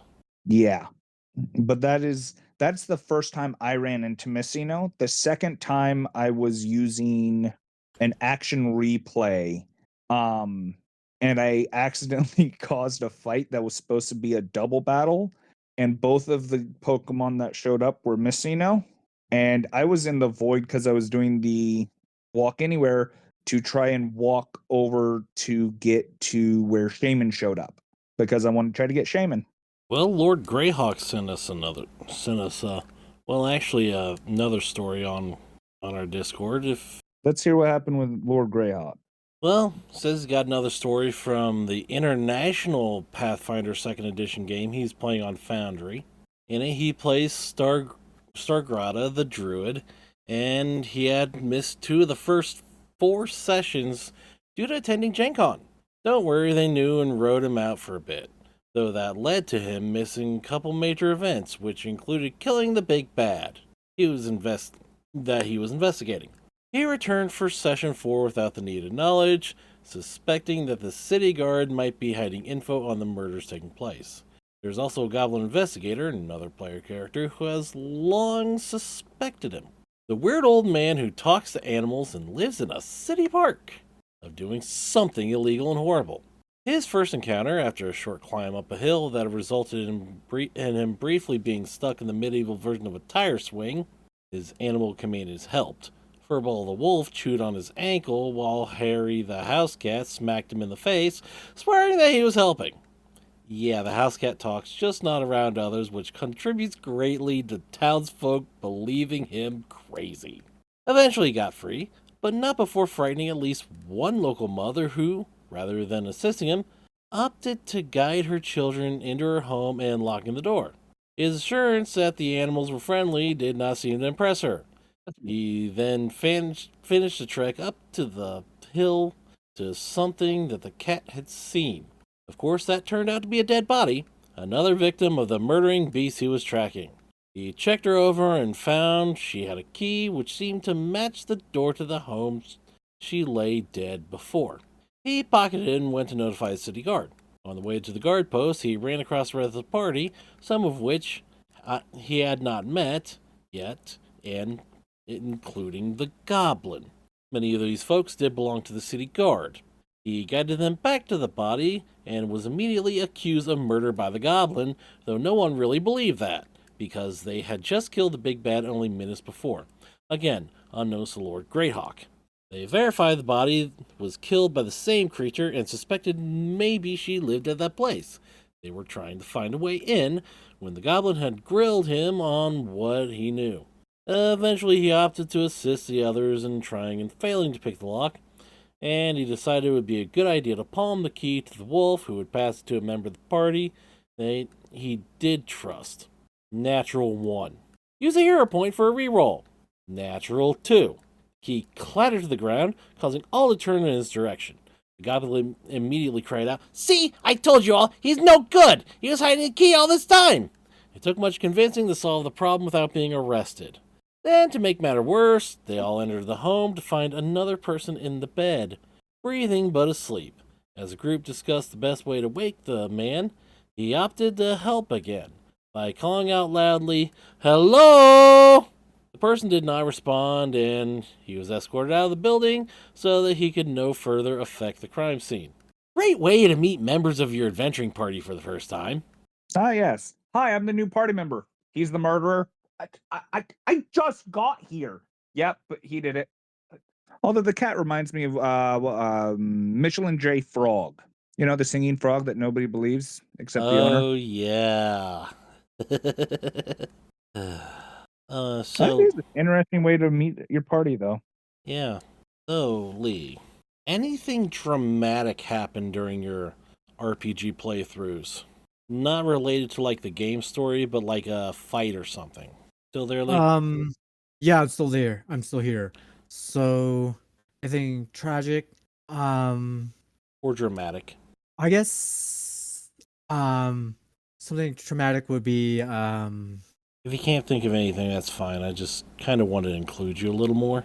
yeah, I guess I don't really like think about these kind of things. Like I guess I mostly just like just play the game, go along with it, and I guess if something unusual happened, you would remember it. Like maybe a Pokemon battle when your final Pokemon was down to like 2 HP, but you still finally managed to beat a gym leader or the champion. Or red. Yeah.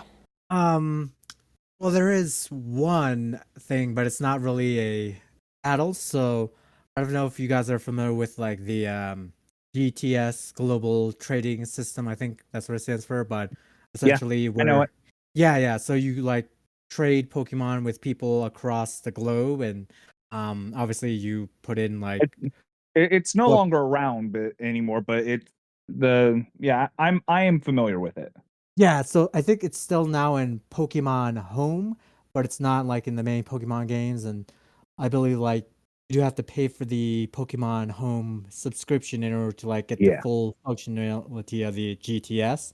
And I know this could sound really, really weird, but I actually ended up getting my own Pokemon back through the GTS. I know it's like the odds of that happening are just like you know, nearly impossible. So it's kind of weird that I send a Pokemon out to the GTS. I got some other Pokemon, and like weeks later, I ended up doing a trade where I actually ended up getting my original Pokemon back. So that was That's like, hilarious. Yeah. yeah, I've had something similar happen. So I was you're familiar with the Wonder Trade, right?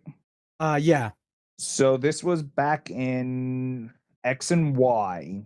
I was playing X on one system and Y on the other. I was using both of them trying to breed a perfect Magikarp. And if anybody that knows competitive Pokemon, you get a lot of duds. So I had 5 boxes worth of Magikarp on one and 8 boxes on the other. I decided, let's see what happens. I wonder traded all of the Magikarp. I flooded the Wonder Trade market with Magikarp. I ended up doing it so much that I ended up getting a Magikarp from my Y game on my X game back to me, which was hilarious because the next trade after, because I thought it was so funny, I ended up getting a level 100 shiny Kyurem in Wonder Trade. I don't know why they did it, but the person then bombarded me trying to get their Kyurem back. I'm just like, dude, you put it in Wonder Trade. I'm not giving it back. Just because you got a Magikarp for it doesn't mean anything. But therefore, a solid 3 hours, I had flooded the market with Magikarps. Almost like that Every one trade magic. was Magikarps. That's all it was. I Kinda- was even getting other people's Magikarps. It's almost like that one Magikarp. The victims of that one Magikarp salesman were trying to cash in or something. But it's odd when it's like, oh, cool. Wait, I got my Pokemon back, sort of. So no, it's for this one. I get that. It is so weird. I didn't think it was even possible to get your own Pokemon back like that. Hmm. But that is interesting and hilarious to find out. Were you Wonder Training off the GTS? I think I was. I don't remember though. Was it the same person, or did your Magikarp end up like going around? Because if you Wonder traded it out and then Wonder traded with that same person again, that would have been insane.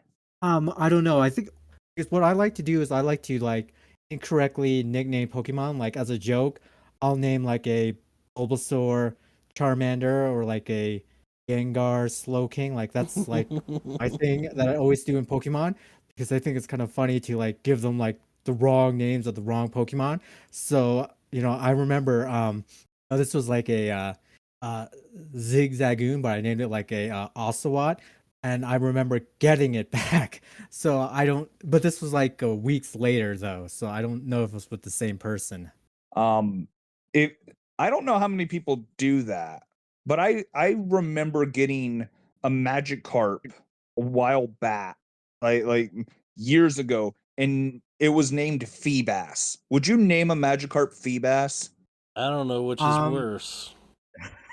Honestly, I would rather get a Magikarp than a Feebas because Gyarados is actually a solid Pokemon, whereas Milotic just takes a lot of effort, but it's still a good Pokemon.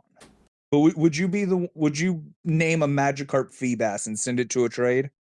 maybe more of something that I would do is I'll try to like take a Magikarp and name it Celebi as a kind of like a joke. Like I love to like take common Pokemon like Zubat and Magikarp and Tentacool and name them After after legendaries. legendaries.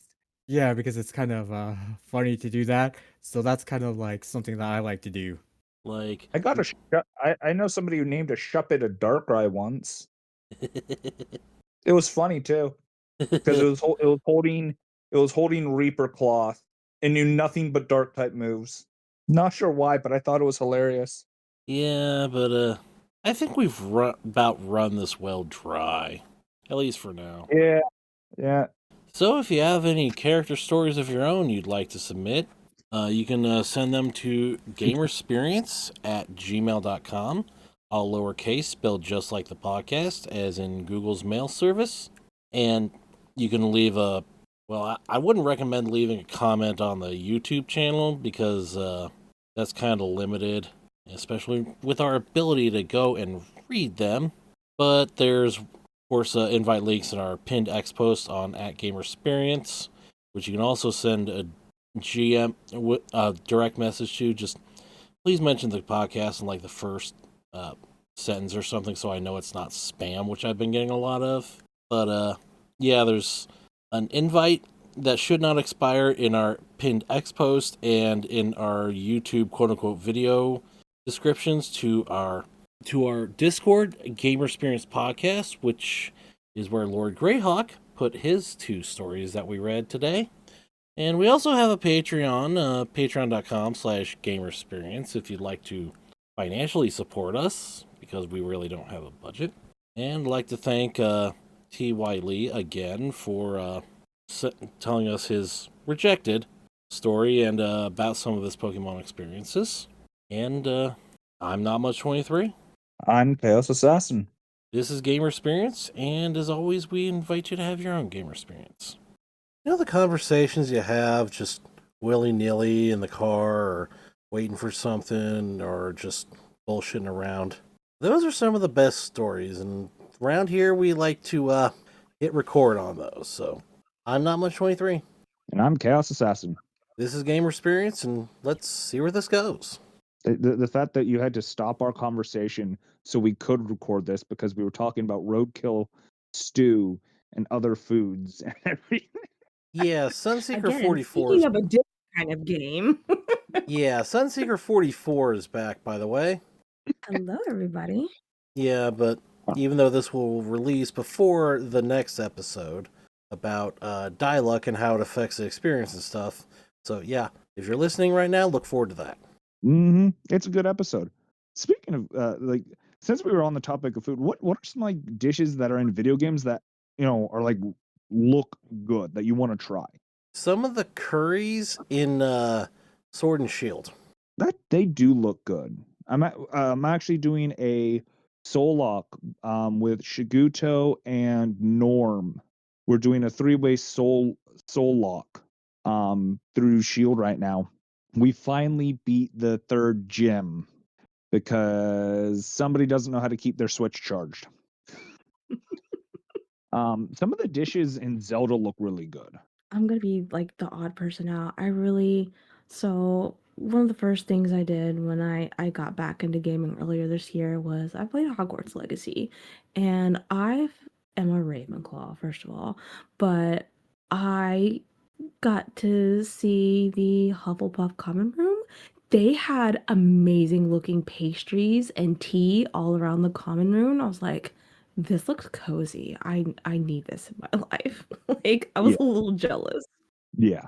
No, there's some of the foods that in games is like, I wish it was so simple to cook those, but that looks good. Like There's Monster gotta be Hunter recipes all Wild, it literally cheese, honey, and lettuce. Throw it in a pot. That doesn't sound like it, but the way they animate it and make it look, it it looks good. I don't know how that looks good, but it does. I'm looking at like video game cookbooks right now. I have needs. Oh, I've been trying to hunt down the Fallout 4 because there's a Fallout cookbook, and I would love to get it because that just looks cool. I want to get it in the Skyrim. Somebody showed me an Assassin's Creed one, which was really interesting. Sounds amazing. I just love the idea that someone took the time to like, look at what's in a video game, go into a test kitchen, go, how to make this real? And make these amazing cookbooks. Because they do the same with like books. Like there's a Middle Earth cookbook. There's a lot of cookbooks, honestly. I have a geeky cookbook somewhere in storage right now that I need to pull out, and it's like food from like different like fan bases basically in different worlds. Oh, that'd be so And cool. I think being a test kitchen chef or something like that is such a cool profession because you get to take the things that you're geeky about as far as like video games or even books, um, and like apply them like into a real life like actual like there's a Stardew Valley cookbook because we've talked about it in our Really? cozy server, and I just think that's so cool. I feel like that'd be a really fun job to have. No, that sounds cool. Ooh, there's an Elder Scrolls cookbook. Oh yeah, no, I've seen the I'm Elder Scrolls cookbook. It's cool. I'm such a cookbook fanatic. Oh, there's a Minecraft. That's so cool. I just found I refound I looked up the Fallout cookbook. It's actually on sale right now. It's 52% off right now. I might have to order that. Do it. Is it 'Cause the I've been Vault Dwellers cookbook? Is that what Yeah, it is? Vault Yeah, I Dweller see it. official cookbook. Yeah, it's on sale right now. If you have Or the at least money, the time to Yeah. record. you have the money, get it, because you've wanted that for a while, haven't you? Mm-hmm. Since I got Fallout 4. Hmm. And since I've been This one's playing like Fallout 4 for I don't remember how long. Ooh, Heroes Feast Dungeons and Dragons cookbook. Yeah, there are so many cookbooks. I need to get off. I'll buy all of them. It's a really bad obsession of mine. Yeah, instead of buying cookbooks, you could help us out, maybe. Nah, just kidding. Listen, you might want to check your Patreon here soon. Holy crap, are we gonna actually have our first Patreon subscriber? Well, we already have Gotta make two. history somehow. We already have two non-paying subscribers. Oh wow. Yeah, I said non-paying though. Fair. Don't worry, I'll turn the tides. I got shekels to spend. Might as well go to a Please, good cause. because we don't. I wish I had It was shekels. $5. $5 a month. I can spare $5 a month for you guys. That's I nice. I set that up shortly before we ended the first episode we recorded. So I was like, you had mentioned it. So I was like, oh, let me jump on that really quickly. It's like, They have a Vault Dweller advent calendar. ooh, that's Wow. so much fun. Yeah, I'm gonna. I should not be on looking shit up. I Yeah. know it's so hard. There's so many things that I didn't think Do about. you like Like, I coffee? wouldn't have thought of a Minecraft cookbook because it's all pixels, so it's just like hard to imagine Yeah. how Do that you like looks. coffee? I do. Bones coffee. Oh, I love Bones coffee. I got Yes. the Fallout blend. Oh my I even got the Oh yeah, they did do Vault Tech. the I little have the collaboration Vault Tech there. cup. That was my birthday gift. That's fantastic. Yeah, so now I have a Vault Tech cup that I drink my coffee from. Although lately I've been doing more ciders because of it being cold, Oh yeah. and I have to be in the mood for coffee. But cider or hot chocolate, always good. Doesn't matter what time of year it is. Because I've been upping my protein, um, I have gotten into the habit of like instead of using creamer, I'll use like vanilla protein instead. And so that's really the primary reason why I've gotten back into drinking coffee. But I remember seeing, I think it was apple cider donut was one of the flavors that I saw, and I was like, oh, like that just sounds so good.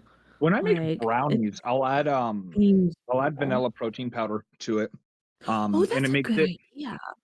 It makes the brownies richer in taste, but also like heavier. So Yeah. instead of you eating, 2 or 3 brownies to get that, sugar kick, you only need like 1. Mm-hmm. I'm gonna have to try But that not as much of a sugar kick as your because sweet tea. Hey, I ooh, make people sign waivers for that, okay? I tried it once. It was way too fucking sweet. yeah, Southern tea is not for the faint of heart.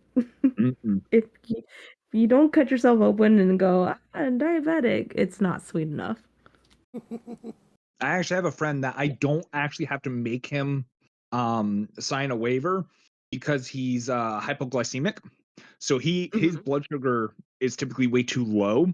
So he needs things Oh yeah, that are high in sugar, especially that'll when do he's it. outside doing physical labor. Mm-hmm. He does that as a job, and he asked because it was supposed to be like 100 something degrees for all of a week. Then he was going to be stuck outside doing yard work. He asked if I could make him a gallon of my sweet tea. It was gone within the first day because that's how hot it was. But it also helped him not pass the fuck out. Right, yeah. That's convenient, actually. Good Mhm. job. Saving lives. Market that. Sell it. Southern sweet tea, it saves lives or ends them. Now you got me looking at Bones Coffee again. So, what do you like to eat for games, like when you're playing? That's a good question. Popcorn. Really? I'm a popcorn. I like give me a bag of skinny pop and I'm happy. I'm so easy to amuse. Maybe some Lily's dark chocolate mixed with it for a little sweet, little salty. But since my surgery, I have to watch my girlish figure because your girl had her thyroid fiddled around Ooh. with. But we beat the cancer, so it's good. Um, Hey, and that's always good I news. know. That's where I've been. So, but yeah, I love popcorn, especially and it doesn't need to even be seasoned, really. I mean, happy if it is, but like I said, like Skinny Pop, like their original, it's like lightly sea salted, and I'm good. I'm happy. I'll eat the whole bag in one sitting, like a fiend. It's terrible. I think the big thing for me is it comes down to what kind of gaming am I doing? That's If I'm true. doing if I'm doing like my casual, you know, playing like Pokemon or Fallout or something I can just relax to, I'll do, just about anything. But if I'm like hardcore like trying to grind on Call of Duty, it's like wheat thins or chips or something I can just throw in my mouth and get right back into it. I will say that when I'm hardcore gaming, I do drink a lot more soda than when I'm casually gaming, where I'll drink like tea, coffee, you know. So for Something me, about carbonation that's like, like it kind of matches the mood, especially if it's intense. hmm but if we're also doing like tabletop gaming, I'm sorry, some good chips and queso or chips and dip or something like that, I'm fine with that. I like jalapeno poppers. Like the last session that I was in, I just popped some in the air fryer and Yeah. like noshed on that during the game. It was good. I could go for It, some like nachos honestly, I though. prefer potato skins over jalapeno poppers as a good finger I food. do. I love a good potato skin though. So yeah, I can Yeah, see that. potato skins are good, but Anything that's got bacon in it, I'll go for. yeah. Well, there was something I saw that just like that looks dangerous, and I want to try it. Where's this from? Oh, it's from Texas. That makes sense. It's loaded jalapeno poppers. So they Oh. basically gut the jalapeno, and instead of cutting it in half, they fill it with brisket and cream cheese, and then wrap it in bacon. Mm. Shut up. That sounds amazing. That sounds I dangerous would for go my for that. cholesterol. Oh yeah. A Texas brisket inside of a jalapeno popper. I mean, I'm already taking a statin. What's next? Are you gonna make it? Oh no, they have this thing where they put collard greens, mashed potatoes, or rice inside the skin of fried chicken and then fry it. Oh, oh. Yeah, I'd That need a is the snack for that. definition of Southern cooking. Where can I My get this? Because I dietitian is want some. listening. Plug your ears. Look away. Avert your eyes. You're not hearing this conversation. Oh my goodness. I mean, People wonder That sounds. and blame fast food on the obesity in America, but I'm sorry. If you hear half the stuff that the South comes up with for food, Yeah. you know where it's at. Yeah. yeah, one thing you never doubt the United States when it comes to food. Because we had the whole world's cuisine come to us. We picked what we wanted. We crossed traditions and shit, and we probably have some of the best food on the planet, especially in the Southeast. Agreed. And that's why we're so fucking fat. Well, that and our portion sizes are huge. But They Because really are. we're well, it's because it's so good. We want so much. mm-hmm. That, and for the most part, most Americans, they, as far as like everybody I know, so I should reiterate that they only eat maybe 2 times a day if they're lucky, but most time Yeah. it's only once. They only eat maybe once or twice a day. And so where most places they have, breakfast, lunch, and dinner, where they have at least 3 meals, they also have like tea times, snacks. They're eating throughout the day where we're eating our entire meal at once. Like we're I eat 6 meals a day. I uh, live the hobbit life. No, we've if I already had the had breakfast. money, no, second breakfast. That's what we're getting ready for. But like if I had the money, I would do that. I would eat. I technically do. I munch throughout the day because if I don't, I get lightheaded. We're actually thinking that I might be either hypoglycemic or have something to do with my blood pressure. Or not blood Mine's sugar. blood pressure related. If I Um, don't eat consistently, I get really, really bad headaches.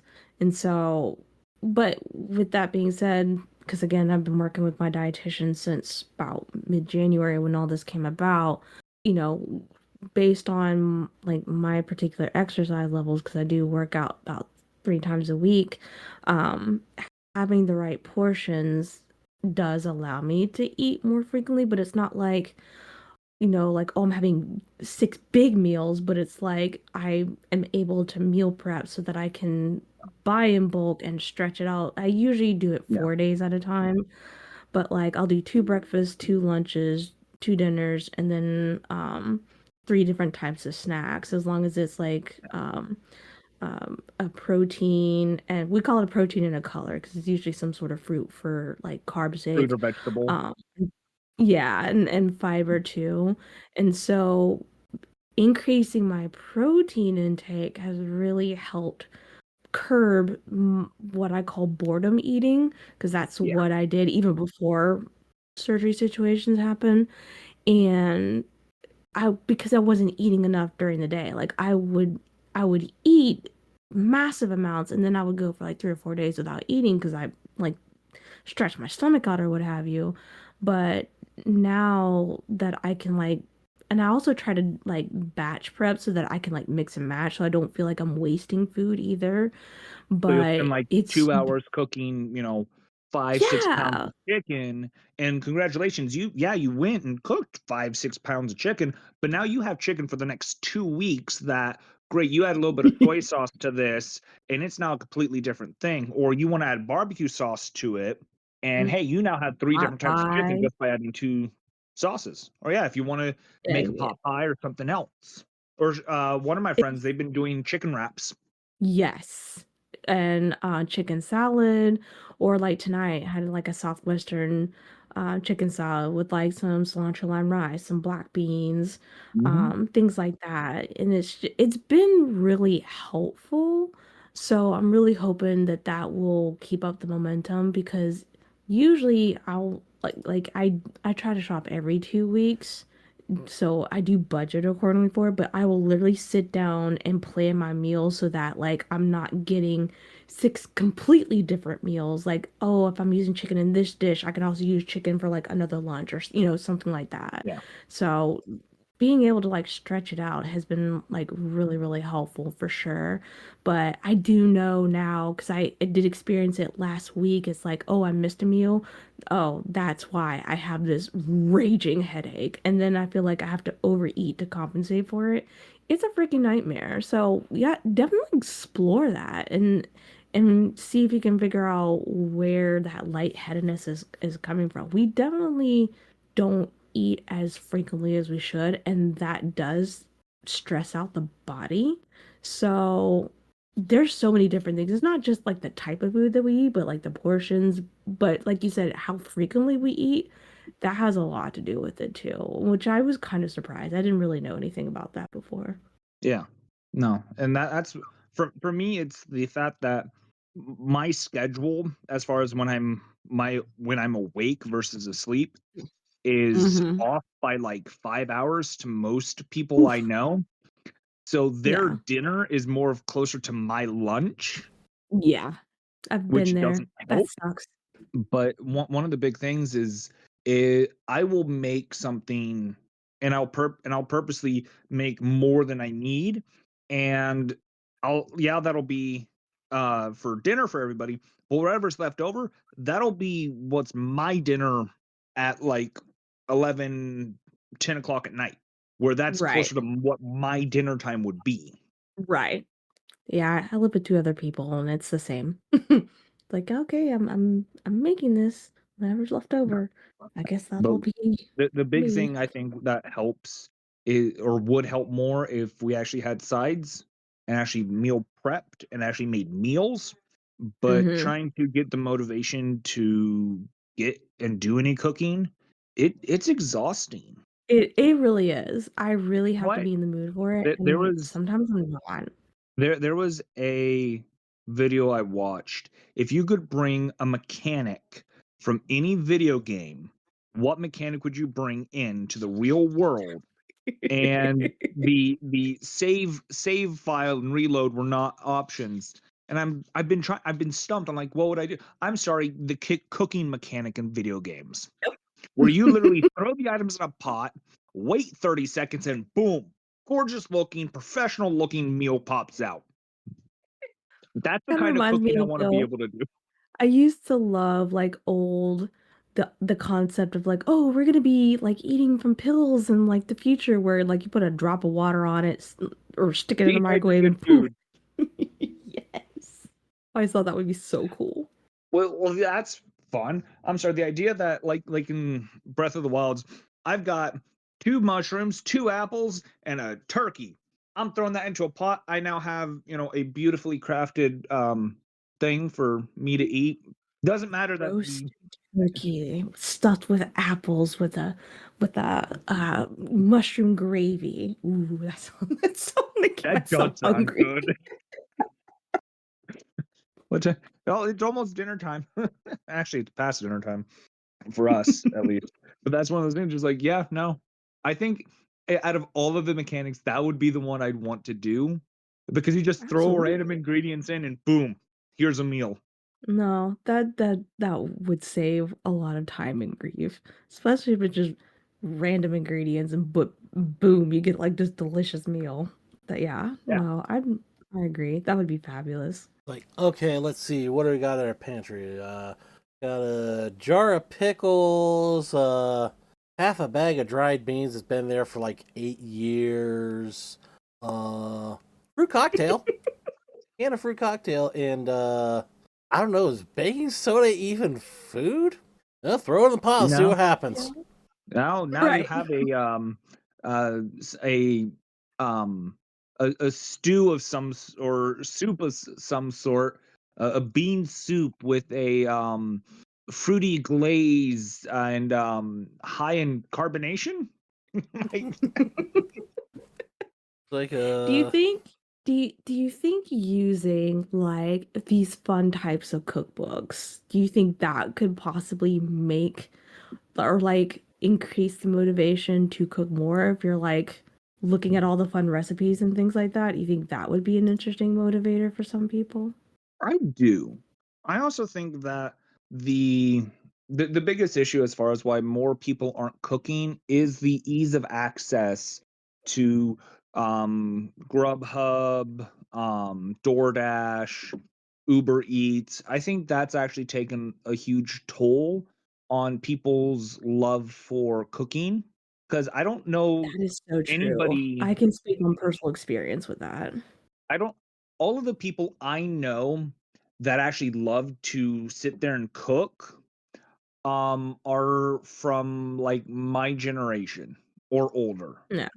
Now, I've been noticing that there's been a lot more of like some of the newer generation that are showing an interest in cooking, but there's like an Mhm. entire generation, I don't know what generation it is, that they just don't like cooking. Like none of Yeah. them because That's their sad. ease of access. And it sucks Yeah. because both of my roommates, I hate to say this, but neither of them were even taught how to cook other than Oh. maybe the basics. Yeah. Like, my one roommate, he was never told how to make hamburger helper. But it's on the box. Yep. I had to show him and teach him how to do that. And I hate to say that, but that shows an issue with his upbringing. I think Yeah, it's everybody, definitely a- home especially as a training. parent, you should teach your child at least how to survive on their own. No, that's one thing I've always been grateful for with my mom is that as early as I can remember, she would get me like a kid's cookbook. And I remember one in particular had these colored measuring spoons so that I could tell like which one was what. What was And the first thing you were taught to cook? my grandma's broccoli rice casserole. I started big as a kid because we Yeah, had it every that's big. Thanksgiving. Not much. What about I you? had the recipe memorized by now. Spaghetti. Actually, no way. Spaghetti. It's macaroni and cheese. Both good op. The first thing Cheese. I was taught how to cook, my mother made me do the cooking without a shirt on because this is one of those things that she wanted to drill into me. She taught me how to cook bacon off the stove. Gonna say something fried so that you Hmm. My mom's exact pop, pop, words: pop. if you are afraid of the grease that is there, you have no right to be in the kitchen. And too bad you're gonna be in the kitchen. So I had no choice but to learn that the popping grease is not my enemy. It's not a great way of teaching, but I now know how to Like, do what? that. She threw you into the deep end of the pool. Hmm. After that, she made me learn to cook eggs. Oh. So she threw me in the deep end, then taught me how to cook one of the easiest things. You know what I still have issues cooking? Eggs. Eggs. At I least I know I I could do love sunny side up. I could do fried. Do not ask for scrambled eggs. yeah, Simplest type I of egg, other than a fried egg. I still mess it up and undercook it. But my mom makes really good fluffy scrambled eggs, and I'm still Mhm. she's like, "You've gotta be patient. You're scrambling it too soon, and then it's getting all muggy." And so I'm still learning because I'm just like, I wanna do it now. I'm like, "Just Mhm. patience, patience. Let it set and then Yeah. fluff it up." I was like, "Okay, whatever." I will admit that there are 3 dishes I make that people just love. Not much has had, I believe, 2 of the 3. So he can vouch on how good it is. Your I have a tortellini. tortellini recipe that the only complaint I have ever gotten on it is that I don't cook it enough. Yes. Yes. Everybody loves my tortellini. At some point, I'll Tortellini. send you the recipe. That's Um, 'cause I eat a lot of tortellini in this household. the other is my mac and cheese. I'm Oh, good still mac and cheese. I'm still Yes. working out all of the kinks of my recipe because one of the cheeses that I would use is no longer sold up here, Really? and I do it all by sight, so I don't have any actual measurements. So I'm Measure working with on your that. heart. Yeah, I cook with my heart all the time when I do cook. Last Thanksgiving was the first time I actually made a roux um to make an actual cheese sauce, which made the recipe turn out better. Funny enough, when I made the roux, I didn't have flour, but we did have pancake mix. So I Hey, used it pancake mix. that's got And that flour in it, it counts. yeah, that's what my thought was. everybody else said that's a stupid idea, and then they taste it, they're like, it tastes like richer. I don't know how I did it, but I somehow made a roux with pancake mix, and it made it taste richer. Like it enhanced the cheese flavor of the cheese. Absolutely. Keep making The it with other- pancake batter. Yeah, damn near. But the other one that I'm good at making, I always mess up the first one. But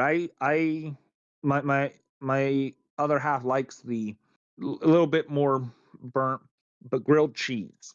I have gotten grilled cheese down to a science. Do you use mayonnaise? No. Try using mayonnaise. Why? Because I use mayonnaise, and I think it actually comes out better than if I use butter or margarine. Really? I'll have to try that next time I make it then. But every time I've A lot of cooked it, people do say that mayo is really, really good as a subject. Something about it being a lipid has to do with it, from what I understand. I don't think I've ever had grilled cheese mayo's with it.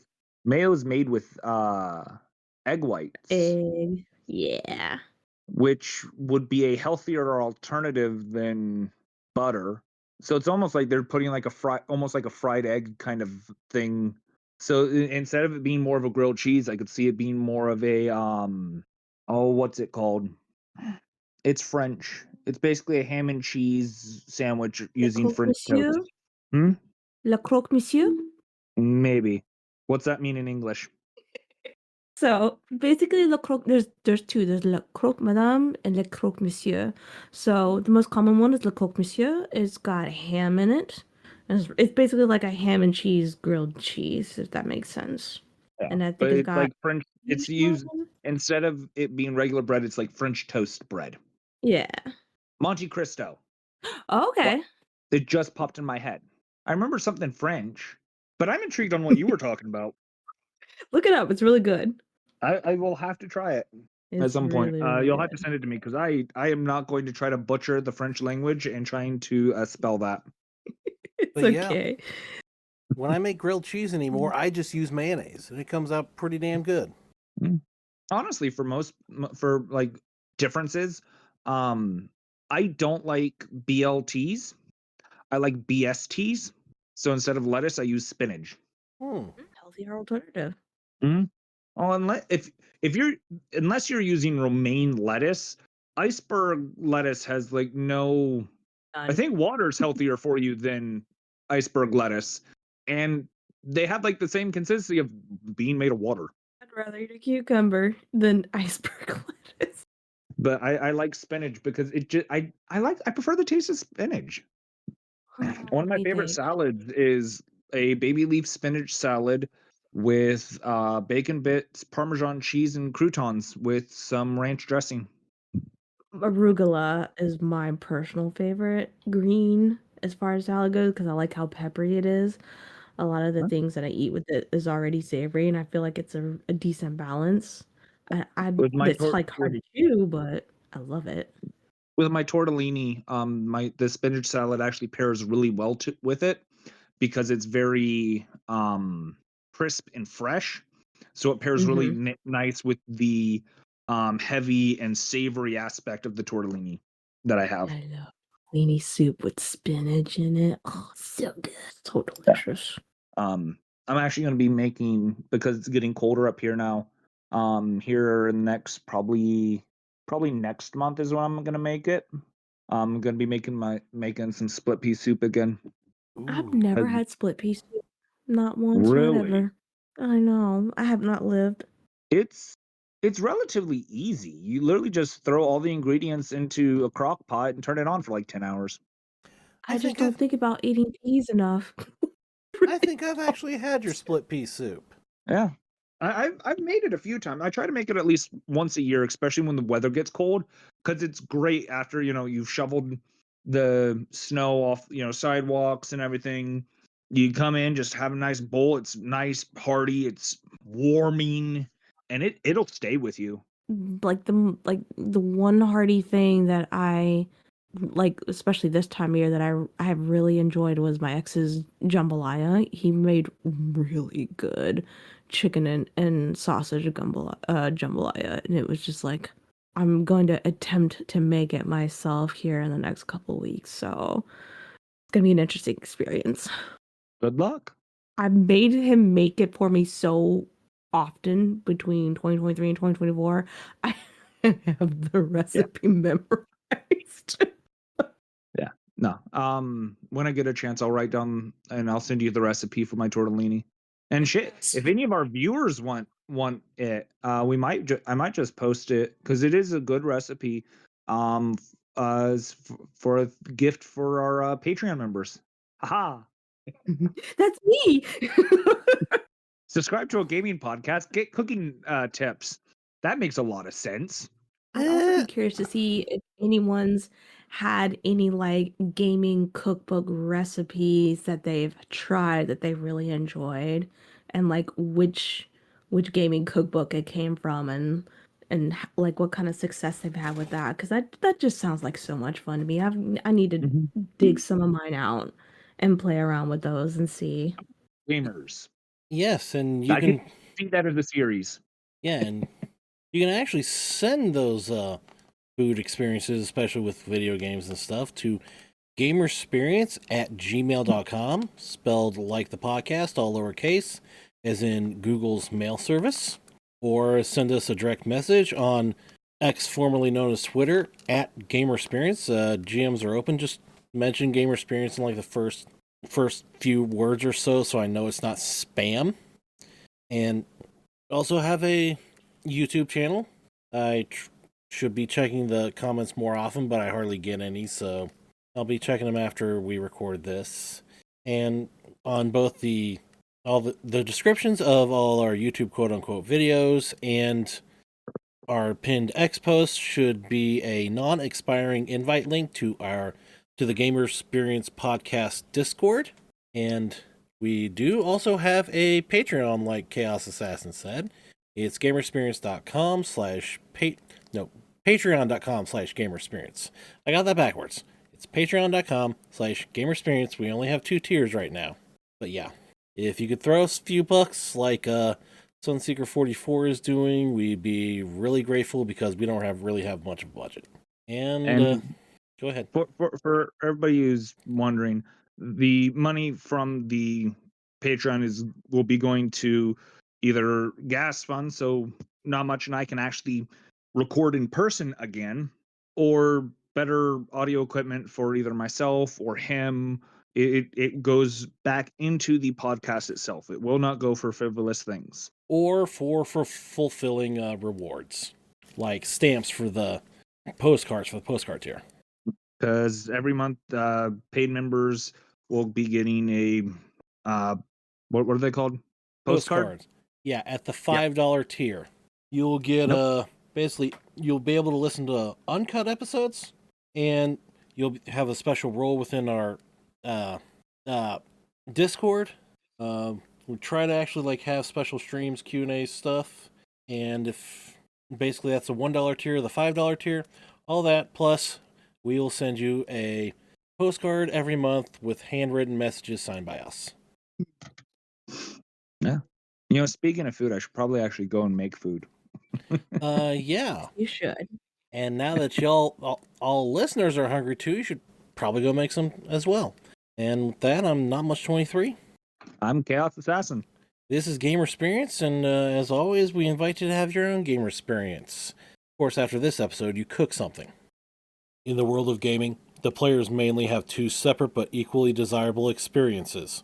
One is through computational devices, taking input through buttons, joysticks, and mice, and is displayed on a screen. The other is on paper and cardboard, with dice, plastic pieces, and pencils on a table. We represent both. I'm Not Much 23. And I'm Chaos Assassin. And this is Gamersperience. And we actually have 2 guests on with us today that were, back on with us. One is Preston. Hi, everybody. And the other is Sunseeker 44. Hello, everybody. And this episode, we are talking about one of the things that really affects the experiences of games that use it, dice luck, dice fortune, whatever you want to call it.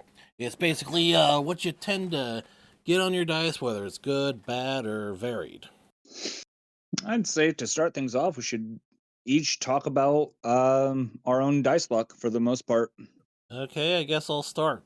Mine's pretty fucking shitty as a player. I think one point I rolled like what, 5 natural ones in a row? Yeah. And even if you do by chance hit, your damage dice typically roll below average. Yeah, Even on a crit.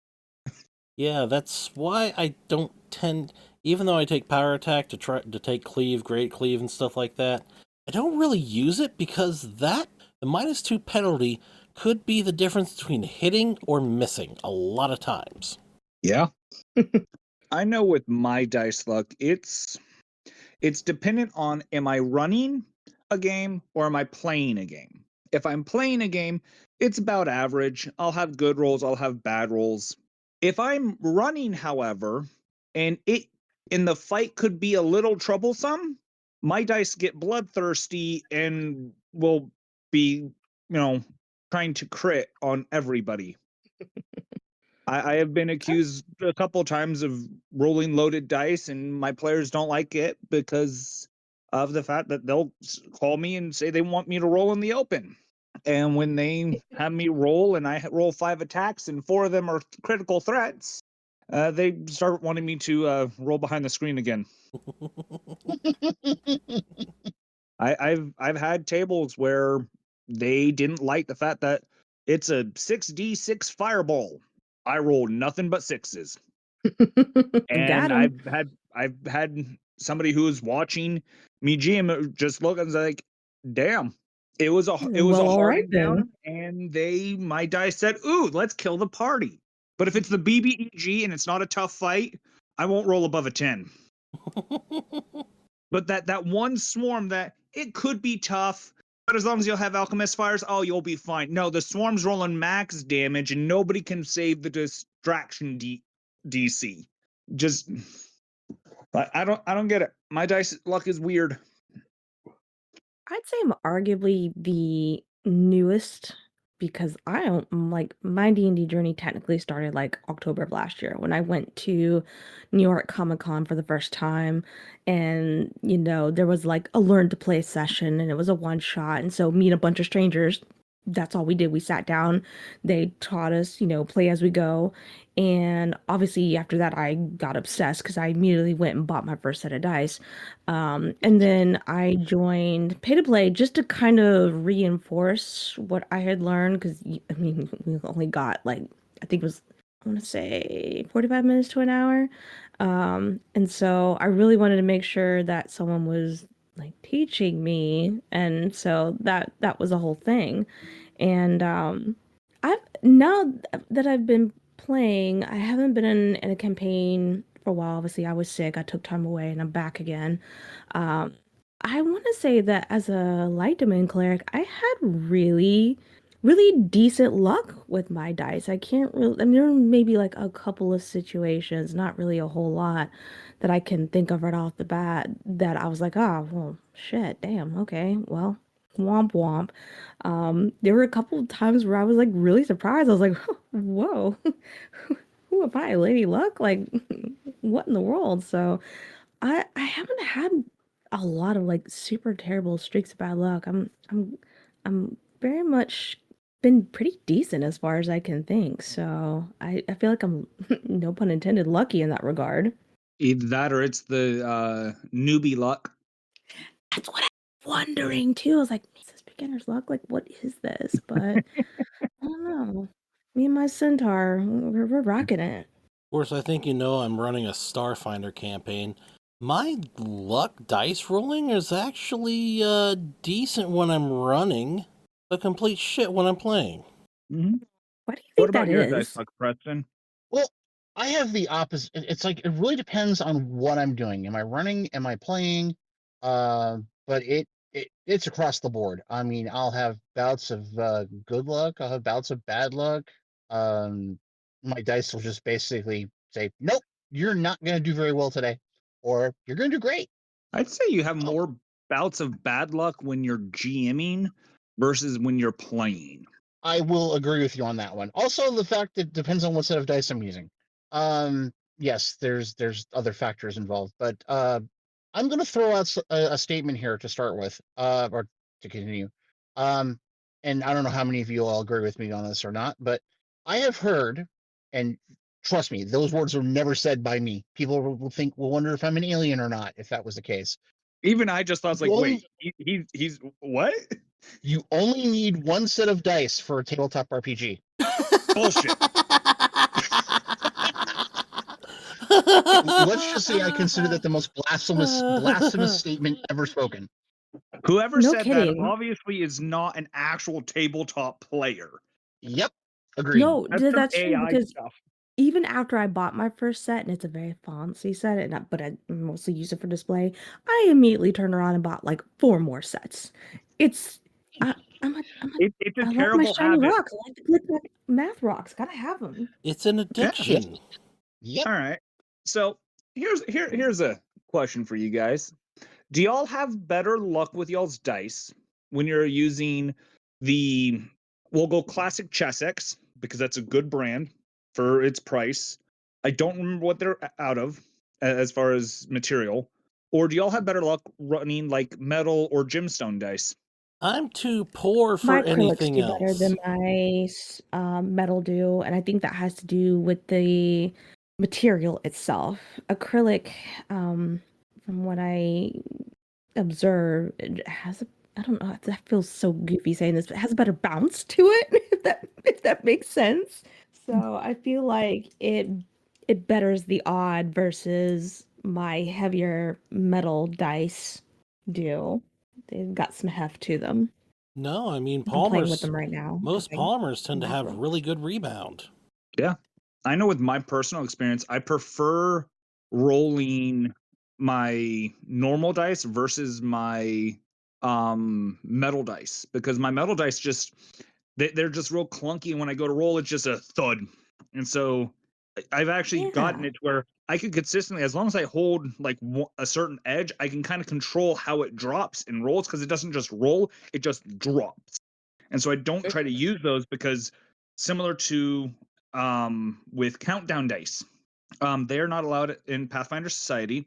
Even if I'm doing a home game, I don't allow them, because you can manipulate the roll and have them roll typically on the higher side if you know how. I can see that. Preston? I can definitely see that. Honestly, that's Yes, why I wanted the pair. Just again, it's mostly for my visual aesthetics. Just it's something to display to look at, not to actually use in game. For that very reason, I can see that happening for sure. Preston? So it's a matter of it varies for me. It's been a case of I've used resin dice, I've used metal dice, I've used gemstone dice. It's not the lucky part of it for me. Do you see a difference when rolling between the types of material of your dice, though? Yes. Alrighty then. What about hand rolling versus like a tumbler? Ooh. A dice roller does give you that sense of randomness. Yeah, but I prefer doing hand roll, because it feels like I can control, and it feels like, okay, this is very much important. I need to shake that luck into it. I need to believe in the die. Why did it give me a net 2? I'm using a tumbler now because when I was hand rolling dice, I think you know how it came out. I think I get a little better and more random results with a tumbler. I like use a tumbler because I have teeny tiny hands. It does make sense to have a tumbler. Now, do you all use the stairway tumblers or the shelf tumblers? I use a circular tumbler like a cup. Oh, so you just put them in a cup, shake the cup, and put it down? Well, it's actually made as a die tumbler. I have an emergency set of dice in the bottom, but yeah, it's pretty much just like a cup, like a Yahtzee cup or something. Oh, I can see that giving Mhm. better luck. I would say that that's a cup more so than a tumbler. Because when I think of tumbler, I think of like the dice towers that you drop the die and it'll roll either downstairs or off like little shelves that are in it to cause it to roll certain numbers. Of course, I just call those die towers. No. But do you have any specific die superstitions? Yes, actually. One of my superstitions is the first set of dice should always be either self-purchased or purchased for you by a friend, provided you are there to grab your dice. Just about every time somebody has gifted me dice, they typically roll shittier for me versus when I pick my own dice, they have better odds, at least for me. I don't have any yet, but I imagine as I start playing more regular, especially now that I'm fully and officially back and recovered, I'll be curious to see because I do pay attention to that sort of thing, but nothing, no superstitions yet. I mean, I did purchase my first set of dice. I was there because I was like, oh, this is gonna be a thing. I need to go and get dice right now. So like we immediately left and went and I agonized for like a good half hour over which set I wanted, but I felt good knowing that it was one that I chose. So at least if it was shitty, that I can only blame it on myself. But so far, again, aesthetic only.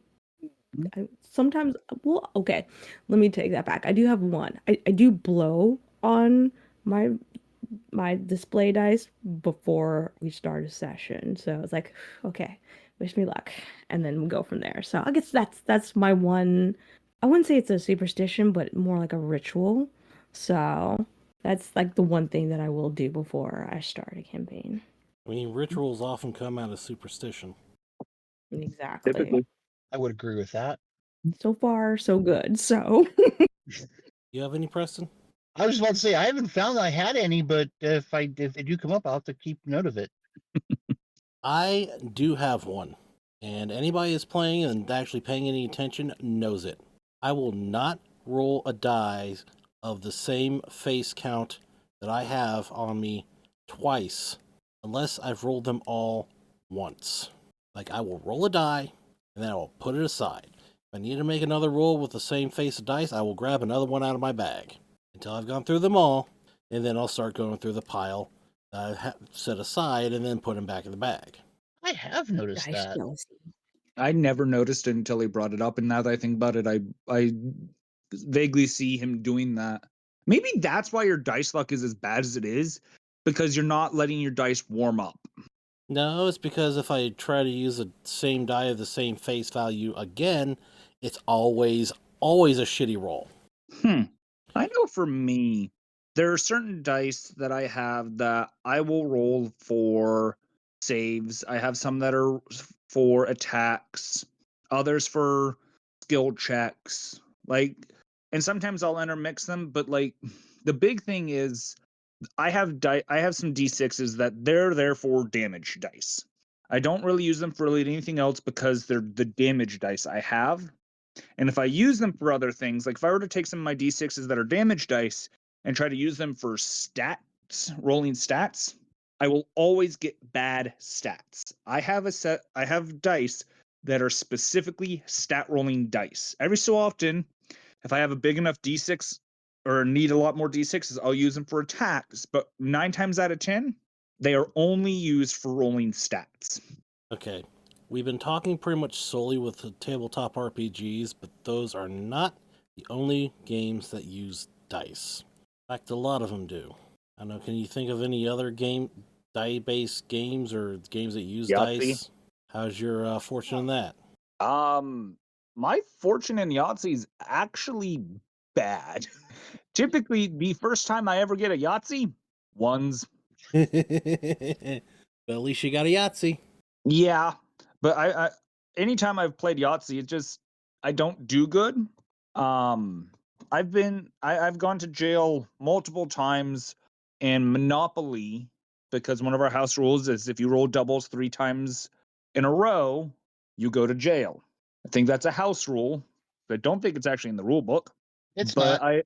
I've gone to jail a number of times because I roll doubles. It doesn't matter the fact that it was snake eyes 3 times in a row to everybody, but I go to jail. And then I immediately can't roll doubles to save my life to get out of jail. When I'm out of jail, I roll doubles. When I'm in jail, I can roll 7. I either roll 7 or 11. I don't know why those are the numbers I roll. But statistically speaking, every time I've been in jail, it's either 7 or 11. Maybe you I should. think my dice hate me. I think you should take a Monopoly board, put your piece in jail, go to the craps table, and start rolling. If only that's how that worked. Yeah, I know, right? If only that's The how first that time I worked. played Yahtzee, I had no idea what I was doing, and somehow I won. I was like, for real? I had no idea what I'd never played Yahtzee before. You can explain the rules to me until you're blue in the face, but I still won't process it. This is why gaming is can be so difficult for me, even on a tabletop level, because I'm a hands-on person. So like you have to show me how to play the game and then I'll grasp it. But if you try to explain the rules to me, I don't know what you're doing. I don't know what I'm doing, but somehow I won that first game and I was like, well, Yahtzee, here we go. So I can't say I've had bad luck. Well, granted, that's the only time I played Yahtzee was my first time, but I was stunned that they're like, you won. I was like, oh, I'm sorry. You look very upset about that. So I It's don't the know. fact of, hey, we're Take it going to show off. you this game. It's a good game. We enjoy playing it. How the heck did you win? You don't even know what you're doing, and you won. Exactly. That's a little bit of a slap in the face to somebody who's showing you games like, hey, we love this game. We're going to have you join, and you're winning. You obviously Just have beginner blustering skills, through it. obviously. Newbies luck follows me everywhere. Well, it's like in certain video games, like fighting games, when like for like Mortal Kombat, you jump in, you don't have any idea, you just random button mashing go, Like and you mash somehow until you figure it win. out. I haven't played Monopoly in a very long time, but I usually suck at that game. So not I It's mean it's strategic. oh god, it's been years since I played Monopoly though. It, So it is a maybe mathematical strategy game. uh, it's been a very long time since I played Monopoly. Even like online Monopoly, I have not. I might have to explore that and see if that has changed at all. But to my recollection, I was really terrible at Monopoly. So The only other game I regularly play with dice, and use the word regularly quite uselessly, is Gaslights Refueled. My fortune there is a lot better, especially with the skid dice. I know when I've played it, I don't seem to have that bad of luck. Granted, I've only played it like 3-4 times. Yeah, My dice is my luck isn't terrible. Would you? Would you say it's bad, or would you say it's decent? I'd say it's decent. I just Press- got to go fast. Preston, you're awfully quiet. Are any other die-based games you normally play? Well, I've played Yahtzee, and the luck's varying it varies back and forth just depending on, I think, how it goes. Trivial Pursuit is another one. Just it happens. I even have even with some of the additions of Trivial Pursuit, there's even a digital die roller, and that one, yeah, I say it varies. It's really nothing outstanding as far as luck goes. What else have I played? Yeah, it's about all I can think of off the top of my head. Okay, now to the more important part of this discussion. How does your die luck affect your experience in these types of games? sometimes it can I'm be going to hit you fun. with. So, what is are we talking about tabletop role playing? Are we talking about board games? What are we talking as far as the luck and with that respect? Yes. Got it. Sorry, I didn't We'll mean to start with interrupt. tabletop. Yeah, let's start with Okay. tabletop. Tabletop role playing, that is. So, I'm going to throw something out there, and something that I really need to change my thinking. It's like I need to stop thinking of the dice as almost for lack of a better term, adversary, and start thinking of it more as a storytelling point. Okay, okay. I can see that. It's not the be all end all. You can work with it. Exactly. It works like for example, I would normally, when I level up my characters, I would think it's like, okay, I'm taking this because last couple of adventures I played, I lacked this skill. And now how do you adapt? So exactly. And going with the dice, it's like, okay, no, it's like I rolled a nat one on a save. I didn't fail. Or no, I failed, but it was more of a, okay, this is a lesson learned more than anything Yeah. else. I can see that. It takes some thinking, but it basically it's something I need to think of to get myself out of that is It's not a tool. It's not a tool for being an adversary. It's a storytelling tool. That's a good way of looking at it, honestly, because some people are like, oh, like, especially when it comes to combat, they're like, oh my God, like, I gotta win. It's like, okay, well, what do you do if you don't win? Like, that's where the storytelling elements come. How do you adapt? How can you, make this work in your favor? Or, sell the failure, and how do you make this look like a really cool and or devastating loss, what have you, depending on what the situation is. And it's kind of ironic because that doesn't just extend to things like Dungeons and Dragons, but also like just like role play in general. It's like, okay, like me, my particular site, because I do run a role play site, there is a specific continent where when you encounter certain situations, it boils down to dice because I didn't want people power scaling and like winning all the time. I wanted people to realize that Sense of anything could failure. realistically happen, and how does this force you to adapt on a story level base. And so it's had really good results so far. So I definitely agree with that. And it's like, don't think of it as like, oh, this is the tool that's going to help me win, but like you can spin it out to a really great situation. I had a character, she was a knight, and she was supposed to lose her fight. And so I was like, okay, cool. All right, I've already agreed to this. How do I sell this failure? And we actually had a lot of fun with it. So she ended up losing an arm, and that just kind of furthered her character arc. And okay, well, now she's this left-handed spear mistress. She's still freaking formidable, even though I was like, I mean, who everybody at some point wants to win. That's kind of like I think that's a knee-jerk reaction, but I think good storytelling elements require learning to cope with any failed roles that you have. And like you said, how do I treat this as a learning experience? Exactly. So I 100% agree with that. Well, My it's thought is dice rolls, well, can be an adversary, but also some of the best stories that you come up with, and even in our character stories, some of the funniest and best stories that we know are based off dice rolls. For instance, the critical motorboat. Oh God. Preston, if they did not succeed on those rolls, would that story be told? Probably not. It'd probably be told, but not nearly as much as the fact that they rolled a nat 20 on that. Yes. decide if Right we there should. submits a story. I'm trying to decide if we should retell that or not. No, Like, inquiring minds want to know. I knew it. I knew it. Oh gosh. All right, Here we Preston, retell it.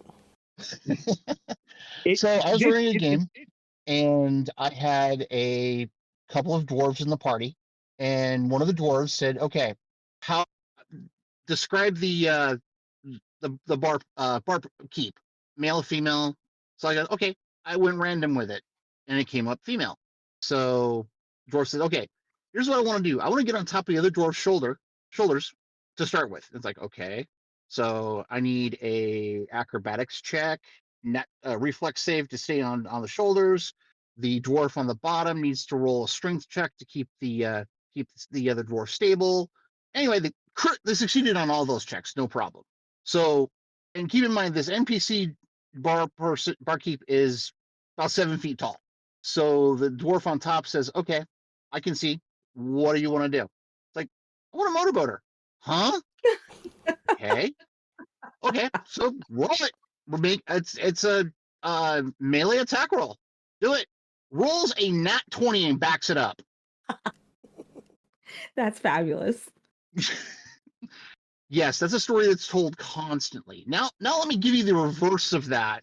I was in the middle of a game, and I was a player, a bard, and I rolled a nat 1, used a hero point to re-roll the die, rolled another nat 1, which resulted in the character's death.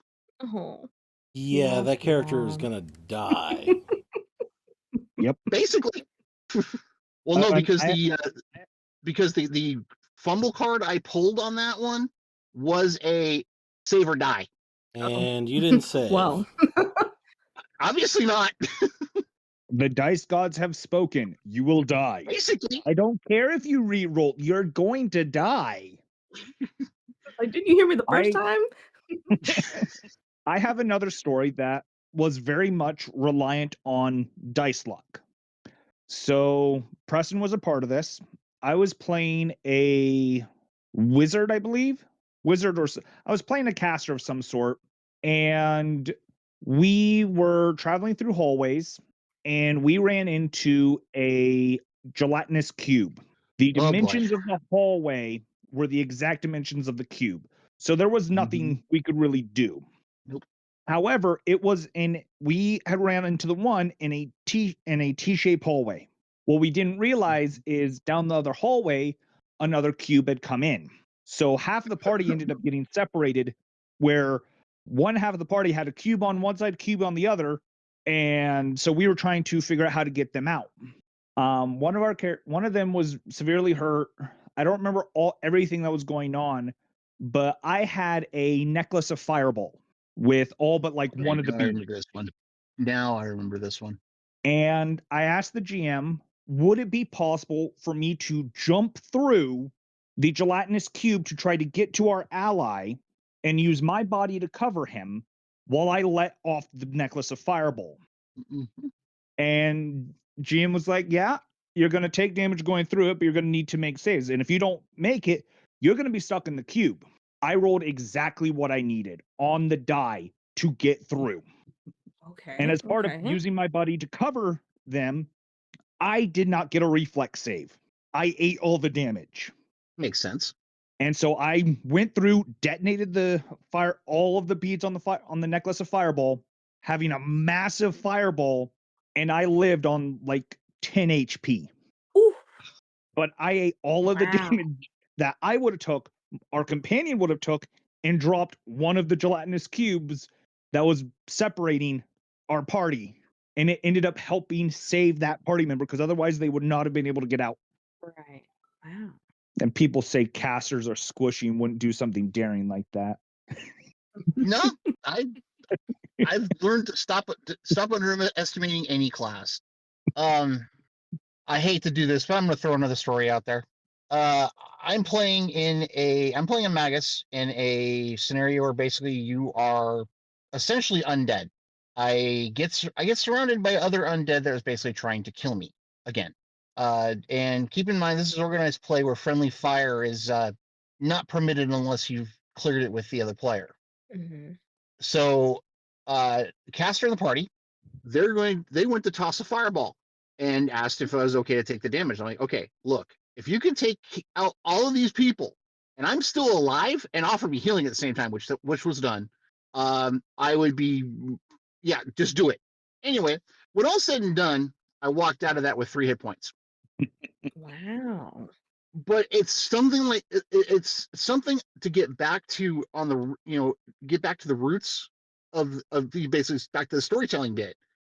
Dice luck can be both positive and negative at the same time, but basically maintains a story, and it's stories like these that come up that they're told for a long time because they're just that impactful.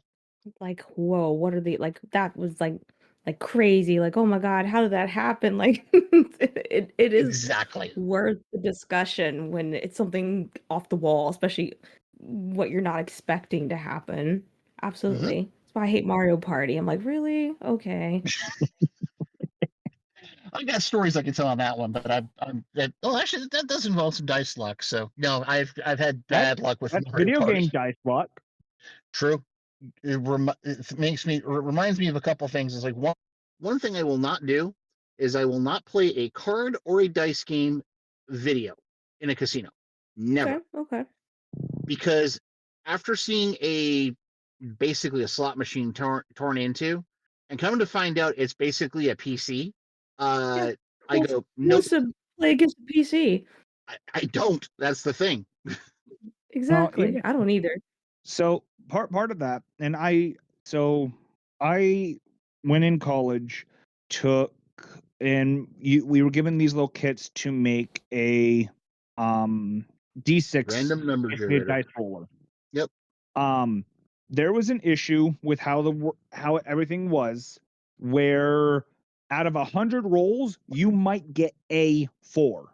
You might get a 4 out of 100 rolls on this number generator because 4 needed a very specific sequence to show up. And after that, just like I don't trust any sort of electronic number generator, because if you could make that and try to be as random as possible and still have issues with a single number, what's to say you can't make it to where only like 3 or 4 numbers show up? Thank you. Yeah, I can see that. Yeah, I don't really gamble that much because I really have no business gambling. But of course, back to the TTRPG stuff, I find that my bad die rolling really makes me lose faith in my characters, and sort of as an extension, my characters lose faith in themselves. Usually, when I start a mission with like a organized play, it's like, yeah, I handpicked you because you're the best. And my character's like, then why the fuck did you pick me? I remember so many of those mission briefings where that happens. Like, wait, you want the best? Then why the hell am I here? Comic relief? Yeah, I think you were running one with it was a Starfinder with Jed and Ura, and it's like yeah, I handpicked you to go on this mission. It's like Buzz, like, Yep. Then why the hell did you pick me? I had something similar. One of the games I was playing Robin, and I looked at the party and I look at the things like, why did you pick me when you have so many others that do the same thing I do? Oh, we need you to actually make sure that they do their job. So I'm babysitting. You called me in to babysit. Yep. You're the enforcer. And along those lines, I actually do now remember an observation I have, especially with my last Starfinder Society game. I played with Buds there. He's an operative. Number one, usually if I get off the trick attack, I will not hit with a shot. And usually number two, I will do really well on skill checks, but suck balls in combat. To be fair, I have a character similar to that. For the first 6, 7 levels, their contributions in combat were go team go. Oh, you want a skill? Yeah, I see that, and I see that, and oh, you want others? No, all I do is see. Perennial brought up character Toto. The And to be Paragoid fair, Tengu sees everything. every time he should have died, part of society has a thing where so much money has been spent, the con to determine if your character is dead is 10 higher. That goal has been on the thing every time Toto should have died. Toto has literally been and stayed alive this long because pay to win, basically. And it has not been my money a single time.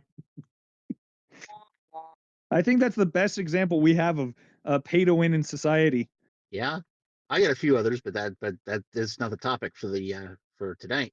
Yeah, but I think I think we've gone along long enough. So I think we have some ending thoughts about die luck and how it affects their experience.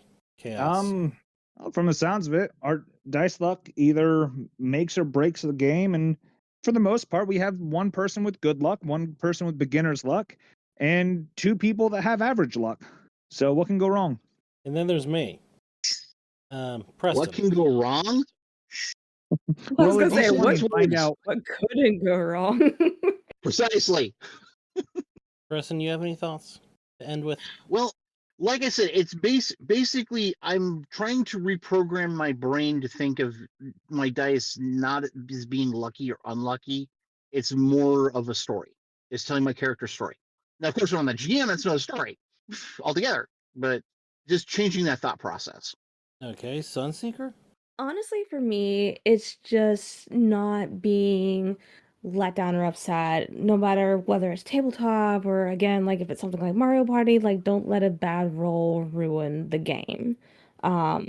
You can always be the Unless comeback it's a death kid saving or roll. not, it just depends. but just learning to have fun with it no matter what happens. Like, don't let it make or break your experience. Yeah, of course, I'm naturally a story-oriented person anyways, usually with role-playing, but I kind of turn my bad die rolling into almost like an aspect of my characters. Because it's not like I'm going to escape it. Yes, you do. I'm seeing that now. So, again, thank you, Preston and Sunseeker44 for joining us for this episode of Gamersperience. If you have like to say anything about your own die luck or how it affects your gaming experience, you can contact us at gamersperience@gmail.com, all lowercase, spelled the same way as the podcast as Google's mail service. The direct messages are open on @Gamersperience on X, formerly known as Twitter. Just please mention Gamersperience in the first sentence so I know it's not spam, which I've been getting a lot of lately. We do have a YouTube channel, Gamersperience Podcast. I should probably go and see if we got any more comments. But yeah, I do sort of check there. And both our pinned X post and every single YouTube quote-unquote video should have a non-expiring invite to the Gamersperience Podcast Discord, where you can go. And we also have a Patreon if you want to financially support us, if you're able. It's patreon.com/Gamersperience. We only have 2 tiers right now because, we're not really asking much because we can't really offer much. But if you could just throw us maybe a few $1 or $5 a month, it would really help us out because right now we have like no budget. And with that, I'm Not Much 23. And I'm Chaos Assassin. This is Gamersperience, and as always, we go invite you to have your own Gamersperience. And I hope you roll your dice better than mine. You know those casual conversations you just have like in the car, sitting around, maybe even going through cards or whatnot? We actually like to record those. I'm Not Much 23. And I'm Chaos Assassin. This is Gamersperience, and let's see where this goes. I still can't get it out of my head, the fact that I'm old enough to remember Netflix being a mail service of discs and stuff. By the way, Shadoodle here. Oh yeah, forgot about that. Oh yeah, hi listen. Shigudo. Oh yeah, no, I remember me and my family would absolutely hog the mailbox. Waiting for Netflix to show up. Exactly. And then when we knew that it did show up, we're like, yes. And then we'd go inside, watch Avatar: The Last Airbender on Netflix, and we're like, oh, good old days, good old days. Yeah, we used to have Netflix by mail as well. Watched quite I a was few. too poor for that. Yeah. Dude, that stuff is nostalgia if I've ever heard any. And then there was Gamefly, which pretty much did the same things for like game discs. I remember Gamefly. I forgot Gamefly existed. What happened to Gamefly? Did they just not make enough, or did people just not return games? I think Gamefly went bankrupt. Did they really? Which is just as well because games aren't that's really Doodle right now. distributed on discs anymore. Right. Well, it's because everything's I pretty much digital nowadays. Mm-hmm. Is that what I think it is? It's a dragon Oh. token. Okay. Yeah, that's about what I thought it was. And I say going through cards because you're going through Magic cards during this, aren't you? Yeah. Yes, I am, because I have I'm going through my colorless Magic the Gathering cards for just colorless stuff for 2 decks that I am currently building right now. Yep. And I am just sorting cards because he is terrible at keeping cards separated. And This entire part is the stuff that you're going through, by the way. I just didn't have enough dividers to separate out my actual colorless from those. So, yeah, nice try, buddy. Nice try. Yeah, Magic the Gathering has eaten up a lot of me and Chaos's life. And that's an money. understatement. An understatement, the hundreds upon hundreds of dollars that we have spent. Yeah, we should do an episode on that. Yeah. How pricey stuff has been getting. Oh, the cost of getting into gaming. Like, is it affordable to actually get into gaming? Nowadays, no. Well, that depends on the game. What do you think? Not much. You think we could do an episode on that? Oh yeah, definitely. I mean, shit. Have we already done an episode on that? Because that's No. something that we've already done. We can do that now for let's see where this goes. No, because that's counterproductive to what the see where this goes does. We Yeah. don't have a set topic. We just typically let me ramble on because I have to ramble on at least in one episode. Otherwise, I'm going to sidetrack the entire episode. And then, we'll have episodes like we did in our first couple seasons where we'd start talking hardcore about gaming and somehow end up talking about food and politics. And that's why this series exists. Yeah. For those that don't think I am that bad, listen to some of our older episodes. You will see exactly how bad I end up getting sidetracked. I live with the guy. I can attest to this. 1 minute he's doing something serious. Ooh, squirrel! In the process of saying, ooh, squirrel, ooh, shiny. Why is In the there a process liver in of my saying, hand? What the fuck? In the process of saying, ooh, shiny, ooh, shiny. Yeah, just You sidetracked so damn easily. It's not funny. That's the vampire demon token. That's awesome. why is there a liver in my hand? A lever? I think he said liver. Yeah, it's from Bob and Tom's song about ADD. Yeah. Got it. All shine. You got a shrine deck? I plan on building one, yeah. I already have one of those. Oh, okay, cool.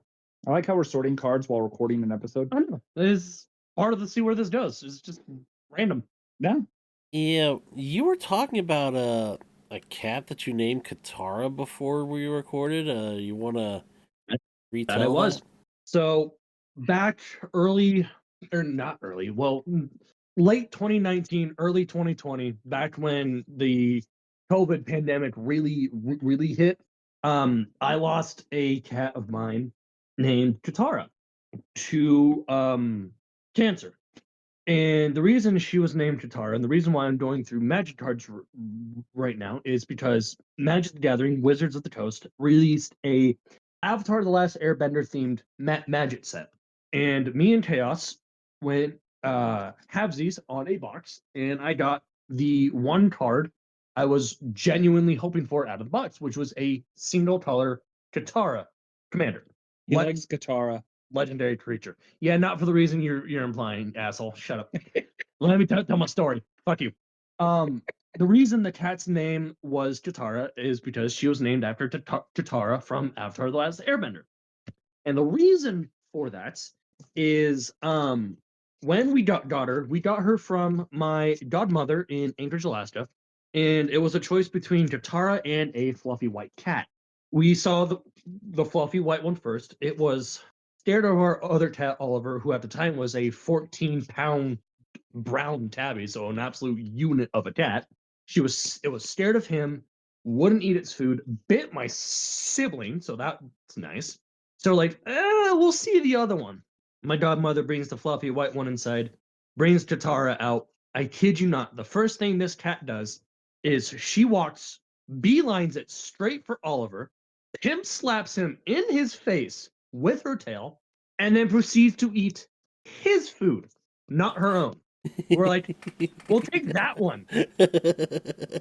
And the naming process took all of about 5 minutes because of how she acted during that interaction. We're like, she's like Katara from Avatar: The Last Airbender. And we're like, well, that's her name now. To be fair, that's a better naming process than what Elfness and I did with that thing right there. Yeah, But that when- gorgeous floof there. When Katara passed, it was hard because when you have a little 8-pound cat with a tumor the size of a softball on her side, Ooh. and just seeing her lay there in pain, I'm a tumor. I'm a tumor. I'm a tumor. I'm a tumor. I'm a tumor. it hurt. Sorry. And I vividly remember the day that she passed because I was in welding school and I was half an inch away from placing a bead with my rod, and I did a message on my phone for my mom, and I knew that was the date she was bringing her in, and the message said, "I am at the vet with Katara." I audibly say, "Oh shit!" Put my stuff down, and I head out to my car because I knew for a fact I was going to cry when my mom sent that message of "it's done."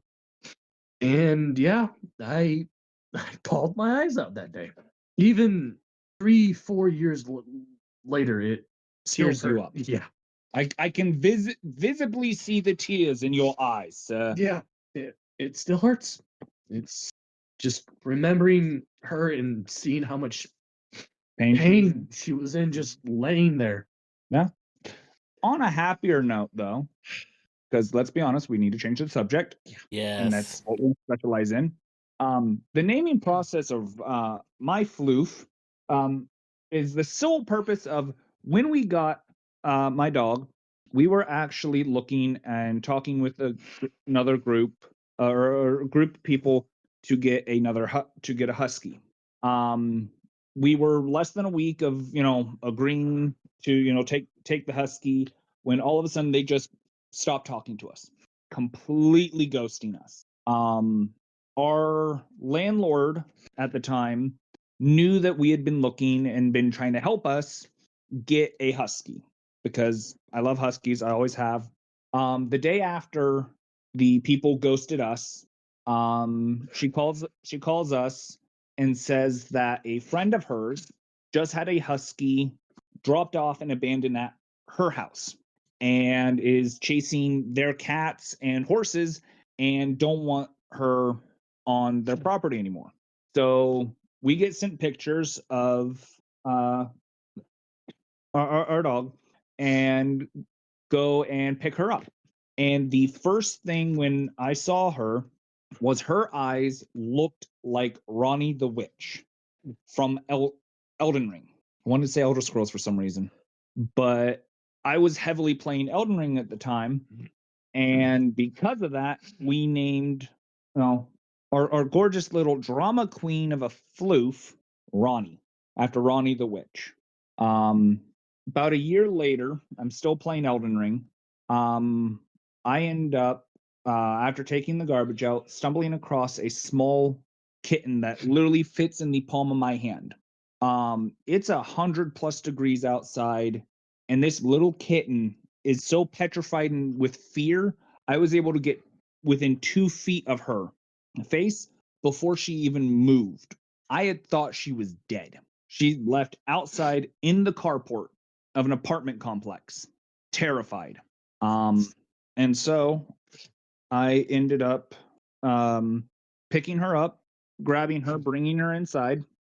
Contacted a friend of ours to help me give her a bath because she was covered in fleas. And a day or so later, because we had asked a couple of the neighbors if any of them had lost a cat, nobody said they knew anything. Elfness liked the coloration because she's a calico. And I had just beaten her after 3 days of trying. I had just beaten Melania, the Blade of Mikoloth. Mikola. Mikola? Mikola. And I've been saying it wrong this entire time. Wow. Blade of And Michelob Ultra. Yep. Melania, Blade of Mikola. Michelob Ultra. I like that. Because it's a beer. But Elfness named our cat Melania. And if she's in trouble, we call her by her full name of Melania, Blade of Mikola. You can actually go to how many times have we yelled that across the house? Too damn many. I'm glad you didn't have the sheer terror of the fact of just the name itself triggering PTSD for you, like Fatalis does. Yeah, fuck you. I stay in his eyes, immediately go white of motherfucker. But that's how we have our 2 current pets. Those are all land, by the way. I know. Dude, Think of it. this is all land. Not much. Do you have any pets? Not right now. Bella, our last cat, she had a black fur with like a white underbelly and white socks on her paws. She passed soon after we actually moved to Cheney. Oh wow. Yeah. Why was she named Bella? I don't know. I think my stepmom named her. Oh wow. Yeah, we had her since she was a kitten. And yeah, because we had her mom and Oreo and we didn't get Oreo spayed soon enough, and she had 3 kittens. 2 of them went elsewhere, and we kept one.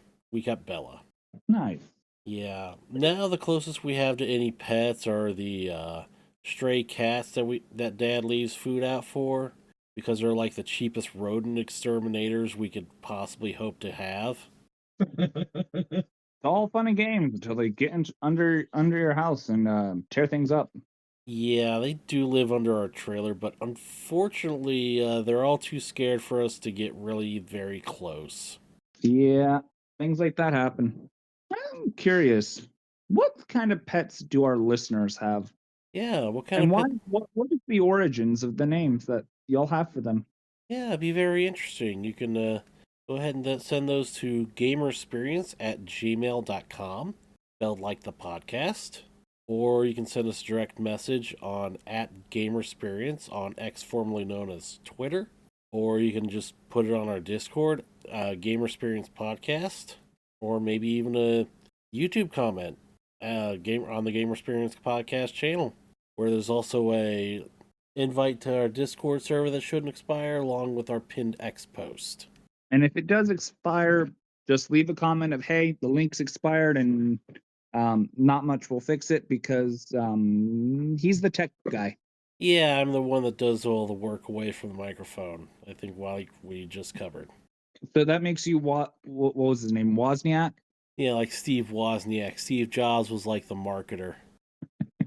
Hello, kitty kitty. Yeah. Speaking of Melania, no, you swipe at me. Say hi. Say hi to the listeners, kitty kitty. No. It's because I'm here. Yep. Dude, I'm telling you, that cat hates me. Yeah. I mean, you can walk by her tower and she'll swipe at you. Yeah, she did. She doesn't do that to me. His dad will put her in her place. It's also getting to the point where Uncle Justin will put her in her place too. Yeah, You suck. the few times I've been over there, Melania kind of got along with me. Let me pet her. Still get along with some people, not everybody. Yeah, she absolutely despises Norm. Norm. She will be on one end of the room, he will be on the other. Norm will point at her and she will peel out and take off. Yeah. Every chance she gets, she will try to get a cheap shot in. Every time. Yep. I find it hilarious. Same here. I find that kind of confusing, but pets are weird. Yeah. Pets are weird, but they're also a good part of life too. Yeah. Like, I know Ronnie wants anybody to pet her. Yep. Honestly, I think the best pet I've met was Lord Greyhawk's cat, Bigsby, a gamer cat. If memory serves, Lord Greyhawk would have to confirm this via in Discord, but I believe Bigsby knew the difference between regular Mountain Dew and Diet Mountain Dew and refused to touch Diet Mountain Dew. But Bigsby would drink Mountain Dew and sit and walk around the minis on the table and not bug anything on the table when playing D&D or Pathfinder. It's a gamer cat, all right. Yeah.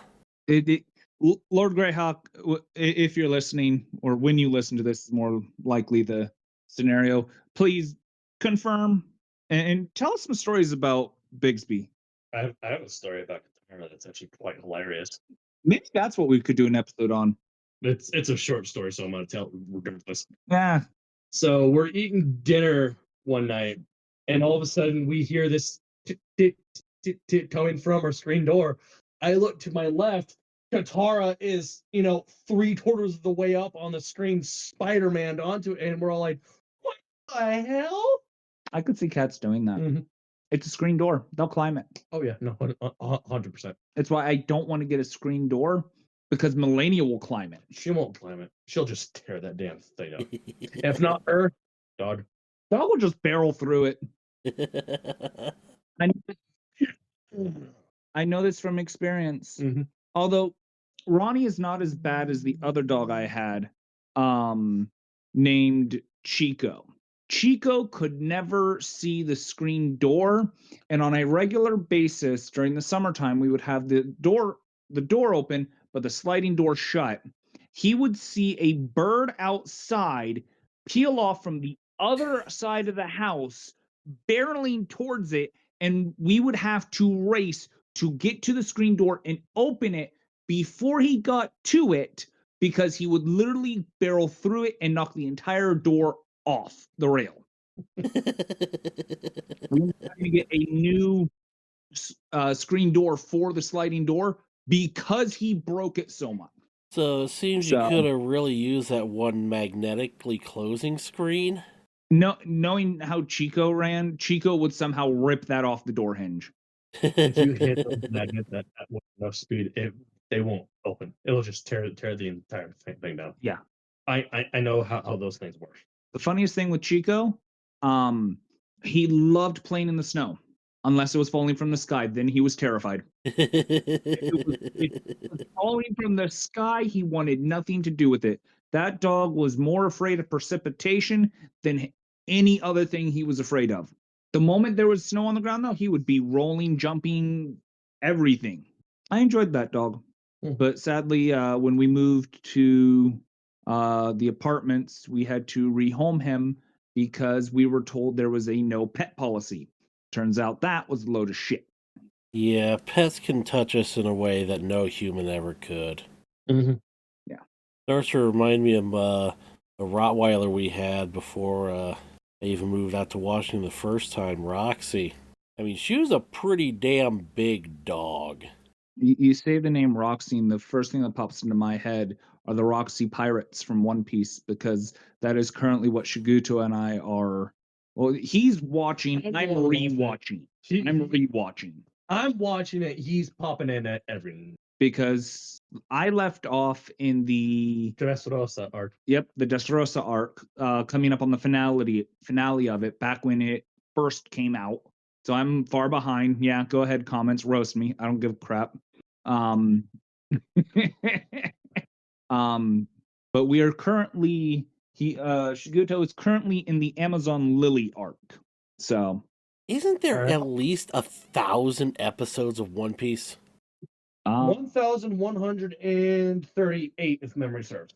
Holy apparently, if you spend 2.5 hours a day watching One Piece, you can finish the entire series and get caught up at least in 150 days.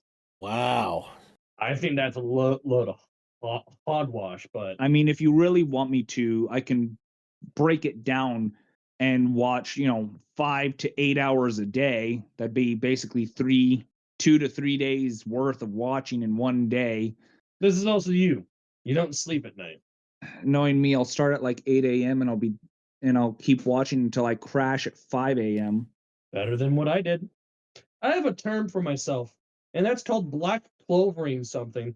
It's because way back to when I was watching Black Clover for the first time, I went from episode 15 to 115 in 4 days. I don't remember what the anime is. That's kind of what happens when you start watching anime at 6 p.m. at night and don't stop until 4 a.m. Wow. I don't remember what anime it was, but there is an anime that I have watched. I say watched multiple times, but in reality, I turn it on and I think I've actually know what's going on about a third of the time because I fall asleep while watching it. So even though I have technically gone through and watched all of the episodes 3 times, I think I've only actually paid attention to a third of that. If we're talking about anime, I have been consistently blowing Chaos's mind because of anime. I literally showed him a picture of a scene from an anime. Oh, it's you had messaged me a clip from YouTube. Yeah. With your normal name. I went over to him to hit his room because it's easier than just messaging. I was like, shit, I don't even need to watch that. Watch it. It's this show. It's can't communicate in Russian or something like that. Alya sometimes hides her feelings in Russian. Yeah. He saw not even a scene, a picture from a scene and knows what it is. Yeah. and now it's on my to watch list. Yep. It's a good show. There have been times that you have literally tested me on this. Yep. Eye color and hair color. No, hair color and what they in their demeanor. I'm like, oh, that's this character. Oh, Yeah. that's that character.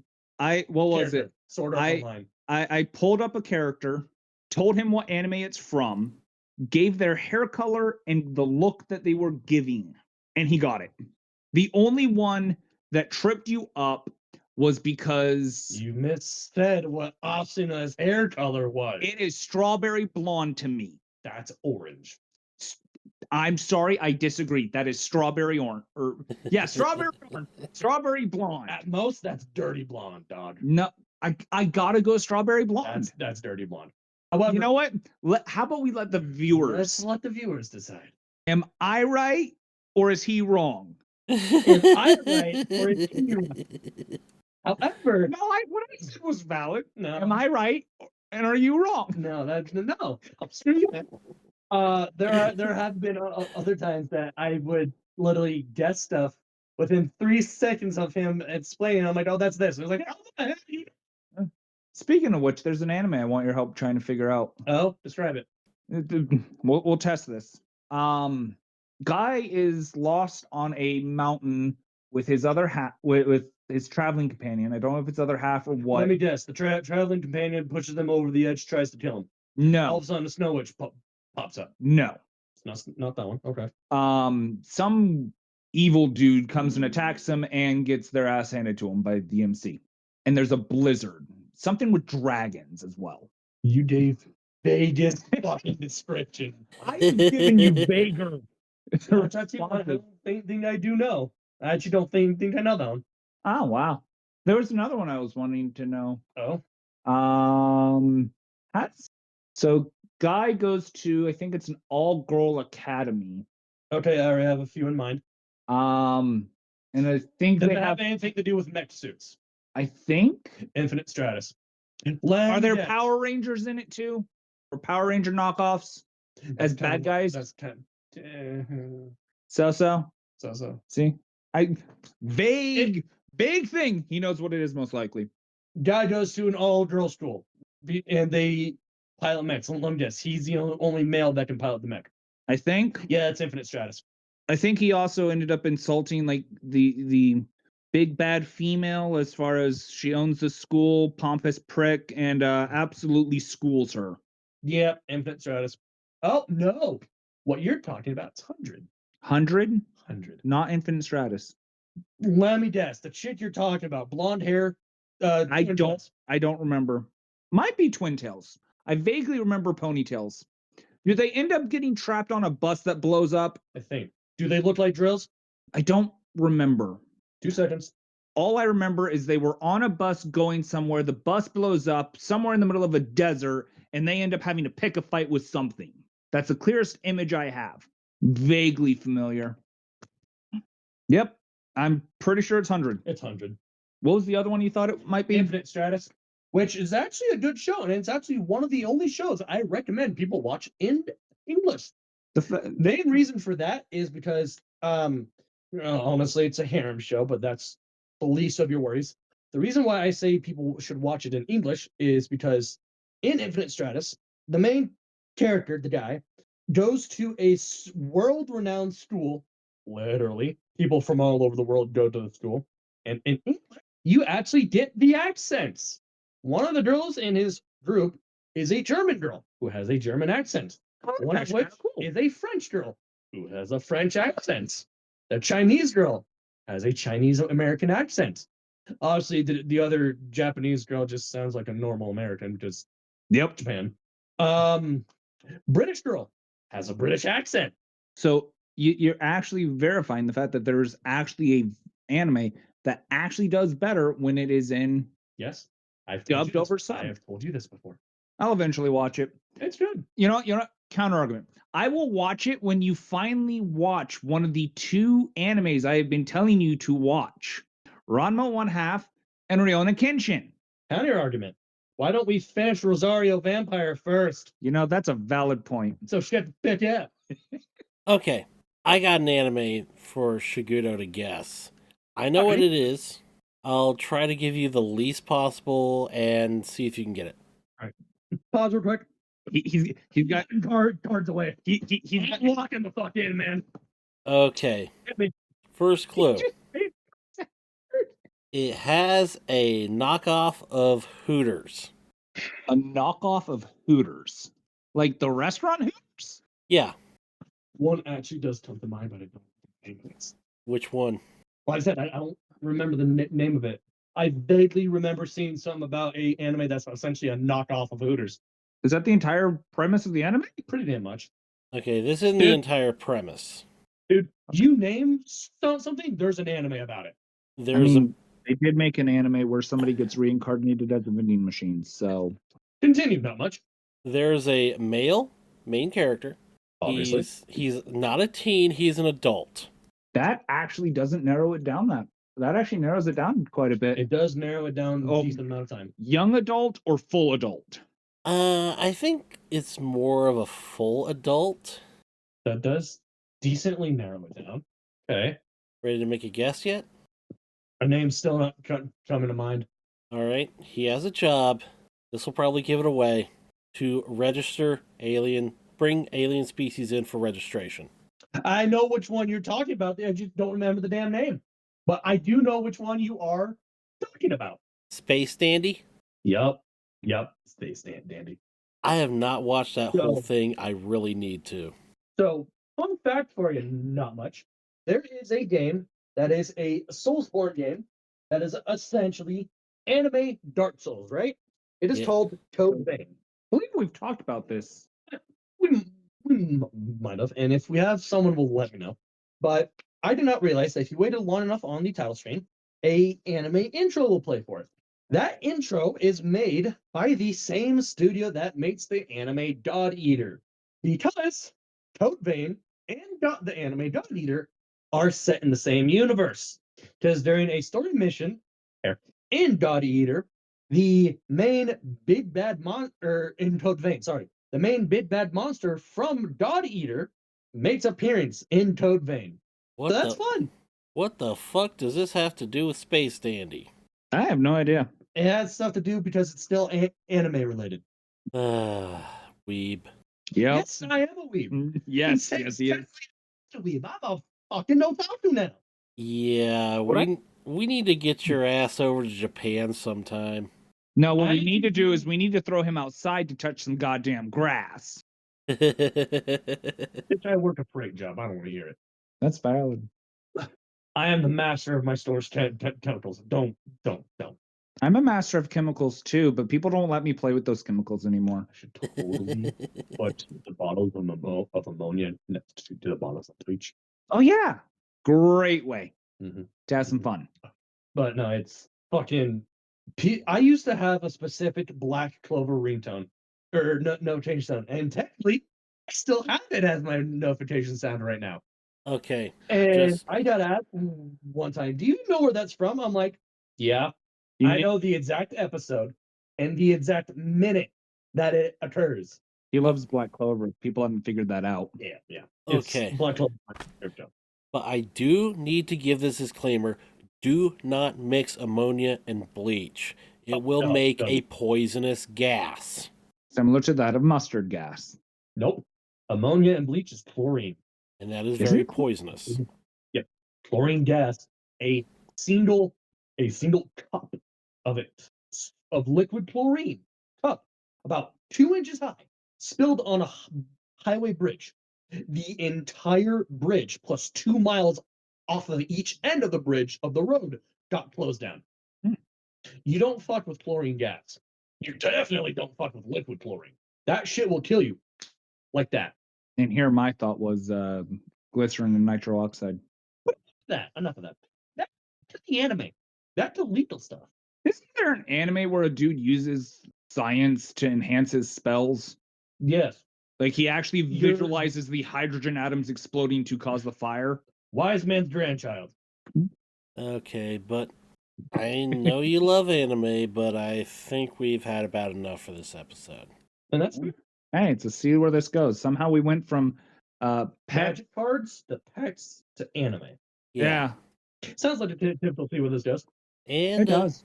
like we said before, if you have any questions, comments, stories of your own, especially about your pets, you can email us at gamersperience@gmail.com, spelled like the podcast. Send us a direct message at Gamersperience on X, formerly known as Twitter.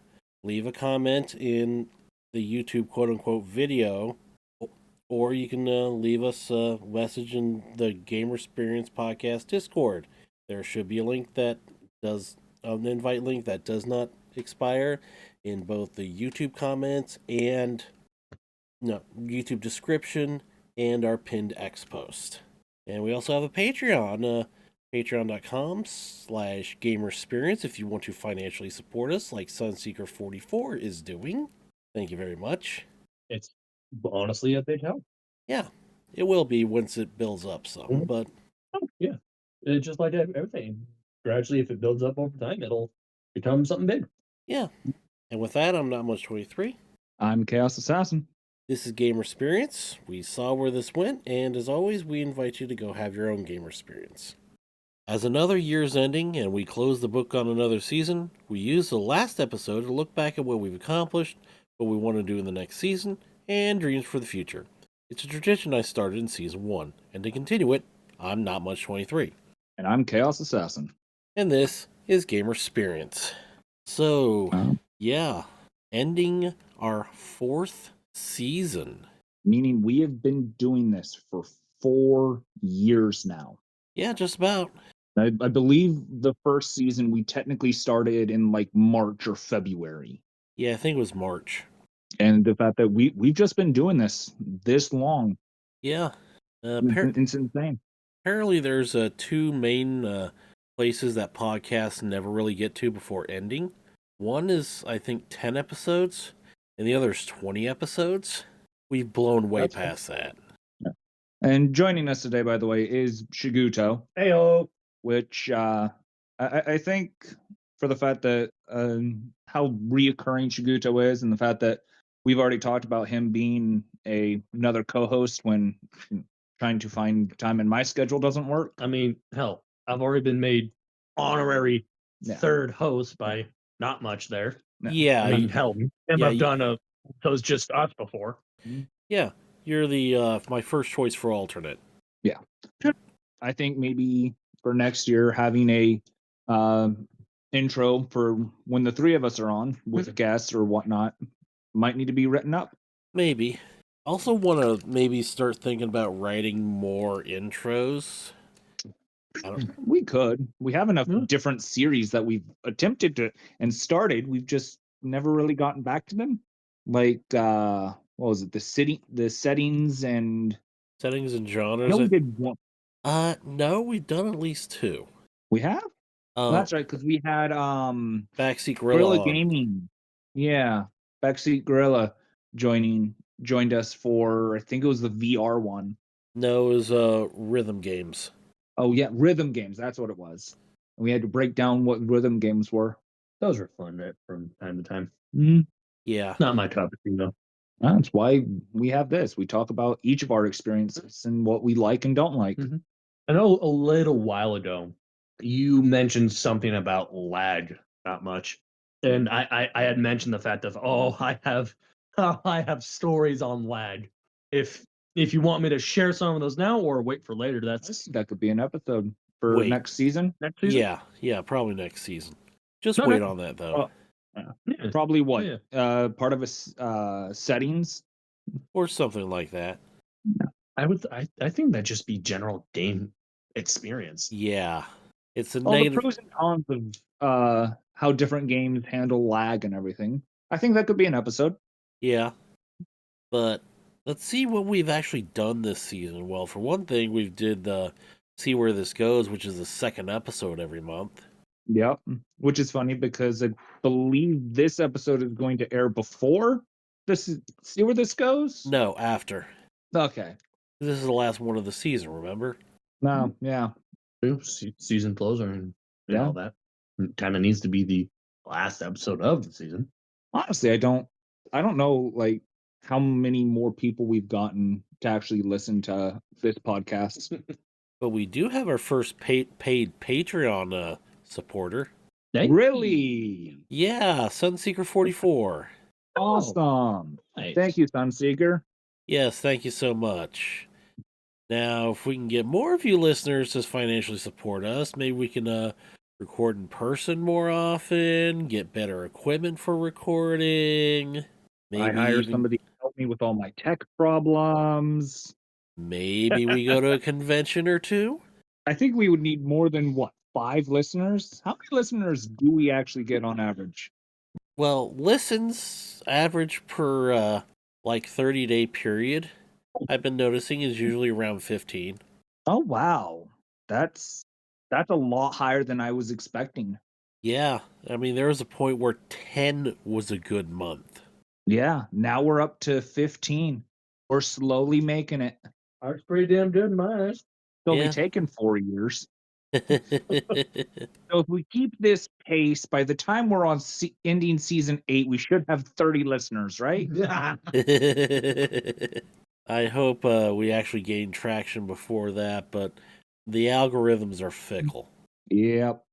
Is our still most listened episode the music episode? I don't know if I can actually go back. I'd probably have to go through a paid tier of Spreaker to actually get better analytics.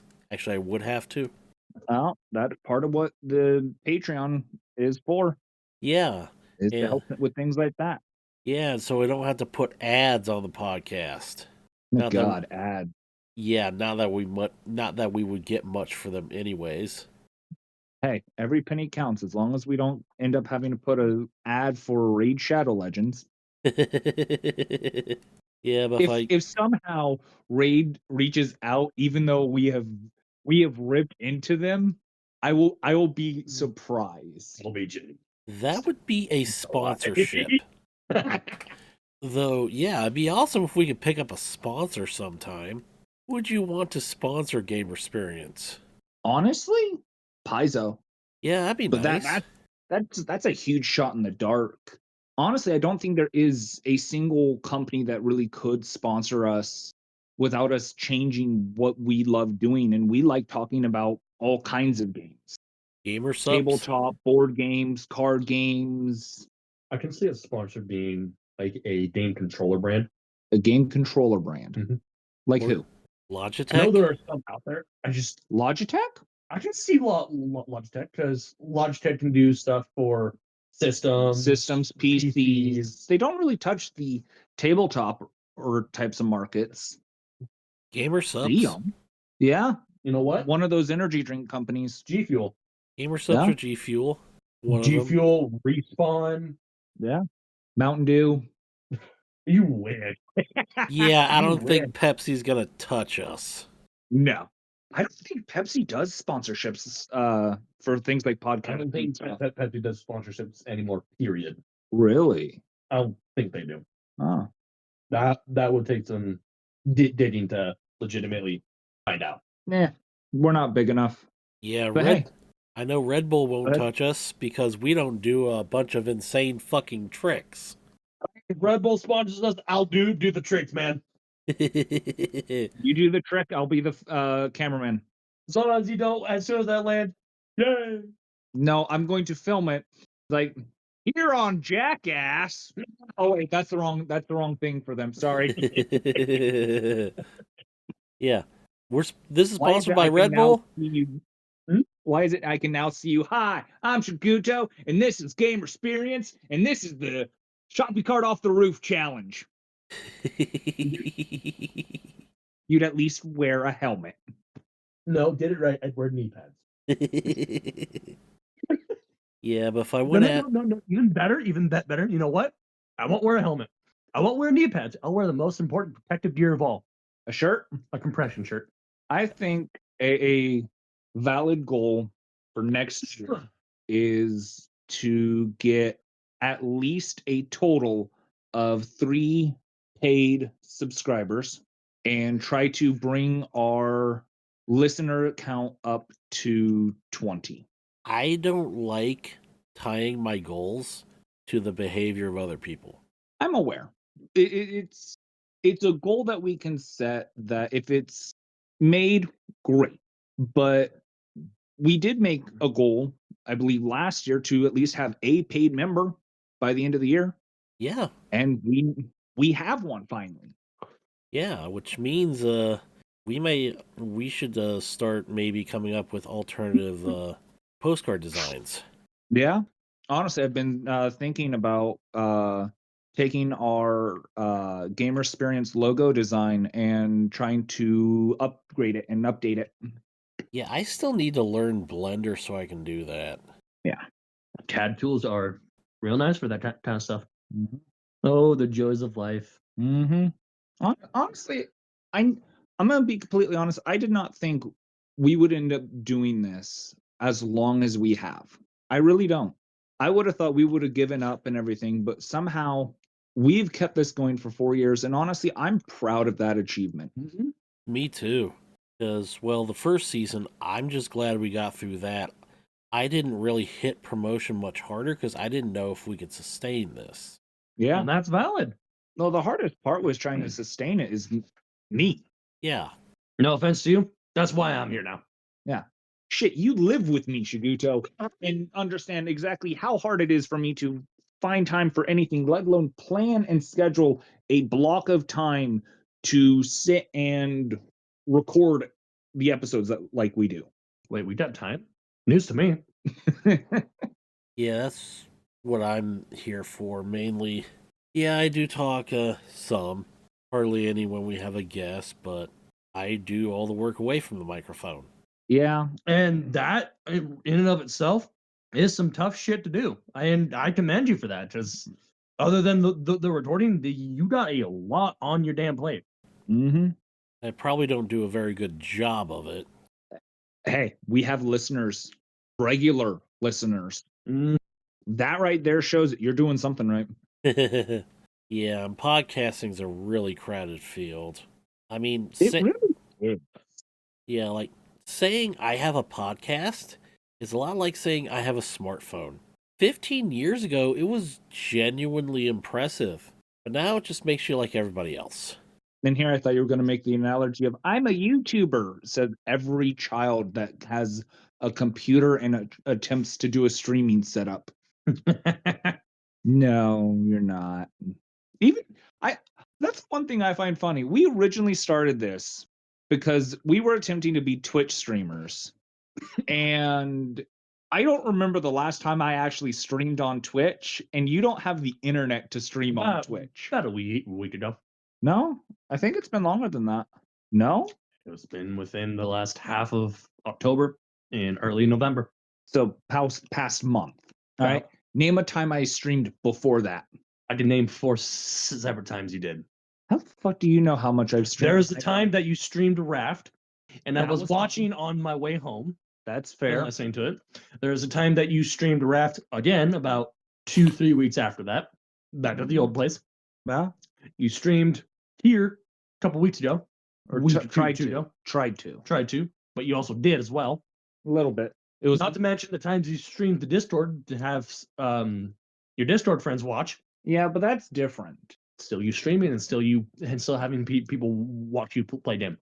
Yeah, but they're kind of stuck watching me via Discord, which found out if I have people in my Discord call while I'm streaming on Twitch, people can hear them on Twitch. Mhm. I didn't know that. Mhm. I actually have to fix that. When I streamed me playing Todd, just bullshitting with my PlayStation friends, I literally made it to where the stream could hear me and my friends talking. You remember that? That was in the old place. Yep. Okay, but what do we want to do for the next upcoming season? Just try. I like having the guests show up because I do enjoy their input as well. But having a few more episodes where it's just us, I think would be nice. The thing is, I don't feel I know enough about one particular topic that we haven't already covered that I can speak on, except for maybe wargaming terrain. But what can we say about that can actually come across in voice without me showing something? Yeah, that's valid. Actually, a lot of stuff. The prime example that comes to mind for me is in God of War Ragnarok. the snowy terrain. You can literally walk around and have your footprints be seen. And if you turn Kratos around and have him walk backwards, footprints will show that as well. Which is good, but like he said, he doesn't know that. He doesn't play the RPGs like we do. I'm I'm talking aware. about That's why like you got it. I'm talking more about like building wargaming terrain for like tabletop wargaming. Oh, okay. That makes more sense. Honestly, I think we should try and get more people to write in character stories. I'm GMing again, so Yeah, and I'm a part of it. so I could start getting more character stories. I've been trying to find the energy and time to go and start playing again. Yeah, I've been trying to get some people at my local store to start submitting, which one finally did. Hey, I noticed that on our Discord Yeah, because we have a Discord, yes, Gamersperience podcast Discord.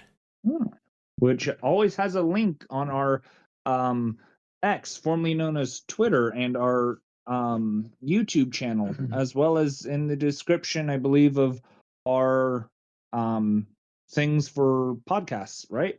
I think I might be able to put it in our footer. I just have to make sure it never expires. Yeah.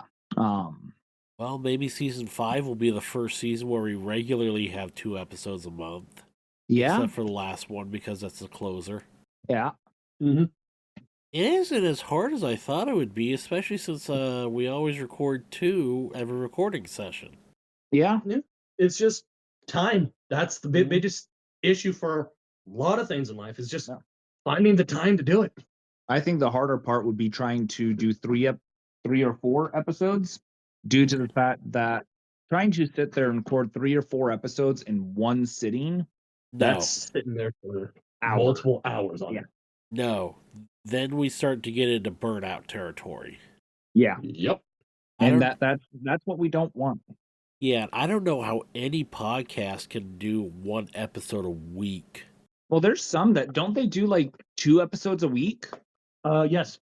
One of the main podcasts I like to listen to, and that is Markiplier's Distractable. They put out 2 episodes a week. Wouldn't it be funny if we could get Markiplier on? Oh, dude. If we got Mark, Bob, or Wade on here, I would lose my damn mind. I would lose my damn mind.